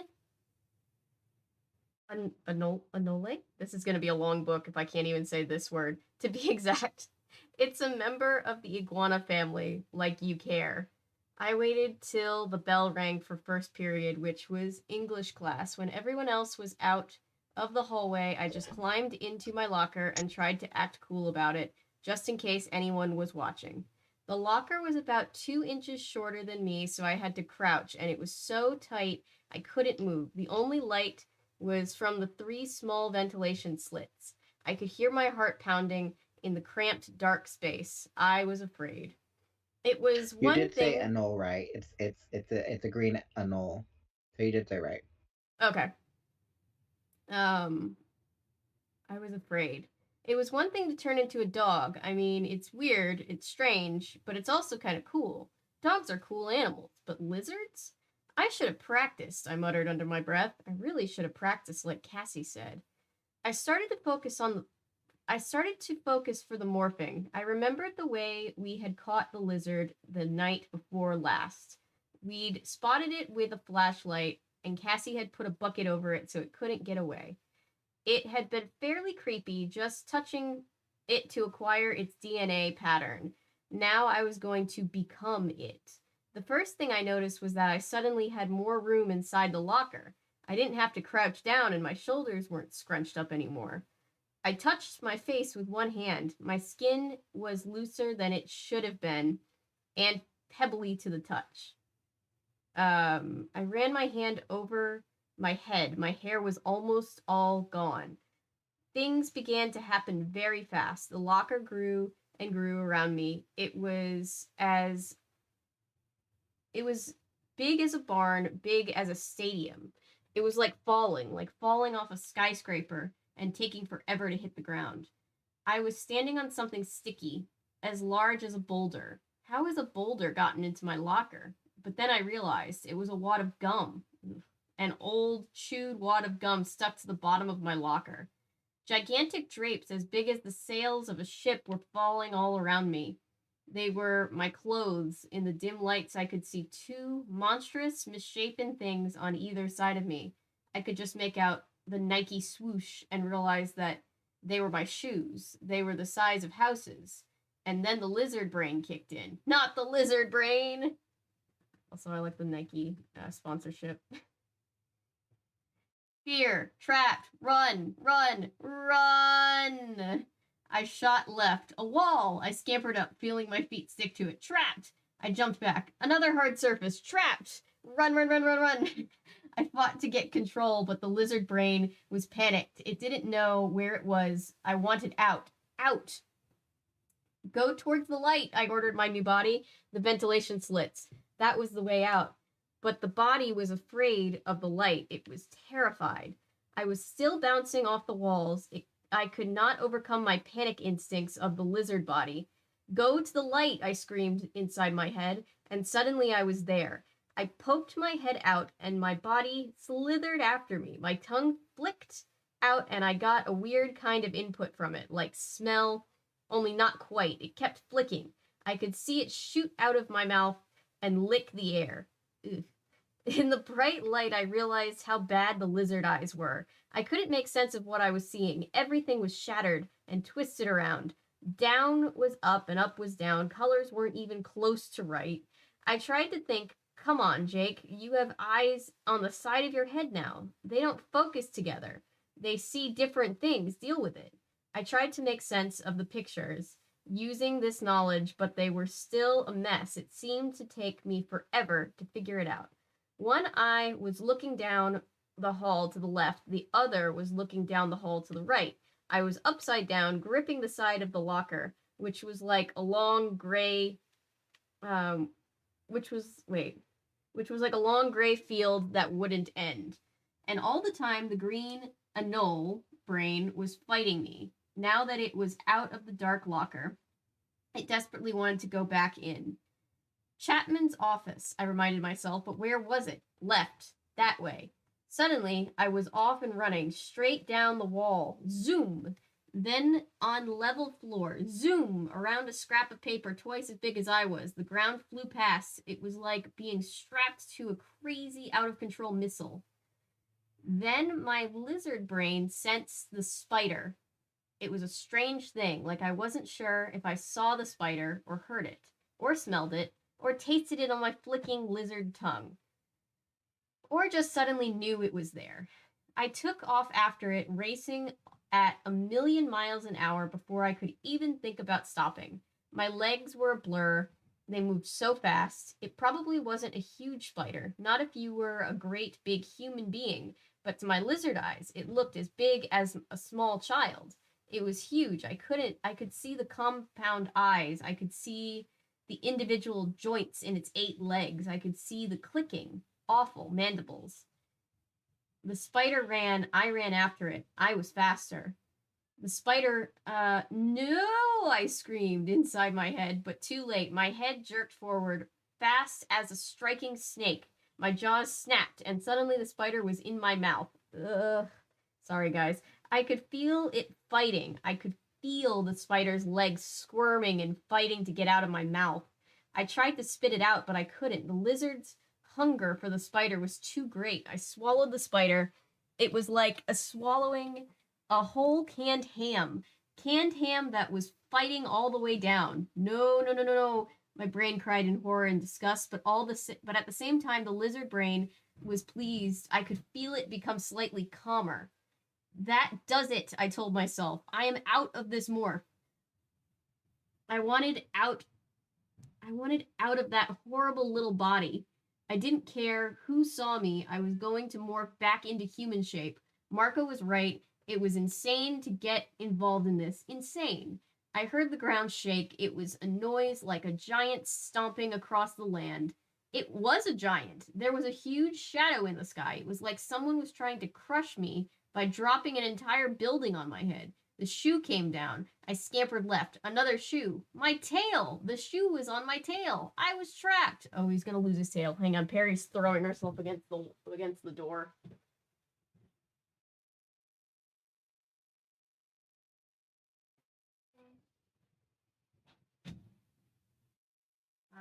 know. God forbid. If only you had thumbs, Perry. What if Perry is a morphed person? It would not surprise me, honestly. She's definitely I don't know what she is, but I don't think she's a cat. Perry is a morphed person. It would not surprise me, honestly. She's definitely. Sorry, let me I don't know mute what that. she is, but You're good. But anyways, yeah, that's why they're trying to communicate with you. Like, I'm a person. You send them out like, no, I'm trying to tell you something. Yeah. Perry kind of looks at the other cats like she's trying to like observe what to do to better blend in as a cat. And we're just like she sits and she does this thing where she sits and watches TV for a creepy amount of time considering that she is a cat, and we're all just like, huh. How'd we get this particular cat?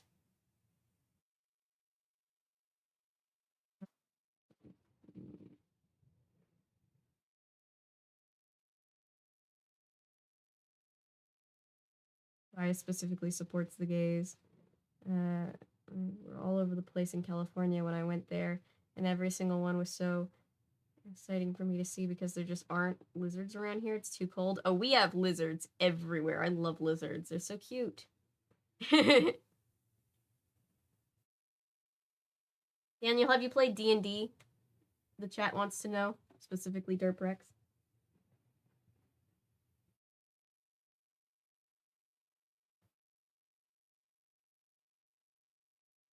We'll get back to you on that one, chat.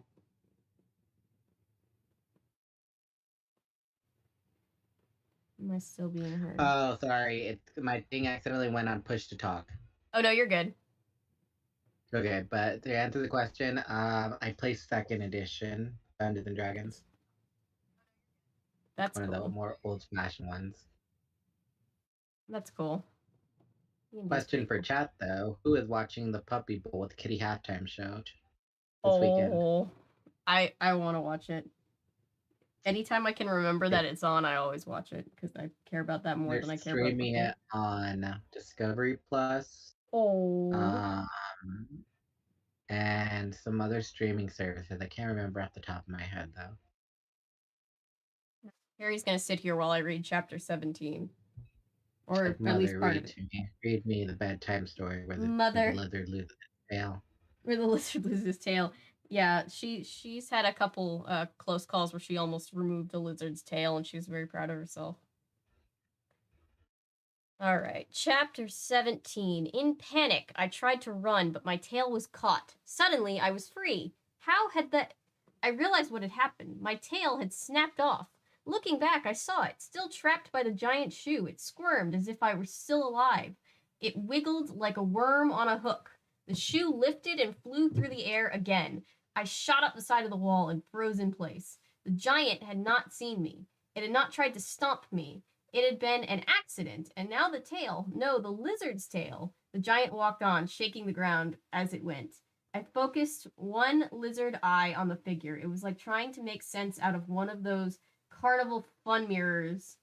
But even so, I was pretty sure it was Chapman. I watched him head down the hall, and with my power, I ordered my lizard body to follow him. I tried not to think about the spider in my stomach or the fact that it was still not completely dead. I tried not to think about the fact that part of my body was back on the floor, jerking like it was still alive. I just raced along after Chapman, because Chapman might reveal something that would help Tom. I planned to follow Chapman to his office. I'd hide under his desk and listen to him make phone calls. I figured sooner or later he might let something slip about the location of the Yerk pool. Cassie and I had talked about it. She'd said that it could take days of hiding in Chapman's office before we learned anything. Besides, we could only stay in Morph for 2 hours. And meanwhile, I would be skipping class. Sooner or later, I'd get in trouble over that. And the really funny thing is, when they catch you skipping class, you get sent to the assistant principal, Mr. Chapman. I could just imagine that scene. Sorry I skipped class, Mr. Chapman, but I've been in this lizard body, watching you, because I know you're a controller and part of the giant alien conspiracy to take over the Earth. I would have laughed. Only lizards can't laugh, so I just followed Chapman as he marched down the hall. Suddenly, I stopped. Suddenly he stopped. Were we at his office? I looked around the wall as I could. I'm sorry, that's not what it said. I looked around as well as I could. It didn't look like the office. The spider gave a kick to my stomach. He opened the door. It swung right over me with a big rush of air. It went just above my head as I hugged the floor. I concentrated on making sense of the sights. Wait a minute. This was the janitor's closet. A mess of mops and buckets and cleaning solutions. What was Chapman doing? He went inside. I followed, careful to stay away from the high leather walls that were his shoes. I heard a loud click. He had locked the door behind him. It was a long way up from the floor, but I could more or less see him doing things to the sink faucet. I thought he grabbed one of the hooks they used to hang up the dirty mop heads. I was pretty sure he twisted it because I could hear a squeaking sound. And to my total and complete amazement, the wall opened. There was a doorway where the wall had been. Strange smells and strange sounds wafted up from inside the doorway. Chapman stepped through. There were stairs just inside, heading down into a purple-lit pit. From far away, as it came from 100 miles down, I heard a faint sound. It was a scream of fear and despair, a human voice crying out in the darkness, that horrible place. No, the voice moaned, no! I know what the scream meant. I knew what the scream meant. I knew it was happening. Somewhere down there, a human being was feeling the yerk slug slither inside its brain. Somewhere down there, a human being was being turned into a mindless slave of the yerks. Chapman headed down the stairs. The door closed behind him. I had found the yerk pool. It was right under my school. Perry, now you want to get out? I swear. Hang on.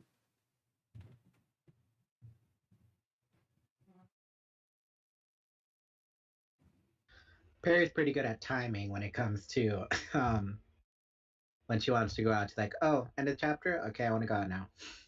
I've actually been yelling since about a third of the way. Like 2/3 of the chapter. I just need to worry her. I wanted to get through the chapter. Bless Perry.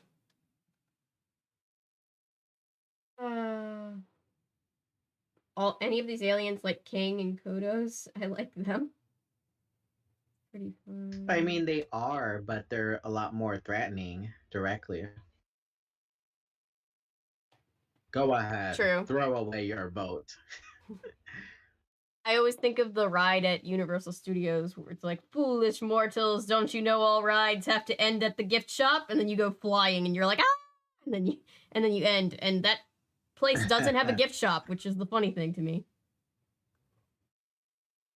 I know. It's sad that amusement parks don't end their ride at gift shops no more. I mean, most of them at Universal do end at gift shops, but that one is like one that doesn't. And I think it's funny because they make a joke about the fact that they have to end at the gift shop. Okay, it was right under my school. Chapter 18. Not Avery's like, it's almost there. It's Perry's world. We're all just living in it. Screams, I said. Human screams. They sounded far off, but that's what they were. My friends looked at me, all but Marco, who looked away. It was the same afternoon, right after school. We'd gone to the mall. We'd figured it was the best way not to look suspicious. No one thinks there's anything weird about kids hanging out together at the mall. We were at a table in the food court, sharing some nachos. Ever since eating the spider, I'd had a desire to consume lots of junk food to help me forget. You were a lizard at the time, Marco pointed out. Who knows what you heard? I know, I said. I can't stand it. I can't stand the thought of what's happening to the people down there, Cassie said. She shuddered. It's sickening. We have to do something, Rachel said. Yeah, let's rush right down there, Marco said. Then it can be us screaming. I realized I had lost my appetite for nachos. Marco, you can't just ignore what's going on, Rachel said. Sure, I can, he said. All I have to do is remind myself that, hey, guess what? I don't want to die. That's it then, Rachel demanded, outraged. Just whatever is best for Marco. I don't think Marco is being selfish, Cassie said. Just the opposite. He's thinking about his father, about what would happen to his dad if Marco. He's not the only one who's got people to worry about, Rachel said. I have a family. We all do. Not me, Tobias said softly. Oh, he smiled his sad, crooked smile. It's true. No one gives a rat's rear about me. I do, Rachel said.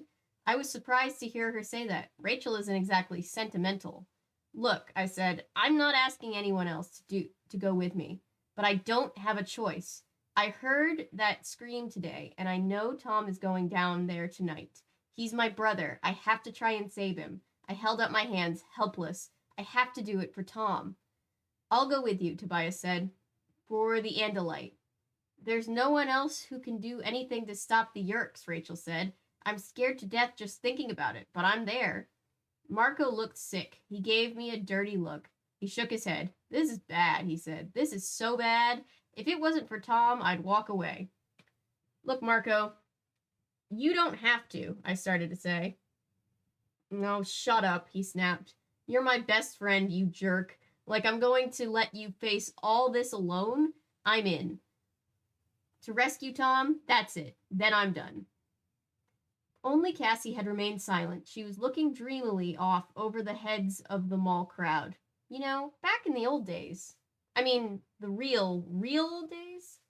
The Africans, the early Europeans, the Native Americans, they all believed animals had spirits, and they would call on those spirits to protect them from evil. They would ask the spirit of the fox for his cunning. They'd ask the spirit of the eagle for his sight. They would ask the lion for his strength. I guess what we're doing is sort of basic, even though it was Andalite technology that made it possible.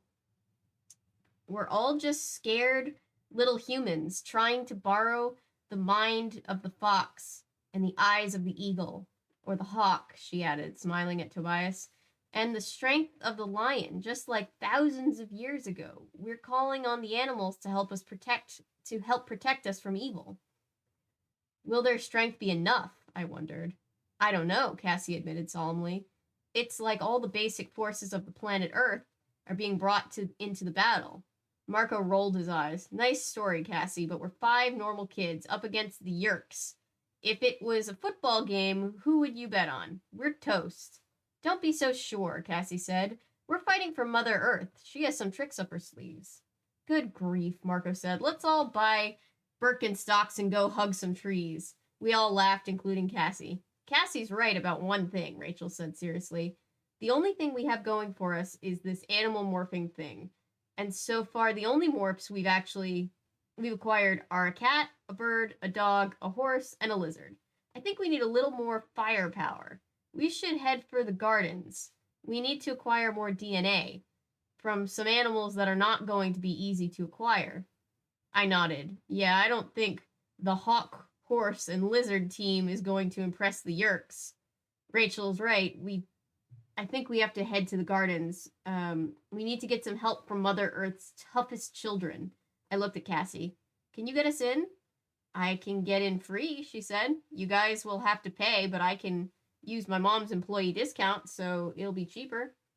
Oh, I'm sure we could talk them into letting us all in for nothing, Marco said. Just tell them we're Animorphs. Tell them we're what? Rachel asks. Idiot teenagers with a death wish, Marco said. Animorphs. I tried the word out. It sounded okay. So I'm guessing the gardens is like a shoot off of Busch Gardens. Yeah. Yeah, I can imagine. I have a strong feeling this story takes place in like Florida or something. Florida energy. Like Busch Gardens, Tampa, and then you got the green and knolls, which are like rampant in Florida. Yeah, true. Oh, does my face look like, very serious, Paulo? Sorry. It does that. Like, people are like, oh, it takes place in California. I'm like, we don't have green anoles in California. We don't have a place called the Gardens in California or It anything does. close to that. I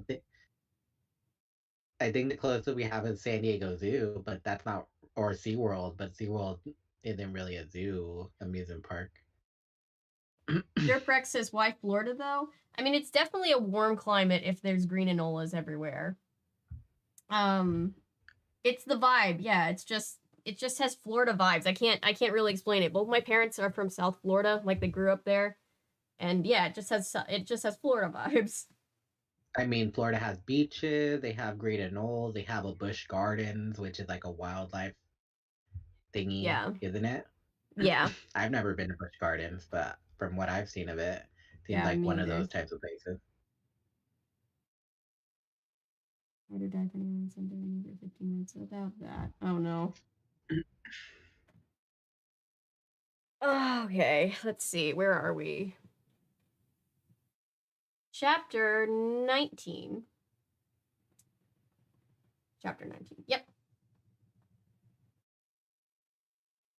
We left straight from the mall, hopping on a bus to the Gardens, which is clear across the city.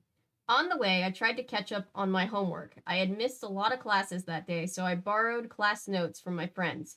Rachel kept perfect notes. Tobias had terrible notes with all kinds of little drawings in the margins. It took a while before I could figure out what they were. They were buildings and people and cars, the way they looked from high up in the sky. I don't really need to go in, Tobias said as we pooled our limited cash to buy tickets. I'm happy with just my hawk morph. I don't want to be anything else. I think that's a mistake, Rachel said. Our one real weapon is the power to morph. We should acquire as many useful morphs as we can. What kind of animal morphs are we going to be able to deal with the Visser 3 when he turns into that big monster and that ate the Andalite? I asked. There was nothing in this zoo or any other that was going to kick the big monster's butt. Marco winked. Fleas? No one can kill fleas. We'll itch him to death. Ugh, that makes me itchy. I hate that he said that. I had to smile. So now you're suddenly Mr. Hopeful? No, I'm just so scared. I'm getting weird, he said. I haven't done this morphing stuff. You guys all have. I'm not even full-fledged Animorph yet. I'm still normal. I still feel normal, Cassie said. She looked troubled. Cassie, you can turn into a horse, Marco said. Very few normal kids can do that. It's different for Jake, turning into a lizard. He's always been a reptile. I took a good-natured swing at Marco, but he dodged it. He was cool. It was cool having Marco with us, even if he was giddy. It took about half an hour to reach the main gate of the gardens. I climbed down off the bus, feeling nervous. Not at all like I usually felt going through there.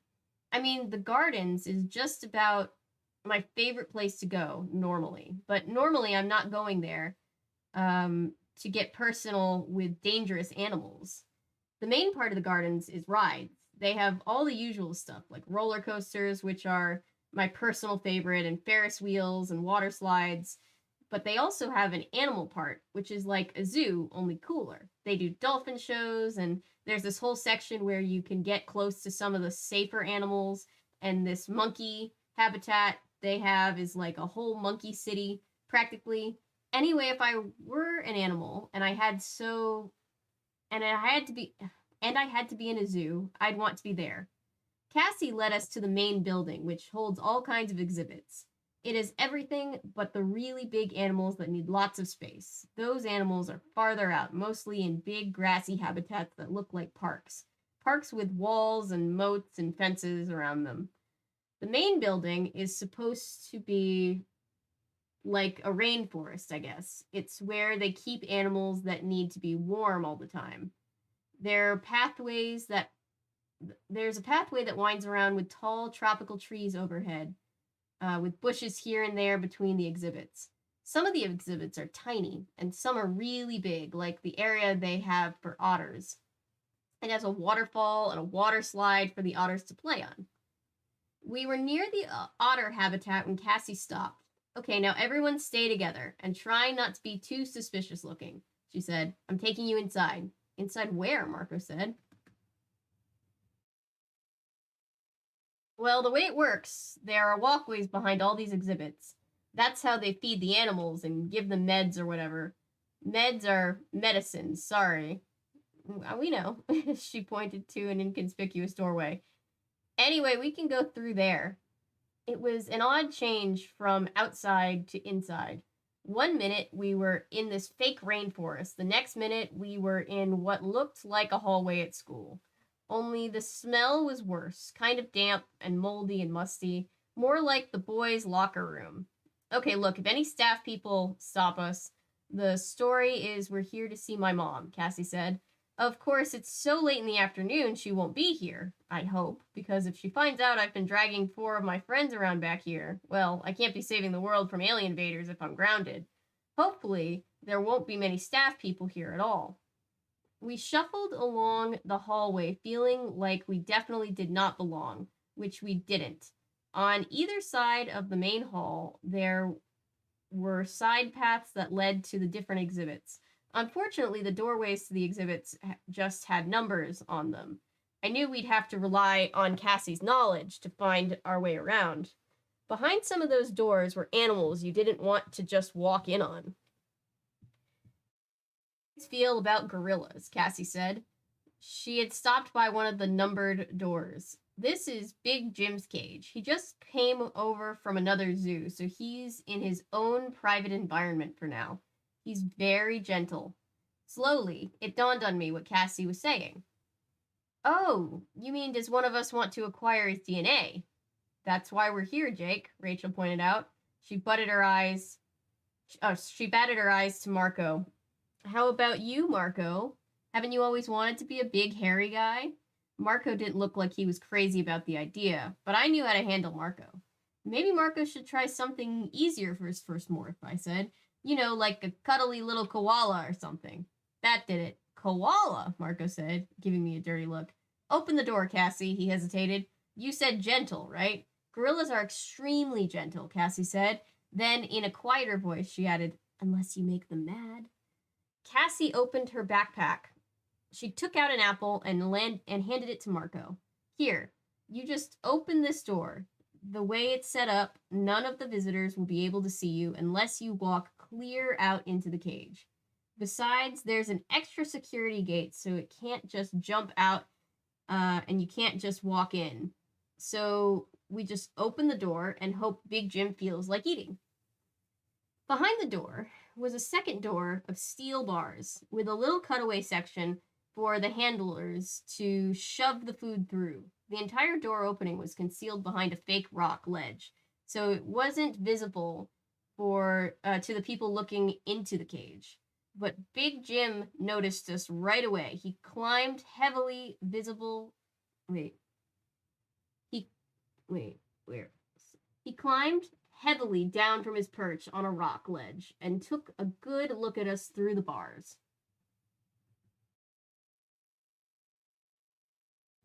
Big Jim was definitely big. He had fingers the size of my wrist, but Jim didn't seem to mind us being there. Mostly he seemed interested in Marco's apple. He looked at Marco over, snorted like he wasn't impressed, then held out his hand. Hand him the apple, Cassie directed. He wants the apple. I loved your work in King Kong versus Godzilla, Marco told the ape. He stuck out his hand through the bars and held out the apple. With surprising daintiness, the gorilla lifted the apple and began inspecting it closely. Hold his hand, I said. Yeah, right, Marco laughed. When you acquire DNA, the animal goes into a kind of trance, I said. Go ahead, grab his hand and concentrate. Marco tentatively touched the gorilla's wrists. Nice, monkey, the gorilla ignored him. Big Jim was much more interested in the apple than any of us.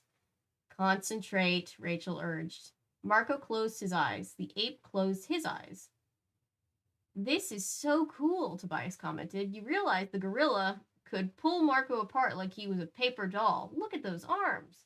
Marco opened his eye. Tobias, being terrified gets in the way of concentrating, so how about if you shut up about his arms? Suddenly, I heard a whirring sound. I looked down the hall, then back. It was one of those electric carts, like a golf cart. It was coming toward us. Just act natural, Cassie hissed. Marco slipped out and she slammed the door on Big Jim. As long as it isn't a security guy, we're probably okay. The cart came up to us. Its driver was a man wearing a stained tan lab coat over his jeans. In the back of the cart were two large white plastic buckets full of something brown and horrible smelling. Hey, you're Cassie, right? The doc's kid? How's it going? Fine, Cassie said. She waved casually, and the man drove right past. That was easy, Rachel said. He didn't even seem to care that we're back here. Well, where next? Cassie wondered. We were at a four-way corner. There were blank, white-painted hallways in all directions, and electric golf cart was packed there, too. What are we near? I asked. Cassie thought for a moment. Okay, that walkway leads to the outer exhibits. That one leads to the office and the storage facilities. These two go around the main building exhibits. We're close to, let me see, bats and snakes that way. The jaguar and the dolphins tank that way. Rachel stared down the hallway to our right. Dolphins? I love dolphins. Wait, Cassie said, trotting after her. What are we going to do with dolphin morphs? I think we should go to the big exhibits, Marco said. Let's get serious about this. We need firepower. Come on. Together, I said, as Marco started down the hall. I reached out to grab him before he got too far away. And that's when the voice yelled, Hey, what are you kids doing back here? I saw a guy in a brown uniform. Security, Cassie yelped. Oh man, they'll take us all into the office. They'll call my mom. I do not want to explain this to her. Split up, I said, trying to sound like a leader. Just like the construction site. One guy can't get us all. This guy looks like my grandfather, Rachel said. Not like that pork bajir? Bajir? Am I saying it right? I forget how you said it. Pork bajir. Bajir. Okay. That was after us. You kids hold on. Oh man, Cassie said with that. She took off down one hallway. Rachel and Tobias went after her. Marco was already 20 yards down in the other hallway, the one that led out to the large exhibits. I ran to catch up. The guard reached the corner. I saw him glance toward Tobias and the girls, then looked at me and Marco. I guess Marco and I looked more suspicious because he chose us. Stop! You kids better stop! Let's grab the golf cart, Marco said. Steal a golf cart? If we don't take it, the guards will. Good point.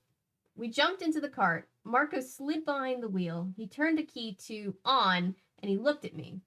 We, just like driving bumper cars, right? Only trying not to hit anything. He put his foot down on the pedal. The electric motor made a whirring sound, and we took off, straight toward the wall. Bam! Hey, try steering, I yelled. We backed up and took off again. We picked up speed, enough to pull away from the guard, but when I looked back, he was still jogging after us. He's going to have a heart attack, I said. Which way? What? Which way? I turned around to face forward. We had reached a T-corner. Right, I yelled. Naturally, Marco turned left. I nearly fell out. Marco is me. Almost immediately, we reached another corner. This time, Marco did choose right, and I did fall out of the cart. I hit the linoleum and rolled. Then I was up and racing to catch the cart. What are you doing? Marco demanded when he saw me. Quit playing around. I just gave him a dirty look and climbed back in. I think we lost the guard, Marco said. I'm fine, thanks for asking, I said. Just a few bruises, maybe a cracked skull, nothing serious. What do you think? Where do you think we are? I think we're in the longest tunnel I've ever seen, I said. It was more and more like a tunnel now. The floor was still linoleum, and the walls were still whitewashed, but the lights were getting more spread out, so you definitely had the feeling that you were underground. Or if they caught the others, Marco said. Now, do you see why it's crazy to think we can beat the Yerks? I mean, come on, we can barely beat zoo security. We haven't beat anyone yet, I said grimly. Look. Way up ahead, there were 2 guys in brown uniforms. Maybe they don't know who we are, Marco suggested. They might think we're regular employees. Maybe. But not once they get a good look at us, I pointed. There's a turnoff. Take it. We turned. At the same time, the guards started yelling. The side corridor grew narrow, too narrow for the golf cart. Ditch it! I jumped out. Marco jumped after me. We could hear the guards' footsteps as they ran down the main tunnel. These guys were in better shape than the old man. These guys could run. The corridor ended abruptly. There were 2 doors on one a little to the left, one a little further to the right. They were labeled P-201 and P-203. No help at all. Pick a door, Marco said. I took a breath. Door number 1. I opened P-201. A blast of fresh air hit me. Sunlight blinded me. I blinked, trying to get my eyes to adjust. The rhinoceros blinked too. Ah! I yelled. Ah! Marco yelled. We jumped back and slammed the door. Wrong door, I agreed. Definitely wrong. Wrong door, Marco said. Definitely wrong, I agreed. Hey, you kids, stop right there. The guards were just at the end of the corridor. Gotta try door number 2, I said. Do it. We opened the door and ran through. There were trees all around us, trees and grass. We were in the shade. Sunlight filtered down through the leaves. Just ahead, the bushes gave way to open grass. Where are we? Marco asked. Like I know. We worked our way through some bushes, keeping a careful eye out in all directions. We didn't see any animals, just some birds up in the trees. There are people, Marco said. He dropped down behind a bush and pointed. There were people lined up behind the railing. They were high up, or else we were low down. I parted the bushes and to get a better look. The people were leaning against a railing at the top of the high concrete wall. They couldn't see us because the bushes, but they were definitely all staring at something. We're definitely in one of the habitats, I said. Those are people looking at whatever is in here with us. I'm just hoping it isn't the rhino. That thing is way too big. How do we get out of here? I don't know. Let's just get away from the door. Those guards will be coming after us any second. But you know, in the back of my mind, I was thinking, why haven't those guards come after us yet? Uh-oh. Marco and I crawled through the bushes and around the bases of the big tree. We reached a corner of the wall, hidden from the people above. That is awfully high. That is an awfully high wall, Marco observed. That's got to be 30 feet high. This is not good. That wall is high for a reason. There's something in here that they don't want to escape. I scanned the wall. There was a steel ladder set into the concrete about 50 yards away. I guess that's the only way out. Let me ask you something, Marco said. Why haven't the guards come after us? I mean, if this was like the deer and antelope exhibit, they'd come right in, wouldn't they? We have to think, not panic, I said. I am trying not to think about why the guards didn't come in here. I moved back to the shadows of the bushes. Besides, maybe there's nothing in here at all. I squatted down on my haunches. My butt touched something warm. I had a terrible feeling right at that moment. I looked up and saw Marco. Normally, Marco has a kind of dark, tanned face, but his face was white, and his eyes were very large. Marco, I said very slowly and very quietly, is there something behind me? He nodded. What is it, Marco? Jake? It's a tiger. And then they died. Yep. The end. The end. We don't need to read the other 58 books. They don't exist. So if you had to choose an animal from a zoo, what would you pick? To be trapped in a cage with? No, to use as an animal morph. Oh, to use as an animorph. Lions are pretty powerful. Tigers are pretty powerful. Like if we're attacking, I definitely think like a lion or honestly, a hippopotamus or a rhinoceros are huge and they can kill things like incredibly quickly. Yeah, I'd probably go for like a lion or a hippo, just because, well, lion, they got that mane around them, so you can't Yeah. get, so they got their neck protected, and then you got a hippo, which is like scary on land and scary in the water. Yep. I hope you got a snack, Milo. Dirtbrick says emu. Chat. What about you guys? What would you turn into if you had to pick an animal to as a battle morph? I mean, an emu can haul ass. I don't know what its attack strategy would be. Oh my gosh. Reminds me of Friends when Phoebe's like, haul ass! Yeah. Oh, Two 6 lunch Milo didn't parking get a lot. snack. No. Still miss my TMNT blue lunchbox. That thing ruled. Oh. I was homeschooled, so I had no need for lunchboxes.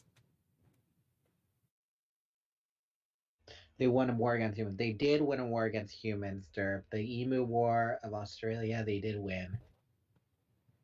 Because those people, well, because the Australians didn't believe in the cause, and the people that organized it were a bunch of Neanderthals that the farmers themselves were able to beat back the emus, not the soldiers they got. I want to be a llama and tell everybody to leave me be. Ever since Emperor's New Groove came out, I've kind of always wanted to be a llama, like, for a day. A llama? He's supposed to be dead. Yeah, weird. I've seen that movie so many times. More broccoli? When he's singing his theme music. For a battle morph specifically, I would definitely go for rhinoceros. The size plus the horn seems like a great destructive power. It seems like you could just annihilate the enemy if you needed to. Yeah. Maybe a horse. Horse seems good. Horse does seem good. I'm gonna... Cassie is horse girl confirmed. Cassie is horse girl confirmed.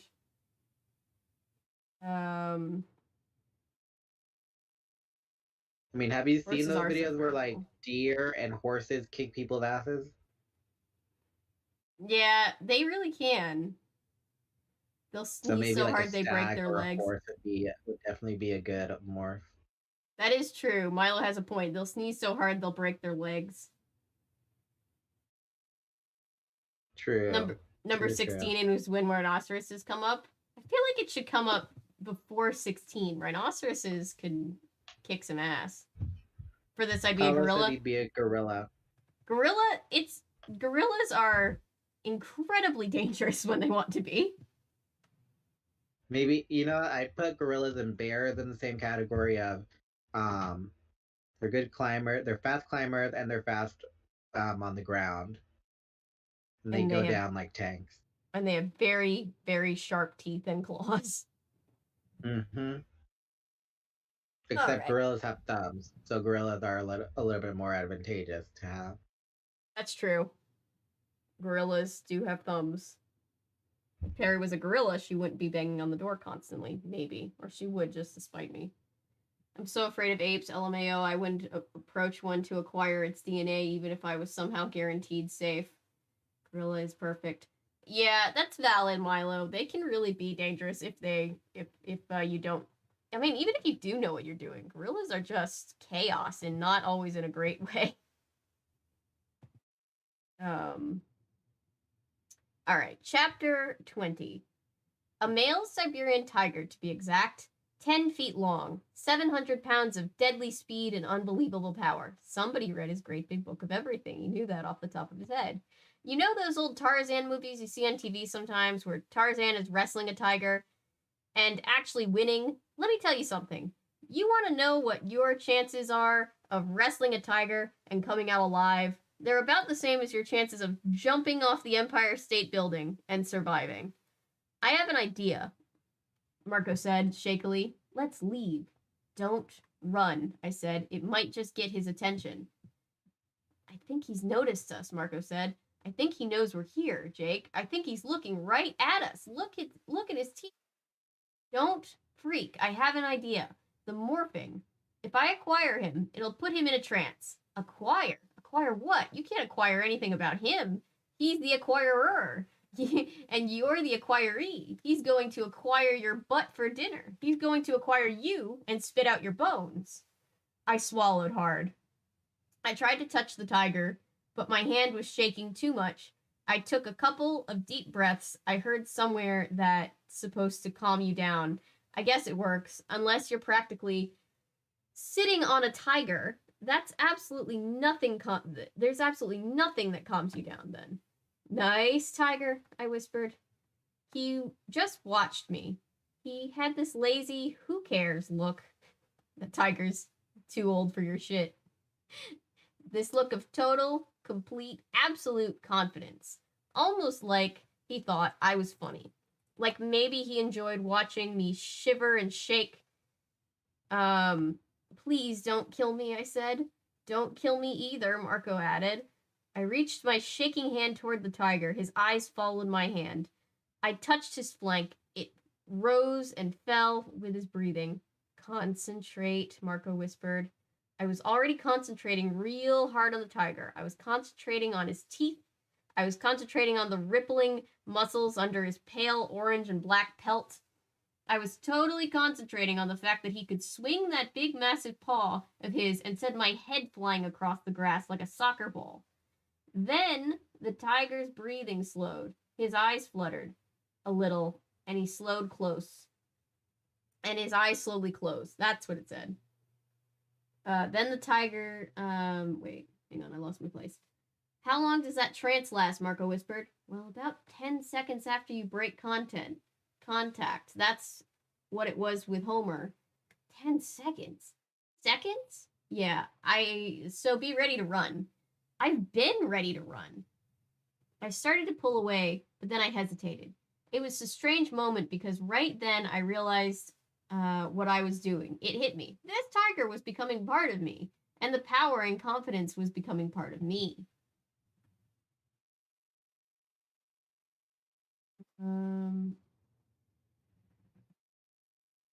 It's at the bottom of the page. He's beautiful, isn't he? I said.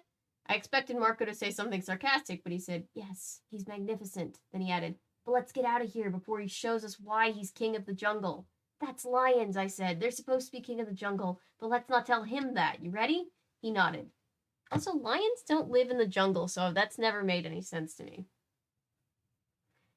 He nodded. I think the term jungle was I forget what it is, but it was used to describe the savannas back then. Okay. Like a long while ago. It's like an old term. Okay. So king of the jungle is like an outdated term. Okay. That makes sense, I guess. Because I know that when they were making The Lion King, they wanted to call it King of the Jungle, and then halfway through production, they realized that they don't live in the jungle, and that doesn't make any sense, so they changed it. I think that tiger was Shere Khan. With the haughtiness that it had. Mm-hmm. All right. You ready?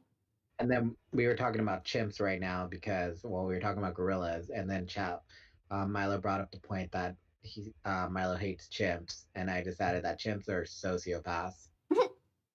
They do the most messed up things in nature. Them and dolphins. Oh yeah, they're chaos. Just absolute chaos. Okay. All right, next chapter. Well, next page. We're kind of in between pages. Oh. I just stopped because no, you're good. I just stopped because it was stressing me out. The King of the Jungle. Anyway, I'll get back to reading. You ready? He nodded. Now, I yelled. I jumped up and we tore for the ladder. In my head, I was counting off the seconds. 1 1,000, 2 1,000, 3 1,000. Something moved fast, an orange and black blur. Right then, I realized it. Duh, there was more than one tiger in the habitat. I heard screams coming from the spectators above. I guess they could see us now that we were out of the bushes. Marco leaped and grabbed the rungs of the ladder. He scrambled up. I was about 1/10 of a second behind him. The tiger leapt. His claws scraped the concrete just inches below me. And then he let out a roar that made the rungs of the ladder vibrate in my hands. Roar! What a noise! It echoed and reverberated and made my insides turn to liquid. Figuratively, I hope. Marco practically flew up the ladder and over the side of the wall. I flew right after him. It's amazing how fast you can climb a ladder when there is a tiger roaring for your blood. There they are, someone yelled. Get them, stop, guards, at least 3 of them. Should we morph? Marco yelled at me. No, just head for the crowds. There, over there at the dolphin tank. It was a close call, but we made it to a big crowd just a dozen feet ahead of the guards. From that point, all we had to do was hunch down and squirm between all the people till the guards lost sight of us. We worked our way to the front gate, always crouching so our heads wouldn't show above the crowds. Imagine having that problem. Couldn't be me. What did you do? Morph into a... Oh, we don't say that word, I don't think, anymore. Morph into a little person? It was Rachel. She was right in front of me, looking amused. Tobias and Cassie were there too. The guards were after us, I said. I had almost stopped shaking from my close encounter with the big cats. Almost. Oh, quit playing around, Jake, Rachel said. Let's get out of here. I have to be home for dinner. It turned out that the other 3 had not been chased at all. They'd lost the guards easily and had just gone on to acquiring morphs, while Marco and I were risking our lives in the tiger habitat. The most annoying thing was that none of them even believed our story. Marco and I were a little resentful over that. We climbed on board the bus and practically collapsed into their seats. We could have been killed, Marco said, pouting. Really, I'm telling you, it was down to a few inches. Yeah, whatever, Rachel said. Don't obsess over it. After all, we still have tonight to deal with. Whatever danger you think you had today, it'll probably be nothing next to what's going to happen tonight. Tonight, Cassie shook her head, and I haven't even thought about studying for math tests tomorrow. Rachel laughed. We may not have to worry about tomorrow. Thank you, little Miss Cheerful, Marco muttered under his breath. All right, that's the end of the chapter. All right, for those of you curious of the word, Midget. That's the hint. Yeah. I was like, oh, I don't think we use that one anymore. Speaking of outdated terms. Yeah, and then the 90s were a weird transitional time for jargon and terms. It really was. Like, there were some things about the 90s that were very progressive and inclusive, and then there were just some things that were not that at all. Yeah, it was like a growing pain era. 2000s were definitely the growing pain era. 28 is the last one written by K.A. until the finale. Interesting. Oh yeah, she wrote the finale. The finale.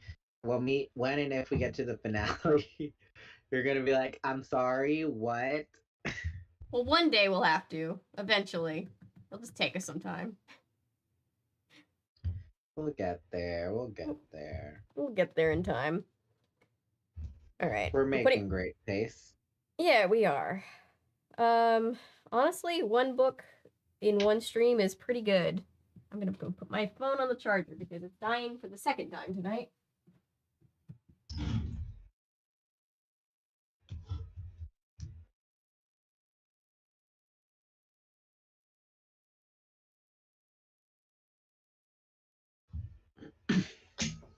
All right.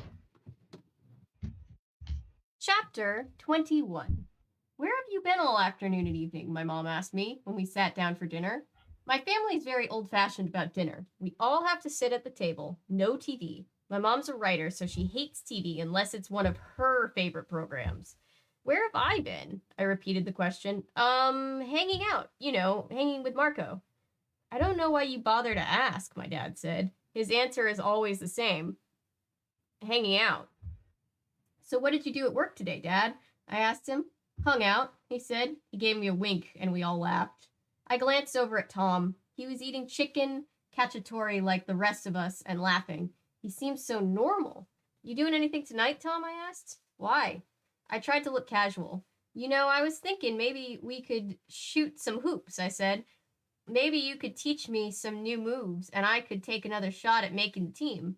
Sorry, man, he said. I have things to do tonight. Yeah, like what? I asked. Hanging out, no doubt, my mom said. Eat the broccoli, Jake. It's good for you. It's full of trace minerals and vitamins. You can't get anywhere else. Okay, I said to my mom. You know how much I love trace minerals. I popped the smallest piece of broccoli I could find. And tried to gag it down. I guess it wasn't any worse than eating a live spider. It's definitely not worse than that. So, Tom, what is it you said you were doing? I asked again. He gave me a dirty look. Do I have to check with you now? I have things to do. Is that okay, little brother? A girl, my dad commented. I know these things. I'm a doctor. No, Dad, not a girl. I wanted to say a yerk pool. What's a yerk pool, Mom? Well, it's a kind of long story. I decided to try one more time. I guess part of me still refused to believe what Tom was. Maybe you're just afraid to shoot hoops with me. Maybe I'd kick your butt. Yeah, that's it. Happy now? Tom sneered. His gaze met mine with, was there some sign in those eyes? Did some evidence of the selfish, evil creature that was controlling him? No, I wish there had been. But there is no way to know who is a controller and who isn't. No way. It's what makes them so hard to stop. They can be anyone, anywhere. Symbolism. It's a metaphor. Even a person you think you know. Milo has been talking about how the series and Milo can explain it better, but it's like it's a metaphor for like war and like political war and radicalization, right? Or I could be wrong on that, but I think that's what we talked about a few streams ago.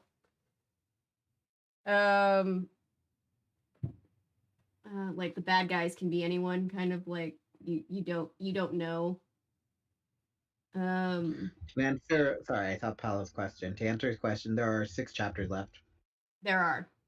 We're getting there. Yeah.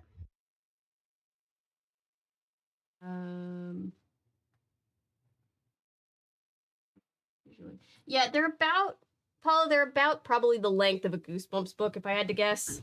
Published by the same publisher. Yeah, that sounds about right. They're both scholastic.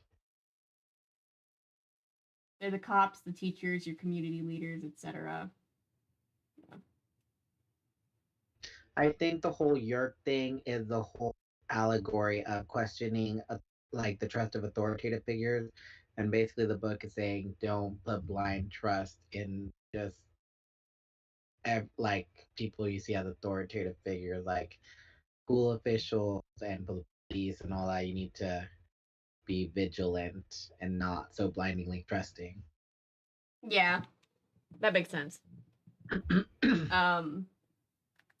see. Now I lost my place. Hang on. No way to know. They can be anyone, anywhere. Even a person you think you know, a person you admire, look up to, love. Ah, yes, I see that. I broke my gaze away from Tom's and looked down at my food. A few minutes later, Tom got up to go. I knew where he was going. After he left, I went to the upstairs phone, where my parents couldn't overhear me. I called Marco. He's on his way, I said. I called Tobias and Rachel. I tried to call Cassie, but I got her mother instead. She's not in, my mom said. She sounded worried. She wasn't home for dinner. She went to feed some of the animals and didn't come back. My stomach clenched. She's probably just out riding one of the horses, I said, trying to reassure myself, as much as Cassie's mom. You know, Cassie. All the horses are in their stalls, she said. I took a couple of deep breaths. Something was wrong. What had happened to Cassie? I'll look around for her, I said. Don't worry. I'll bet she just saw some injured animal or something and went off to rescue it. You know Cassie, I said again. Yeah, I'm sure she's fine. Yes, I'm sure she's fine. The mother didn't say yeah. Right. She was about as sure as I was. But what could I do? The plan was set to attack the Yerk pool and rescue Tom. Maybe Cassie was already at the school waiting. Maybe. I had a very bad feeling as I rode my bike to the school. I hit the bike across the street the way we had planned. Then I hooked up with Marco and Rachel. Cassie's missing, I said, and where is Tobias? Rachel pointed up at the sky. The sun was setting fast. Oh, sorry. But I couldn't see Tobias circling. But I could see Tobias circling high overhead. What is the matter with him? I exploded. He's got a 2-hour time limit, and we don't know how long this thing is going to take. Maybe we should bail until we find out what's happening with Cassie, Rachel said. Could she be just scared? Marco said. I am. Maybe, I agreed, although I doubted it. But they say you never know who's going to be brave or cowardly in a battle. I just hoped I wasn't the coward. The truth was my mouth was already dry. And my heart, there's something in my eye. Hang on. I think it's my makeup running. It's a tear. It's a tear. Like Jay. Your eyes are sweating. My eyes are sweating. I'm sure that'll come later, but I don't think we're quite there yet. My heart was already pounding, and we hadn't even done anything yet. Tobias swooped down and perched on Rachel's shoulder. It surprised me a little. Why would Tobias perch on Rachel's shoulder? And she didn't seem at all annoyed. She rubbed her head against him a little. Are we doing this thing or not? Tobias asked. This was not starting off right at all. The bad feeling in my stomach was just getting worse. Cassie, missing, Tobias already morphed. Everyone was looking at me, waiting for me to decide. Yeah, we're doing it, I said. The school was locked up for the night, but Marco had taken care of that little problem. He knew of a window in the science lab that didn't lock.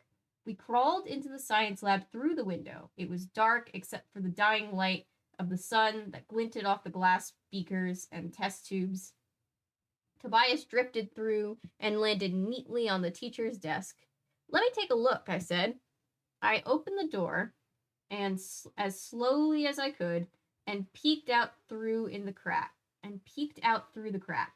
I could see down the nearly dark hallway to the janitor's closet. Instantly, I pulled back in.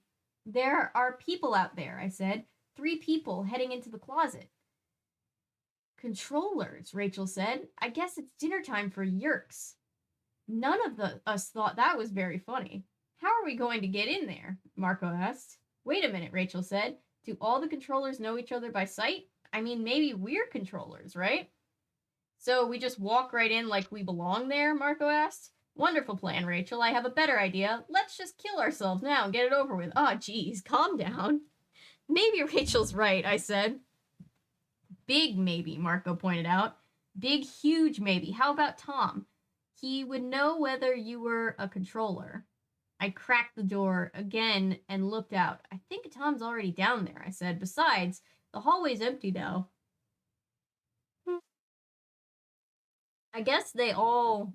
I fell silent. Wait, here comes someone. I stared. It wasn't easy to see the faces in the gloom. I could tell there were 2 people. One was wearing a uniform. It was the controller policeman, and he was rudely yanking someone along with him. I could see that it was a girl. I didn't really want to see any more. Tobias, I said, I need you to use your hawk's eyes. Tobias fluttered over and stood on my shoulder. He peeked his fierce head out into the hall and then drew back. Yes, he said, it's her. I felt like the floor had opened underneath me. Marco grabbed me because I looked like I was about to fall over. They have her, I whispered. The controllers have Cassie. Oh dear.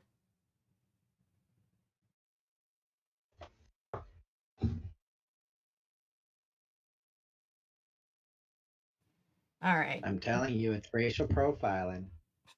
That cop was not leaving Cassie. Poor Cassie. She deserves better than that. How's chat? We doing all right? Bella's just concerned that you get enough sleep. Book's almost over, so. Yeah, book's almost over. I don't have to get up super early tomorrow. Although we do have more Model Land reading tomorrow, so that'll be fun. Yeah, something lighthearted. Oh, God. After California Diaries and Animorphs. We gotta read some light stuff this week. We gotta go back to some Nancy Drew Hardy Boys stuff. We've had like a bunch of really heavy ones in a row. Well, you don't have to worry about California Yard because I'm still waiting for them to get shipped. So Okay, yeah, we have some time. I still think it's funny that we were missing a page out of Ducky. I was like, what? In all my time thrifting books, I've never seen someone try to sell one with a page missing. I mean, it was a lot. So It was a lot. They probably didn't know. Not Cassie. Tarfield Dallas says. Yeah, we like Cassie. I have a feeling though that this is one of those don't get attached to characters series. Fortunately, I had a busy day, but we'll check out the VOD. That's cool, Paulo. All right, good night, Paulo. No, he just said he's not going to be seeing the. I think he just meant he wasn't going to be seeing tomorrow. But if you're getting off tonight, good night, Paulo. We'll see you when we see you. Whenever I hear the name Paulo, I think of the Lizzie McGuire movie. Yes. Lizzie, Chippa de Ame. I haven't seen that movie in forever. Oh my gosh. Okay, sorry. Not making fun of your name, Paulo. It's just what it reminded me of. Cool name, I like it. Chapter 22. Who has Cassie now? Rachel stammered. The policeman, the controller, the one who came out to Cassie's farm, the one who was at the sharing meeting. He has her. He saw her at the meeting trying to get close to the full members. Rachel let go of a few choice words. We hadn't even started and already everything was a disaster. Okay, I said grimly. We go ahead, like Rachel said. We figure there are too many controllers for all of them to know each other. I mean, they add new bodies all the time, right? So maybe we're the new controllers, right? Oh man, Marco moaned. You have a better idea, I snapped. No, he said. I think we go ahead, we take our chances, let's rock and roll. Okay then. Everyone act cool. I looked at Tobias. Too late for you to morph back now, but try not to let them see you. Rachel, Marco, and I stepped out into the dark hallway. My legs were stiff, my knees were rickety. I was walking like Frankenstein, trying to look casual. We headed for the janitor's closet. Fortunately, no one else was in the hallway. We entered the tiny room and stepped inside. I tried to recall the sequence for opening the door. Faucet to the left, then twist to the second hook around the right. The door swung open. There was more noise than there had been the other day, or maybe it was just that my human ears heard better than my lizard ears had. What a sentence. There was a deep, sloshing, swooshing sound, almost like gentle surf breaking on the shore. But that was a nice sound. The other sounds were horrifying. Despairing cries, terrified screams, shouts, shrieking, triumphant laughter. You sure this is just the Yerk pool? Marco said in a nervous, shaky voice. I see a guy with horns and a pitchfork, and I'm out of here. I stepped into the opening. The stairs were steep, and there was no rail, so you felt like you were about to pitch forward with every step. We descended together. The door closed automatically behind us. At first, I guess I expected there to be maybe a couple dozen steps, but the steps never ended. We just kept walking, and there were always more steps. The walls were dirt that quickly became rock as we went down, down, down. It felt like those stairs would never end. Some superior aliens, Marco whispered. You'd think they could have put in an elevator. We all giggled a little. Very little. Suddenly, the rock walls widened out. We had emerged in a huge cavern. And when I say huge, I mean huge. They could have played Super Bowl in there and had a room left over for a couple of malls. And it was like a giant bowl turned upside down, all carved out of solid rock. At the very top of the bowl was the faint outline of a hole, though I thought I could see the stairs through it. All around the outer edges of the cavern, I could see other stairways like ours. They seemed to come from every direction, appearing out of the rock and walls, and leading down the floor of the cavern. We clustered closer to the center of the stairway. It was a sheer drop-off, the side of the stairs. This is gigantic, Marco said. This isn't just under the school. This is under half the town.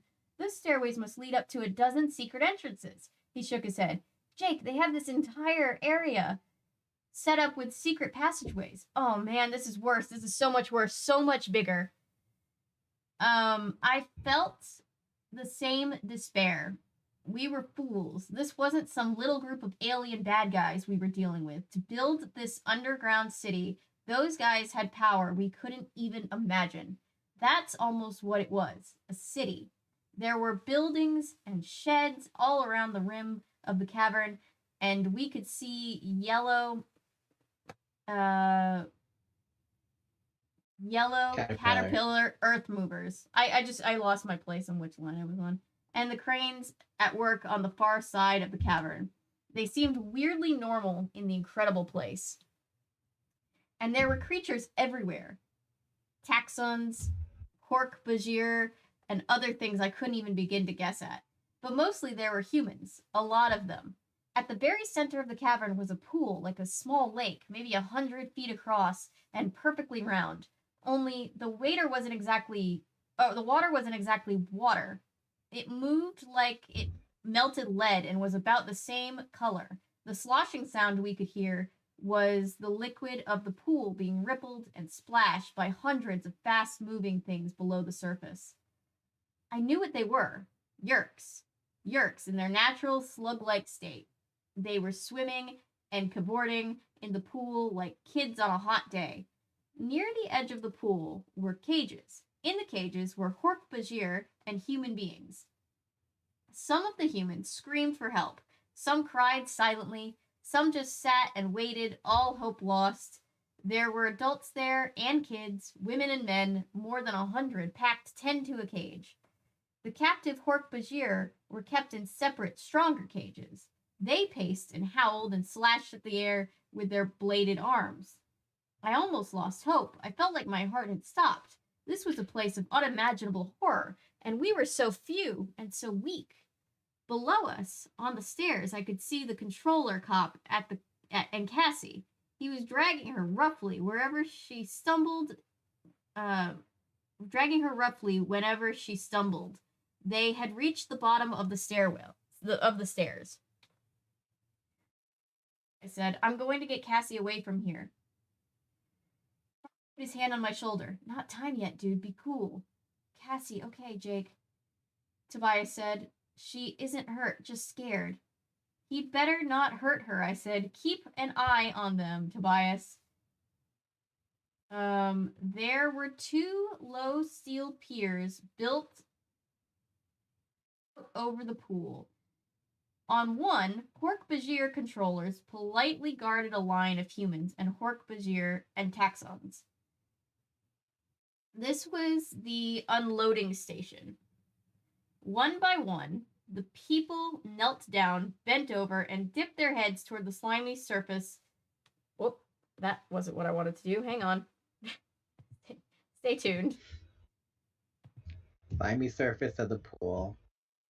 Bajir helped them. We watched. The woman calmly bent over, her head just inches above the lead gray pool. The Hork-Bajir held her elbow gently to help her keep her balance.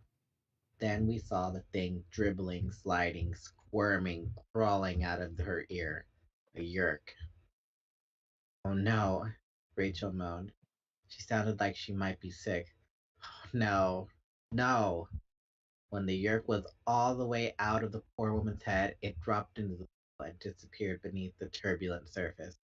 The woman instantly cried out, "You filth! Let me go! Let me go! I am a free woman! You can't keep doing this! I am not a slave! Let me go!"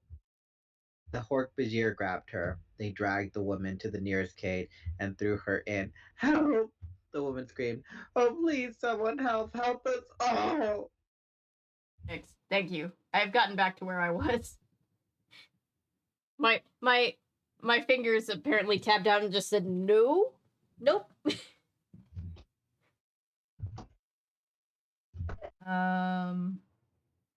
This is what dreams are made of. It really is. Sing to me, Paolo. This is what dreams are made. Hollow is a Paul, but with an O to his credit. I like that. All right, chapter 23. Help, please, someone help us. We had been hearing cries like that all the way down those steps, but now we were close enough to give the cries a human face. It cut straight to my soul. There was a second steel pier that was a loading station. There the host bodies were dragged from the holding cages to have the Yerks re-enter their heads. It was a pretty basic process. They grabbed the hosts, whether human or Hork-Bajir, and forced their heads down into the pool.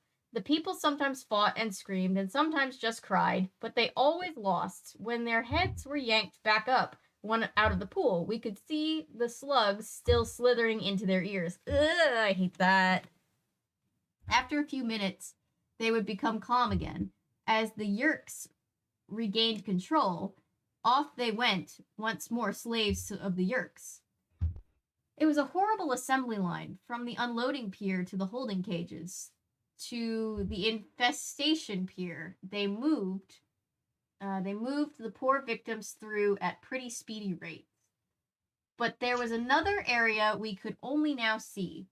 There, humans in Hork-Bajir waited on comfortable chairs, sipping drinks and actually watching TV. Taxons squirmed around like gigantic spiny maggots. I heard the faint sound of a television set. I was sure I could hear laughter from the humans. They were watching the show and having a good laugh. Those are the voluntary hosts, Tobias said. Collaborators. What are you talking about? I demanded.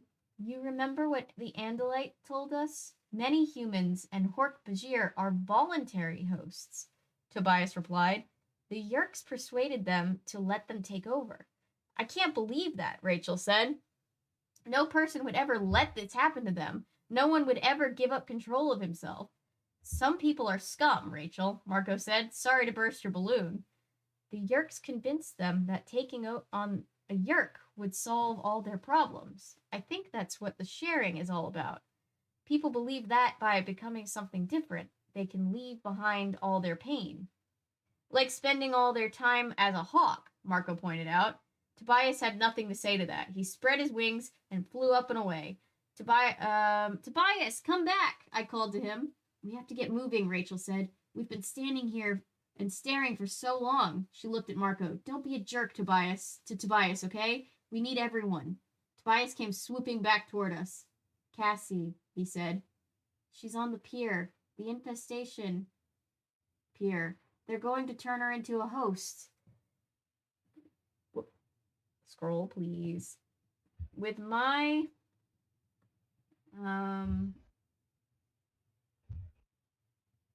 normal human eyes, I could see that the well in the purple gloom. I could just make out the cop's uniform and the small shape beside him. Do you see Tom? I asked Tobias. In answer, he flapped his powerful wings and gained altitude. I saw him high over the pool. Then he came back toward us in his power dive. I see him, he said. I hesitated before asking. I wasn't sure I wanted to know the answer. Is he in the cages, or is he voluntary? He's in a cage, Tobias said. He's yelling his brains out at the Hork-Bajir guards. Yes! I knew Tom would never have gone voluntarily. I knew they must have taken him kicking and punching. Cassie is getting near the end of the pier, Tobias warned. We only have a few minutes before they infest her. It was time. We were at the bottom of the steps. We ran over to hide behind a storage shed of some kind. Marco pulled me around the corner, drawing me close to that so that I could hear him whisper, Look, before we go do this, there's one thing, Jake. You have to promise me. I knew what he was going to say. If I have to die, okay? But don't let them take me. Don't let them put one of those things in my head. It'll be okay. You, a voice yelled, a human voice. You two, who are you? I spun around. A man. Just one man. But beside him, flanking him, was a big Hork-Bajir looking suspicious. And on the other side, a Taxon. Somehow, the man hadn't seen Rachel. She was just around the corner of the building, but he had seen Marco and me talking. I guess it hadn't looked quite right to him. Us? Marco said. Who are we? Hey, who are you? Take them, the man ordered. The Hork-Bajir advanced on us. The Taxon slithered forward on its dozens of sharp, spiny legs. I can hear it, like, skittering. The red jelly eyes quivering and mouth opening and closing in anticipation. I knew I had to morph, but I was frozen with fear. Then I saw Rachel. She had gotten around behind the controllers, and she was getting very, very large. 9 more pages! 9 more pages! Yep. They definitely get shorter and shorter. They marathon in the middle, and then they get short near the end. Yeah, that's how Goosebumps are paced out, I've noticed, too. So, Kellen just joined chat, and then Cameron just came back from taking a nap. Hey, Cameron and Kellen, how are you guys doing?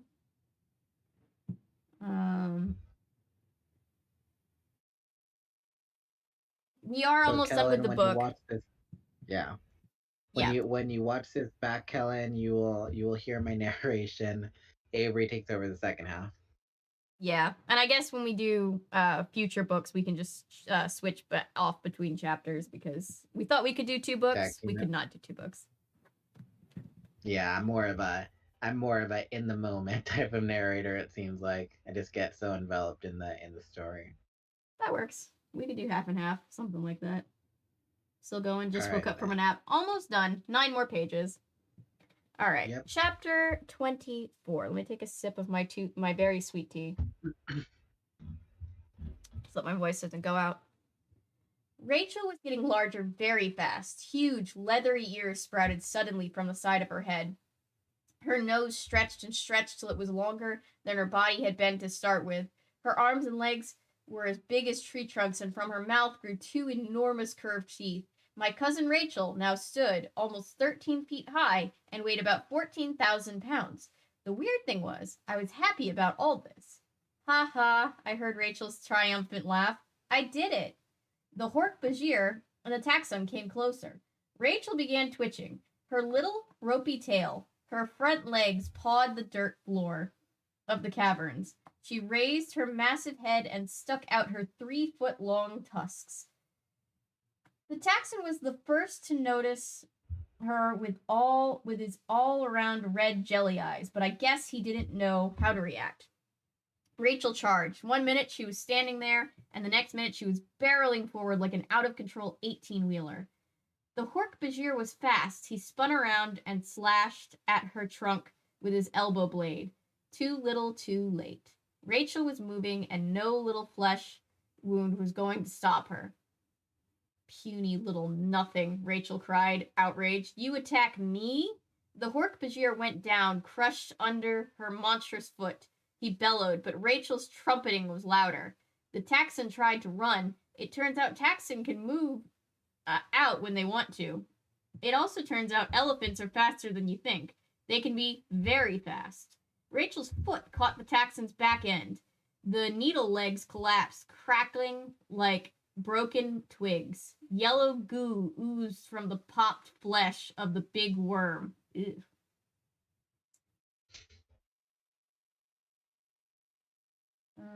She just kept rolling over him, leaving behind a big, extremely disgusting pile of goo. The foul smell of the squashed Taxon nearly knocked me out. The human was still just standing there. He said, an elephant? Like he couldn't even think about it being real. Rachel wrapped her trunk around his middle. Yeah, we heard Rachel say. An elephant. The man screamed. I guess he figured out it was real. Rachel threw him through the air. I never saw where he landed. Quick, I yelled at Marco. Morph. Nice work, Rachel, Marco said. Remind me not to ever make you mad. I focused on the tiger. I knew his DNA pattern was in me. I thought of him lying there in his habitat at the gardens, wishing he were back in the jungle, hunting and taking down his prey. I guess maybe he would mind the use I was making of his DNA. That wasn't quite a jungle, but it would have to do. More Hork-Bajir coming, Rachel said. Rachel turned to face them, tusks ready. I felt the morph begin. The hair grew from my face. The tail squirted out behind me. What a way to put that. My arms bulged and rippled. They were massive. My shirt ripped. I fell forward onto my hands. Now my front legs. The power. The power. Phenomenal cosmic power. It was electric. It was like a slow motion explosion. I could feel the power of the tiger growing inside me. I watched claws, long, wickedly curved, tearing, ripping, shredding claws grow from my puny human hands. I could feel the teeth sprouting in my mouth. My eyes looked through the darkness like it was a broad daylight. But most of all, the power, the sheer, incredible power. I was afraid of nothing. Hork-Bajir were running at me, their arm blades slashing at the air. I opened my mouth and I roared. The Hork-Bajir stopped dead in their tracks. That's right, my little Hork-Bajir friends, the human part of my brain thought. Time to meet the tiger. The muscles in my back legs coiled up. I bared my teeth and gave them another roar loud enough to make the ground quiver. I leapt through the air, claws outstretched. That one was short, so I'm just going to go directly to 25. I sailed through the air and struck the closest Hork-Bajir in the chest. Down he went with me on top of him. He rolled over and tried to get up. He was fast. I was faster. He struck me with his razored arm. I ducked under a blow. My left paw swung so fast I couldn't see it. I left 4 oozing tracks across the Hork-Bajir's shoulder. Another Hork-Bajir. Wrist blades, elbow blades, and talons whizzed. They were like a pair of lawnmowers on full throttle. And still I was faster. I can't even remember what happened next. All I have is this image of the tiger, of me, with claws slashing and jaws snapping. I was a whirlwind of orange fur and black stripes. The Hork-Bajir fell back and I roared. They turned and ran. On one side, I saw Rachel. She lifted a Hork-Bajir up on her tusks and tossed him back over her shoulder like he was a doll. And then I saw Marco. Big Jim's massive body was ripping its way out of Marco's slight frame. Just call me King, Marco said. King Kong. The truth is, like Cassie said, gorillas are very gentle, peaceful, quiet creatures. The truth also is that they are strong, real strong. Basically, compared to a gorilla, a man is something made out of toothpicks. Now, Hork-Bajir are pretty large creatures. They stand about 7 feet high and are built for trouble. But Marco swung one big gorilla fist and hit the nearest Hork-Bajir in the stomach. The Hork-Bajir went down hard. I roared. Rachel trumpeted. Marco lifted the Hork-Bajir up and tossed him aside like a rag doll. The rest of the Hork-Bajir turned and ran. Now, I shouted, before they get organized again. We charged. Rachel just plowed right through some of the small sheds and buildings like Godzilla heading for Tokyo. Marco came loping along, swinging his massive forearms, punching anything that got in his way. Whatever he punched stayed down. And I ran right down the middle, looking for the controller, dumb enough to mess with me. We reached the cages. The people and the Hork-Bajir inside shrank from us. They were almost as afraid of us as they were of the controllers. Let's face it, a rescue party made up of an elephant, a gorilla, and a tiger is not what they had been hoping for. Marco began ripping the lock on one of the cages. The lock gave way.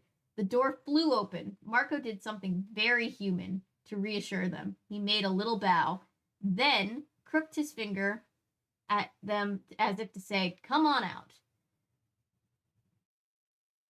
Scrolling. Oh, fuck. Hang on. How? I'm back. Crisis averted. Tom was first out. He looked scared and mad and determined. I was going to send him a thought message telling him who I was, but suddenly there was Rachel, screaming in my head. Jake, Rachel said, look, Cassie. Cassie was nearly at the end of the infestation pier. The Hork-Bajir and taxon guards were still sticking to their duties as I watched another human was shoved headfirst into the yerk pool. Cassie is next, I cried. Don't worry, Marco said. We'll take care of Tom. Go before they do it to her. I hesitated only for a second as 1,000 thoughts went through my head. Later, I would only think about the moment, think maybe, if only. I broke into a run. I had to get to her. As I watched the two Hork-Bajir on the pier, grabbed Cassie by the arms. I tore at full speed. I leaped over the taxons. I dodged around the Hork-Bajir. I practically flew, but I couldn't really fly. Not the way Tobias could. I saw him high up in the cavern. Down he came, like a bullet. The talons came forward. Tobias hit the first Hork-Bajir at about 50 miles an hour. He swooped away, leaving the aliens clutching at the slimy mess where his eyes used to be. Oof, yikes. That was all Cassie needed. She broke away and ran down the pier. I finally got there and went after the remaining Hork-Bajir controller. Morph, I yelled to Cassie. Morph and head back for the stairs. She looked at the other humans, the Hork-Bajir behind her in the line. Run, all of you, run! They did as they did. Cassie plowed into a panicky crowd. Moments later, a black-maned head appeared above the shoulders of the crowd. Cassie had become a horse and was racing to the stairs. She really is a horse girl. God love her. I started after her, racing back. I started after her around the pool toward Marco, Rachel, Tom, and the crowd of hosts they'd freed from the cages. The controllers were starting to get organized. A group of taxons were slithering out to stop Cassie and me. Both the Hork-Bajir and the taxons were carrying weapons now. Up and over, I said to Cassie as we neared the line of taxons. Up and over, she yelled back. I leaped. Cassie jumped. Side by side, we sailed over the startled taxons. They fired their handheld Draken beams, but too late. The beams sizzled the air behind us, and we blew past. I could see Rachel towering gray bulk just ahead. The stairs were near. I saw Marco with Tom. We were going to make it. And then he stepped out daintily from a group of Hork-Bajir. He seemed almost harmless in his Andalite body, a gentle, half-deer, half-human-looking creature with bluish fur and an extra set of eyes on comical stalks. Visser 3 didn't look at all that scary, not compared to the Hork-Bajir, the taxons, or even our own earth animals. But Visser 3 had an Andalite body. He had an Andalite's power to morph, and he had been all over the universe, acquiring genetic patterns of monsters like nothing ever seen on Earth. A taxon slithered up beside Visser 3 and spoke. It was a weird, half-whistling sound. What is it even saying? Trasu estru. True. Alright, there you go. Visser 3 said nothing. He just looked at me with the vertical slits that were his eyes. This taxon fool says you are wild animals, Visser 3 said. He wants to know if he and his brothers can eat you. He laughed silently. But I know you are not animals. I know who and what his brother you are, so no. So, not all of you Andalites died when I burned your ship. It took me a couple seconds to realize what he meant. Then it hit me. Of course, he thought we were Andalites. He'd guessed that we were morphs, not real animals, and he knew that Andalites were the only species with morphing technology. I compliment you on getting this far, but it will accomplish nothing, because now, my brave Andalite warriors, it is time. Time to die. He began to morph. I acquired this body on the 4th moon of the 2nd planet of a dying star. Like it? I realized I'd been wrong to be hopeful. We were not going to make it out. This should be the last chapter. Yep. And we can all go to bed and have horrible dreams probably after this. Mm-hmm. Yeah, we ended up we're just gonna do book 1. I'll change the info on the bod so it's not super confusing. And then we'll do the second one a different time. That is kind of like an animorph, an alien morph. From Visser 3's Andalite body, the creature grew, tall as a tree, towering over even Rachel. 8 massive legs, 8 long, spindly arms, each ending in the 3-fingered claw. And from the place where the top set of arms grew came the heads. Heads, plural. 8 of them. This creature had a thing for the number 8. Even the Hork-Bajir controllers backed away. Even they didn't want to be near Visser 3 when he was morphed this way. But the Taxons edged in closer, crowding around their leader like a pack of hungry dogs looking for table scraps. I was frozen in terror, stunned. Even the tiger that was part of me was confused and worried. I had started to think that with our morphed bodies we could take on anything, but we couldn't take on this monster. Not and survive. Run, I yelled to the others, up the stairs. Cassie nudged 2 of the humans from the cages and tossed back her head. They figured out what she wanted and climbed on her back.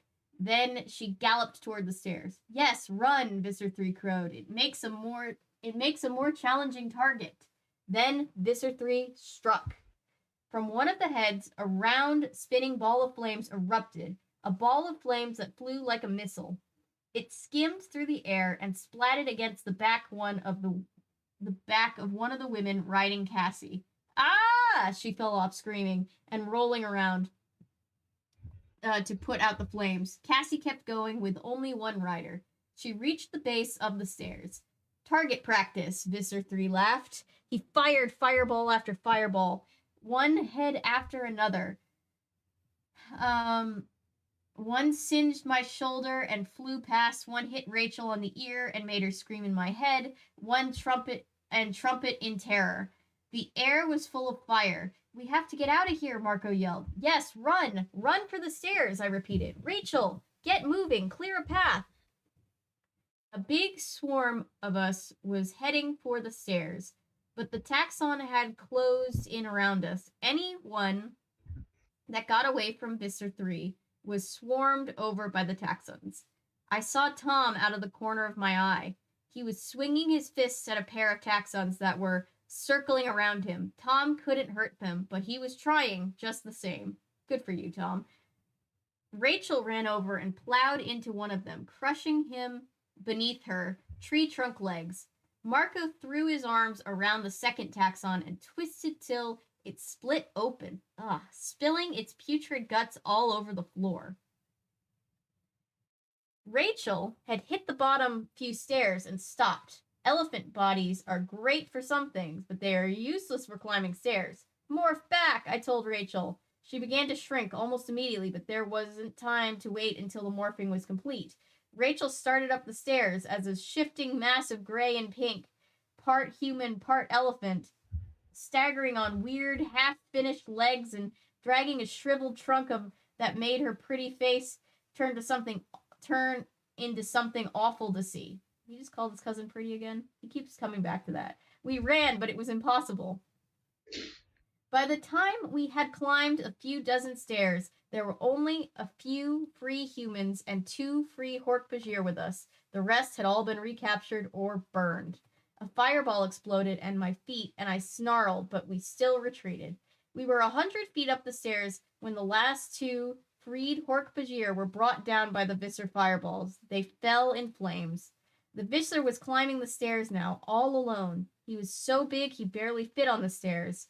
I knew when we reached the point where the walls closed in around the stairs, we would be safe from Visser 3.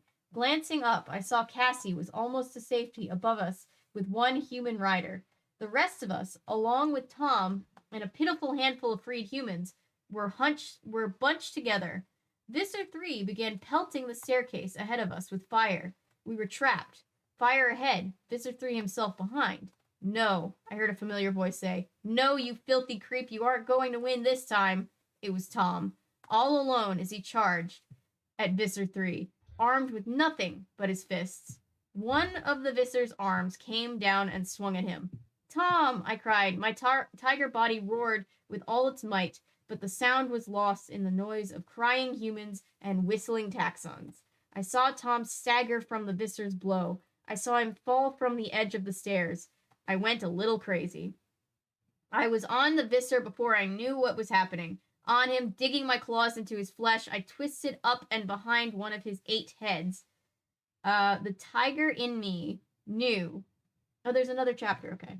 The tiger in me knew what to do. I sank my teeth into his neck and clamped on my powerful jaws and held on.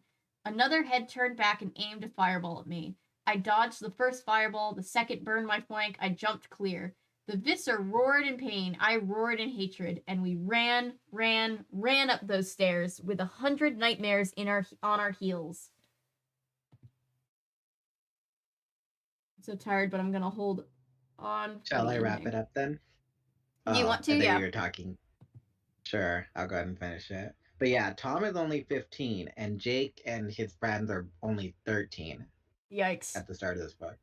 Plus Tom. So imagine that. Yeah, that's a All lot. right, then. Chapter 27. We ran. Exhausted and burned and terrified, we ran. Visser 3 had made one mistake. He was too large in his morph to follow us much further up the stairs. I heard Visser 3 yell something as we finally got away. He said, "I'll kill you all! Andalites, run away! It doesn't matter! I'll kill you!" Actually, I think it did matter. We hadn't exactly destroyed Visser 3, but we had come out of there alive. We Animorphs. The final count was exactly 1 human freed. The woman who rode Cassie's back up out of the hellish pit. And Cassie had gotten away clean. It had been the suspicious controller policeman that had grabbed her. He was the only controller to know her name, where she lived, and that she had been spying on the sharing. Cassie said we didn't have to worry about him anymore. She didn't want to talk about what had happened to him. As for Tom, my brother, Tom was not freed. I was lying in my own bed, shaking and shivering and crying from the after effects of terror when I heard him come home later that night. He never knew that I was the tiger. He never knew how close I had come to freeing him. He was a controller again. The yerk was in his head once more. Cassie and Marco and Rachel and I had all made it up those stairs. We had emerged into the hallways of the school that would never seem the same to us again. And Tobias? He survived too. It was almost morning when I was awakened from dead sleep by a feathery beating on my window. I opened it, and Tobias flew in. "You made it," I said. "Oh man, you had me so scared. I figured you were still trapped down there. I mean, I thought you could probably find somewhere to hide in that cavern, but I knew you'd been morphed for a long time. I was worried you wouldn't be able to morph back without getting caught. It's a good to see you." "Good to see you too, Jake," he said. "How are the others?" "Alive," I said. "Alive. I guess that's all that counts." "Yes, that's all that matters." "Come on, Tobias," I said. "We're back. You can stay here. I'll even let you have the bed. I could sleep on nails, I'm so tired." He didn't say anything. And I guess in my heart, I'd known it all along. I didn't want to admit it. "Come on, Tobias," I said. "We're back." "Jake. Just come on. Back to human now, dude. No more flying tonight." "I hid in that cavern for a while," he said. "They didn't see me, but I had to stay out of sight till I could get out. Jake. It took too long. Too long. More than 2 hours. I just stared at him, at his laser-focused eyes, at his wicked beak and sharp talons, and at his wings, and at the broad, powerful wings that let him fly. I guess this is me from now on, Tobias said. I knew there were tears falling down my cheek, but I didn't care anymore. It's okay, Jake. Like you said, we're alive. I went to the window and looked up at the stars. Somewhere up there, around one of those cold, twinkling stars, was the Andalite homeworld. Somewhere up there. Hope. They'll come, Tobias said. The Andalites will come. And until then, I nodded and wiped away my tears. Yeah, I said. Until then, we fight.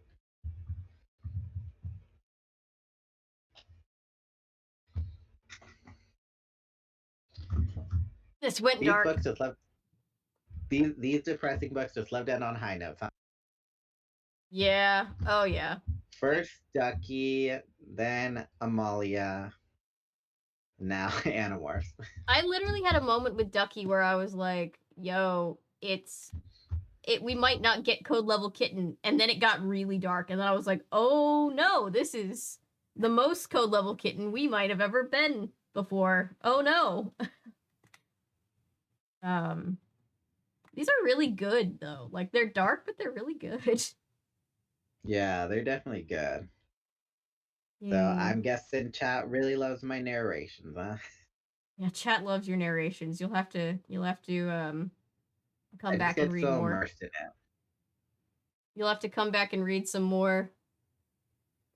Yep, Milo time. Tobias is a bird forever.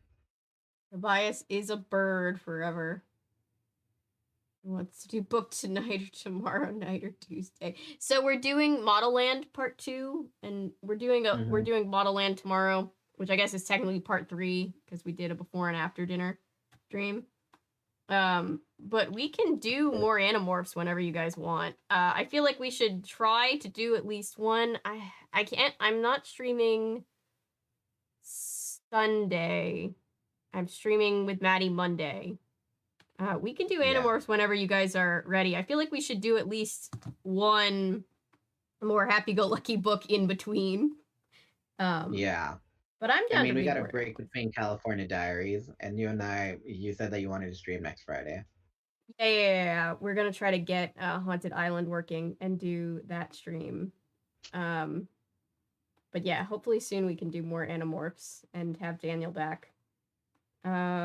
Paulo said very lively. You were very good. I liked it a lot. Burb forever. Why is better? Yep, burb off forever. Being a bird. His life pretty much Whenever sucked I hear as a anything human. that's on that verb, I just think of that commercial of Verb. Verb, it's what you do. Yes, I do.